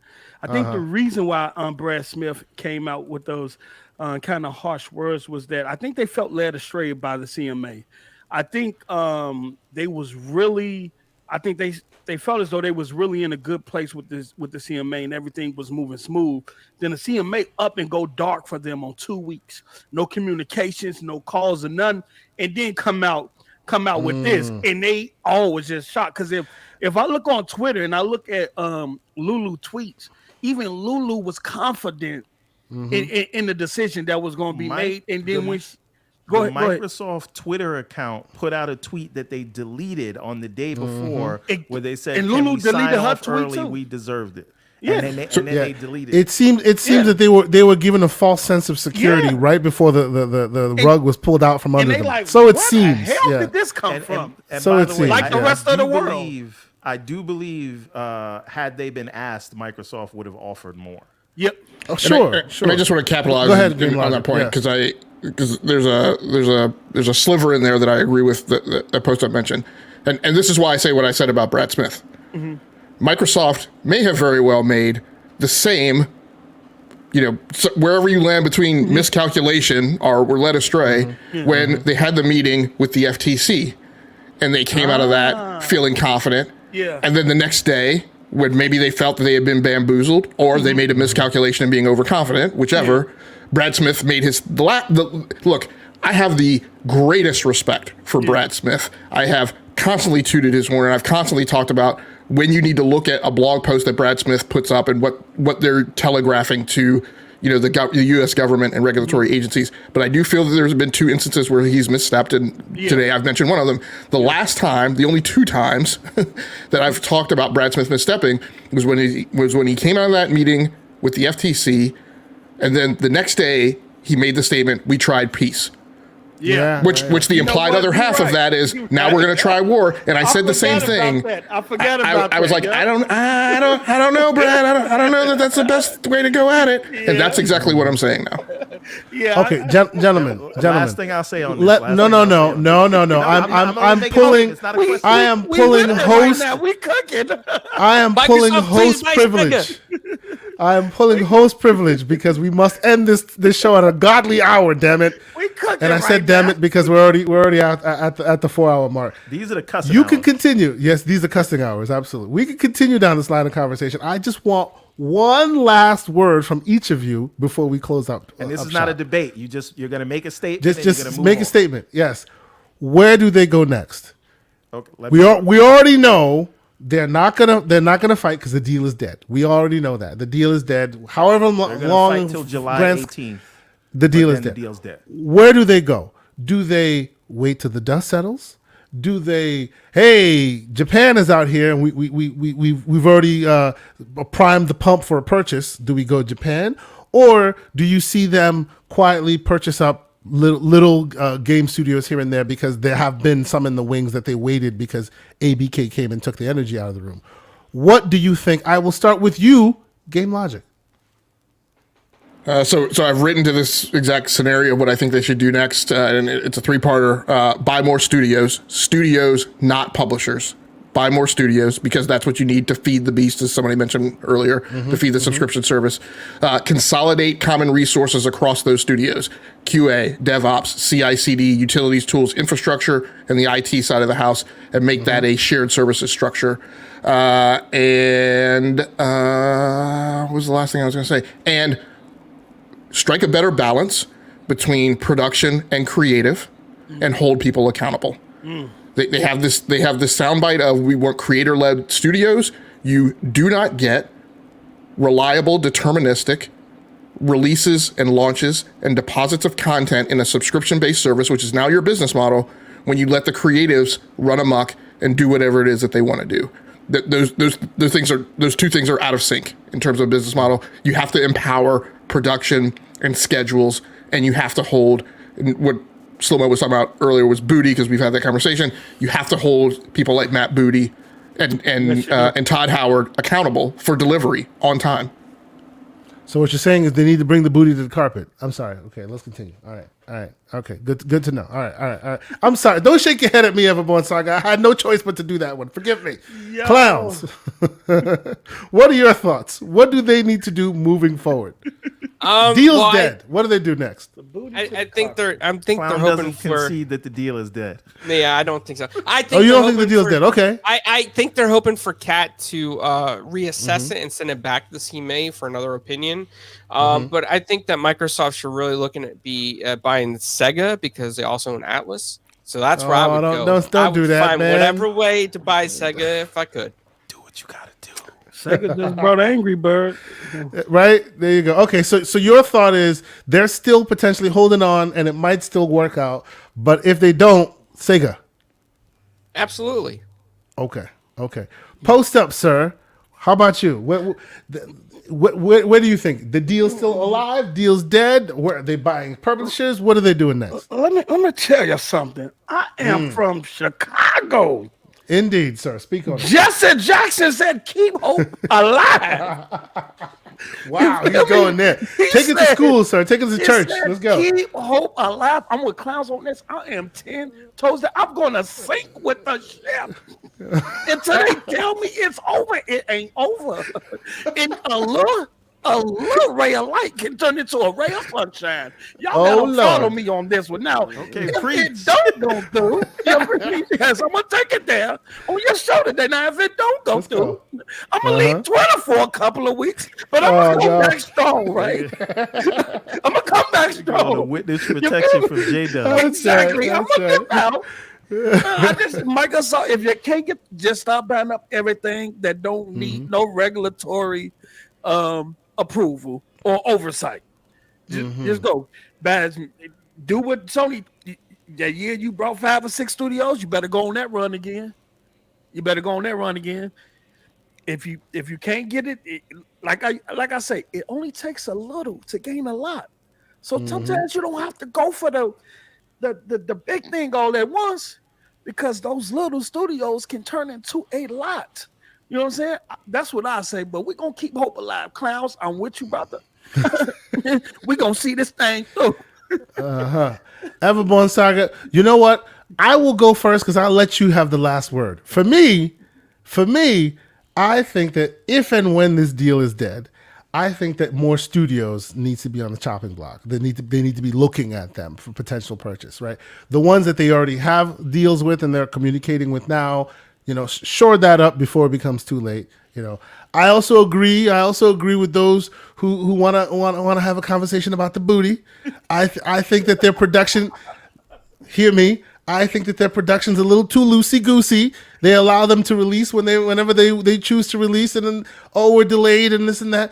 Y'all got to tighten the ship up a little bit, right? The booty too loose. I'm sorry. Sorry. We had to do that. Right, pause. I'm sorry. I had to do that one. But that's me. Mr. Everborn Saga. Okay. We know Sega, yes. Well, no. Try not to be typecasted for once. Come on. I want to keep it interesting, right? So so I am barred from saying Sega because it won't be. Oh, is he? Right? Fantastic. All right. So what are they doing? What are they doing? Now, I do think they go for a publisher that won't trip the regulatory scales, but not right away.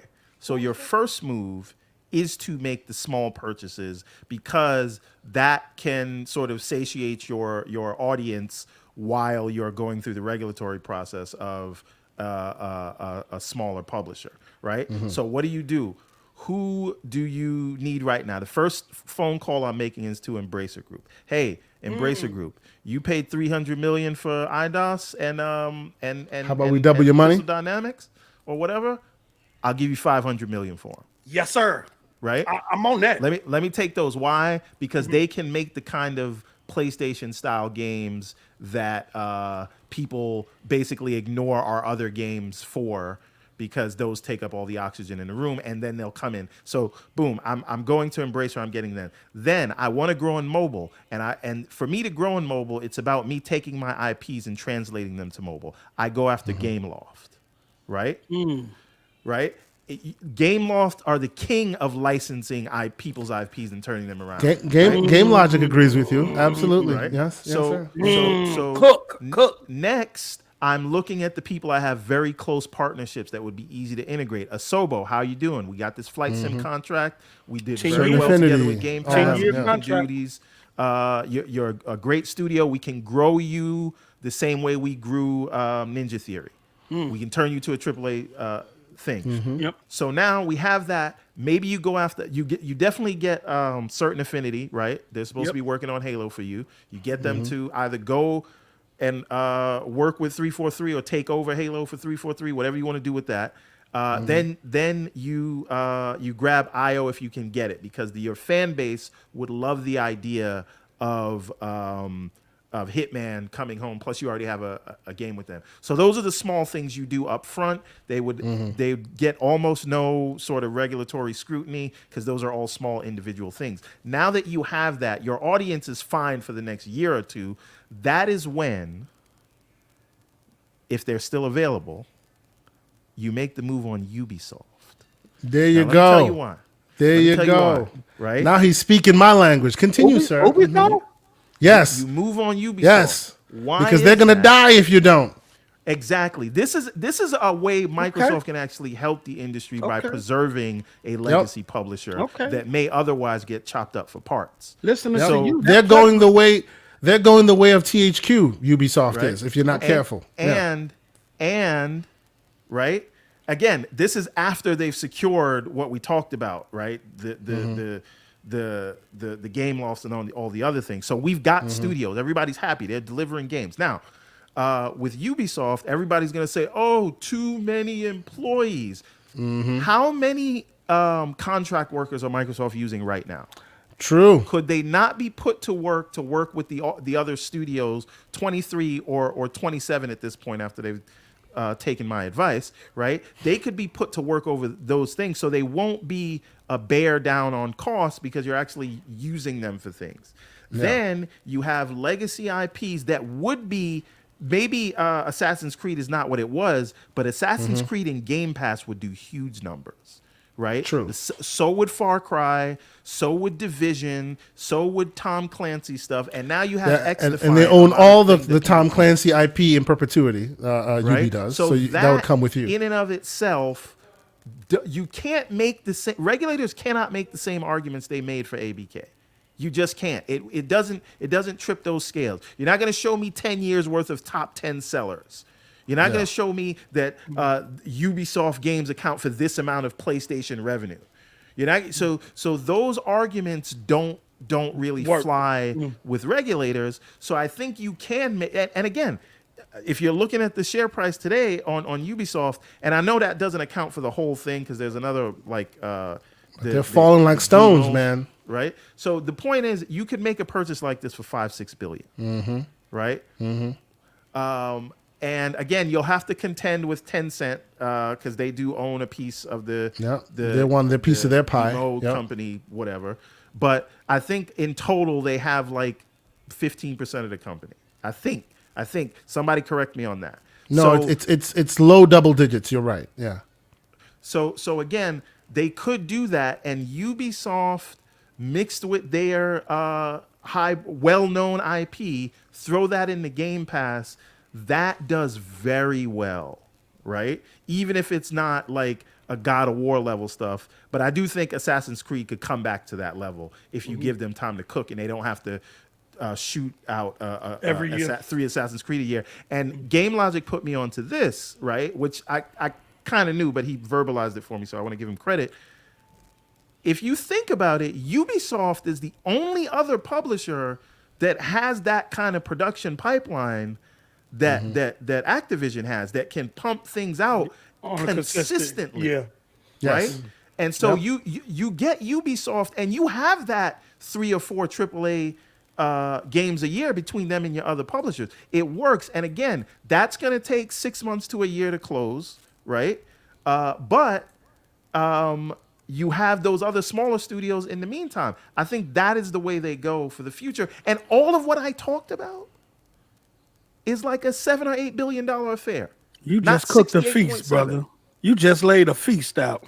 And you were just asked, no mention of Japanese studio. You haven't been paying attention. All he wants is Sega. Let's just be That's real. all he wants is Sega. Sega. That's all he wants is Sega. It is what Yeah, it but is. y'all don't want to hear me say Sega again. No, we don't, because it's getting tired at this point. It's getting old hat at But this what point. you just laid out is interesting because I didn't even Yeah. see it from that perspective. In the studios you named, too. We as had well. this episode called The Devil's Advocate where he and I sat down, and actually I think his was Square Enix and mine was Ubisoft. But now we're switching a little bit. But no, those are two very Square good. Enix is just to be spiteful, right? Like Sony gave you a hard time this year. Give That's them right. a hard time. Go. No, take but Square I out agree. there. I wholeheartedly agree that Ubi is a very interesting factor in this equation. That they're just sitting there, even after they make their game successful, they're still not able to feed their company because there's too many people, right? So as long as Microsoft could make use of it, it'd be very advantageous for them to pick it up and then get them to their creative juices rather than all the stuff that they're doing right now. But Kay, you are of the assumption that right now that Ubisoft is on his deathbed.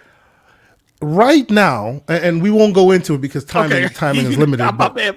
right now, the amount of money they use to make their games and the amount of money they get back from their games is completely lopsided with over 10,000 employees. Wow. They are not being successful. They're not, because there's too much overhead, and they've whittled all their games down to a live microtransaction point. And it seems like people are losing, and you see the UB Plus service coming now. Nobody's willing to pay for that. Nah. The old back in the day Ubisoft, people were very much lining up to do that. But the Ubisoft of today is not that Ubisoft, and they need money. That's why they are not that Ubisoft. Shrunk too, didn't it? The market Yes. cap shrunk a bit. Oh, it shrunk lower than Sega. Wow. It shrunk lower than Sega. Yes, they shrunk lower than Sega, and they for a while were the big, huge publisher in the space that's ready to jump whenever anything new is happening. When Stadia was first announced, who was the first one there? Ubisoft. They tested the Stadia infrastructure with an Assassin's Creed game.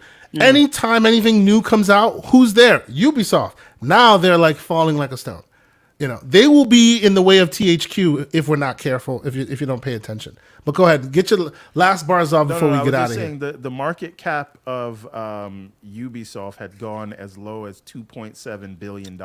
Yeah. Right now it's up to 3.6. But even Sega is up to almost 4.2 billion. They are on their Sega knees, right ladies and gentlemen. now. Ubi's is down. Ubisoft was when they're around here's the 18 thing. billion at one If point. you can go check this out. What did we say that they make when we checked it out? Like 400, 500 million in revenue? They had 400 million in their revenue, but the net was, I think, The net was 89 million. Was like 89 million. Yeah. They are not turning it around. They spend too much, don't get enough back. They just don't. So Everborn and I were hypothesizing, why not just instead of buying Ubi, why not Microsoft go hand them a bag and say, here, all your development costs are covered. You can continue selling as you sell, but then every game comes out on Game Pass day one. That will sure up your money. It'll give Microsoft something they need without having to go through all the regulatory hurdles. I'll tell you why they may not do that, because that would shift a lot of the sales toward a lot of the engagement and use towards Xbox. People would get used to that, and they would think Ubisoft content is Xbox becomes content, Xbox where content. We don't pay for it, and if Microsoft says this isn't working out for us anymore, now they cut it out, and now you're screwed. To their platform, right? Yes. So but I mean, you're on your knees right now, so you take what we can give you at this point. Anyway, we gotta go, man. That's it. We do. So okay. So as you can see, there's still a lot to be discussed. There's a lot to cover, but man, we don't have enough time in the day to cover it. We're almost at 5 hours. Holy crap. Anyway, I want to thank all of our special guests for being here. First and foremost, Italian Clownz, sir. thank you so much for being here. Wanted you on the show for a while now, and what an auspicious show for you to jump into. You had a lot of great points. I'm sure that the conversation will continue into the DMs and into the Twitter streets and whatnot. So tell the fine folks where they can find you in case they don't know what it is that you're doing in this community this week. Awesome. Well, thanks for having me, guys. A lot of great debates. Enjoying talking to Post Up again, GameLogIQ, Everborn, UK Asante as well. You can find me on 4GQ TV Thursday nights. We have some interviews coming up, but the next one that we actually got scheduled is with Tom Cook, who is from Filmation and Hanna-Barbera. He did a lot of old stuff like Super Friends, Smurfs, He-Man, She-Ra. So look forward to that. Absolutely. Always appreciate your content and all the great people you get on your show, and a lot of great crazy interviews you've been doing. It's really awesome to see the growth. So yes, I will make sure I put all the stuff in the show notes. In case you don't know, if you're not subscribed to the man, check out the show notes when this thing posts live, and I put the timestamps in and everything. Make sure his information's in there as well. Thank you again for being here, Mr. Post Up, sir. Tell the fine people where they can keep up with your goings on the internet. I know you're going to be continuing this conversation in them Twitter streets. Oh yeah, they hate me. They hate me because I keep, dropping links, article updates, and everything. But I'm gonna keep doing it to. How dare you read, sir? Yeah. Who Give it taught up. you to read? Stop. They should have never given y'all books. Taught you Octagon? Stop it. This is ridiculous. What are we doing here? You can follow me on Twitter at postup_SOG, on YouTube at State of Gaming. Look, I want to thank you all, Everborn, K Asante, Clownz, GameLogIQ, an incredible conversation. I love podcasts like this where I can learn. I've learned, from different aspects and different perspectives of the deal. Like you were saying, K Asante, it's more about the conversation. Regardless if we disagree or agree with each other, the important thing is the conversation and what we are able to take from it. And I took a lot from you all today. Thanks for having me. Clownz, we go back to Cal days, man. So it was good seeing you again. It was good podcasting with you again, man.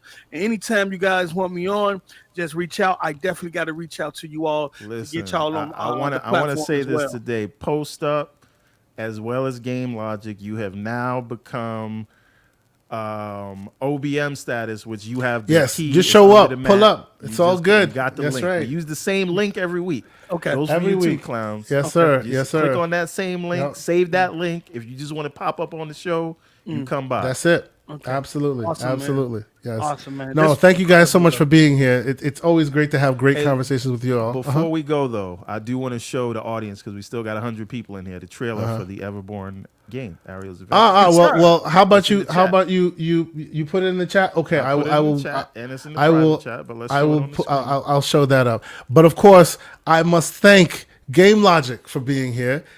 Thank you so much for being here. As Everborn has said, you are at the level. Whenever you feel the need to come by, you share the link. Hey, I have some bars I need to drop. We are always appreciative of you being here.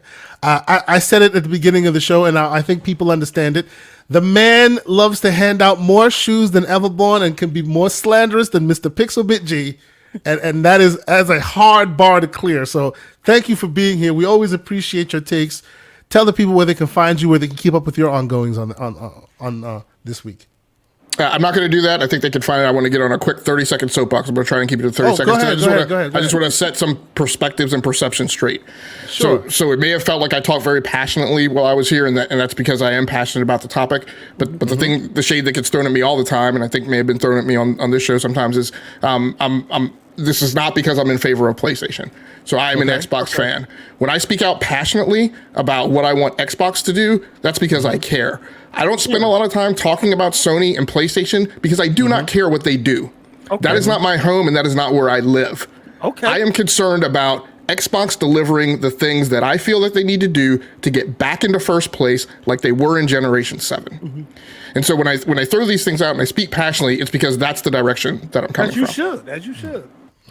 And we appreciate you, sir. We absolutely appreciate. Hey, You know, they're not people here throwing stones because they're PlayStation fans or whatever. Hey, we're here for the debate. We're here for the back and forth. Whether you are on the side of Xbox or not, if you feel like you have a conversation to bring to this debate, we are more than happy to have you. And as we said, this is not the Lion's Den. This is a safe place for everyone to be able to drop their ideas. I enjoyed this. Go ahead, perspective. everyone. I enjoyed this. We are very selective with who we bring on the show. It's not about whatever your point of view is.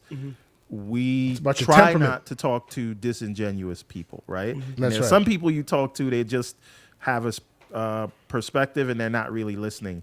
This isn't a church, right? This is a discussion, right? So we like to run a show where agreement is not a prerequisite of joining. So if we think, first of all, I consider GameLogIQ an amazing source of knowledge and a friend or all that.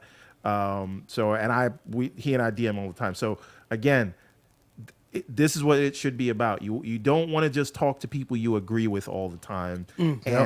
When you throw a label on someone just because you disagree with their take, that is because you don't want to process what they're saying. It's a shorthanded way of saying, I don't want to listen to what you have to say because you're saying too many big words with syllables. So I'm just going to throw this label on you and then I don't have to listen to it because I can say everything you say is tainted with that. And it doesn't need to be that, right? Yeah. We're just having conversations. Nobody has to agree with you. And if you feel like someone has to agree with all your points, then you didn't really believe them. But anyway, let's put the trailer on. And TK, just my last 10 seconds. And I will also throw out one slight bit of advice for anybody else who is also an Xbox fan. I would pitch, worry less about what PlayStation is doing, about what Sony's doing, and focus more intently on what we need, what we demand, and the things that we need to do to get our own house in order. Let's focus on that first and focus on everything else second. I propose. Talk, gang. And while I agree with that, I will say, remember, the Xbox ecosystem is not just your box. If you're sick and tired of the 30 frames per second, if you're sick and tired, if you are sick and tired of the 30 frames per second, they have a different device for you. And this is advice for all 100 people still rocking with us. Here is the Everborn Saga video, the game trailer that we will then go out on. But remember, if you're sick and tired of Redfall running at 30 frames per second, you know what to do. Just say it. Now, Everborn, I did not play the audio. Should I be playing the audio as well? No, don't play the audio because I don't want it to be any copyright strike. Because they gave me one, even though this is like though it's your content. It's also royalty free music, and they still gave me the. They still gave you the ding. Okay. Well, ladies and gentlemen, so that you see on the screen here, this is Everborn Saga's footage for the game trailer. This was also announced and shown off at CIS 2023, which is the first time he released it. So good on you, good sir. And we're looking forward to seeing some new updates. We're looking forward to seeing some new patches and, potentially letting some of us play the new iteration of Era's Adventure. This was 100% developed by me. Mm-hmm. And you should be proud of that. This is incredible. Been working on it on and off for the last 5 years. Okay. I'm using Xbox production schedules. Man, we can't even leave without the slander. What are we doing here? This is crazy. Absolutely. Okay. But it's all tied to the comics. It's all. And I'm sure we're supposed to hear more comics conversations come up soon, right? Well, right? New book. Whenever Clownz has me on the show, we'll talk. Yes. There you go. Okay. All right. See. All right. So, well, with that, for myself, Mr. Everborn Saga, Italian Clownz, GameLogIQ, Post Up, and OBM, who will also information will also be in the super chat in the show notes. I say thank you guys so much for watching. Thank you guys for the super chats. Thank you guys for the continued support and everybody in the chat, continuing the conversation. Always great to continue to do that with us. until next weekend, there's still a lot of gaming to be done. There's still a lot of conversations to be had, and I know it's going to be had in various other shows. Catch me in those DMs. We'll be having the conversation continuing there as well. But until next week, hopefully our technical issues don't continue to have us back on this this backup of a service. We will be back at you with a new show, hopefully with cleaner visuals. Until then, have a good weekend. Keep it gaming.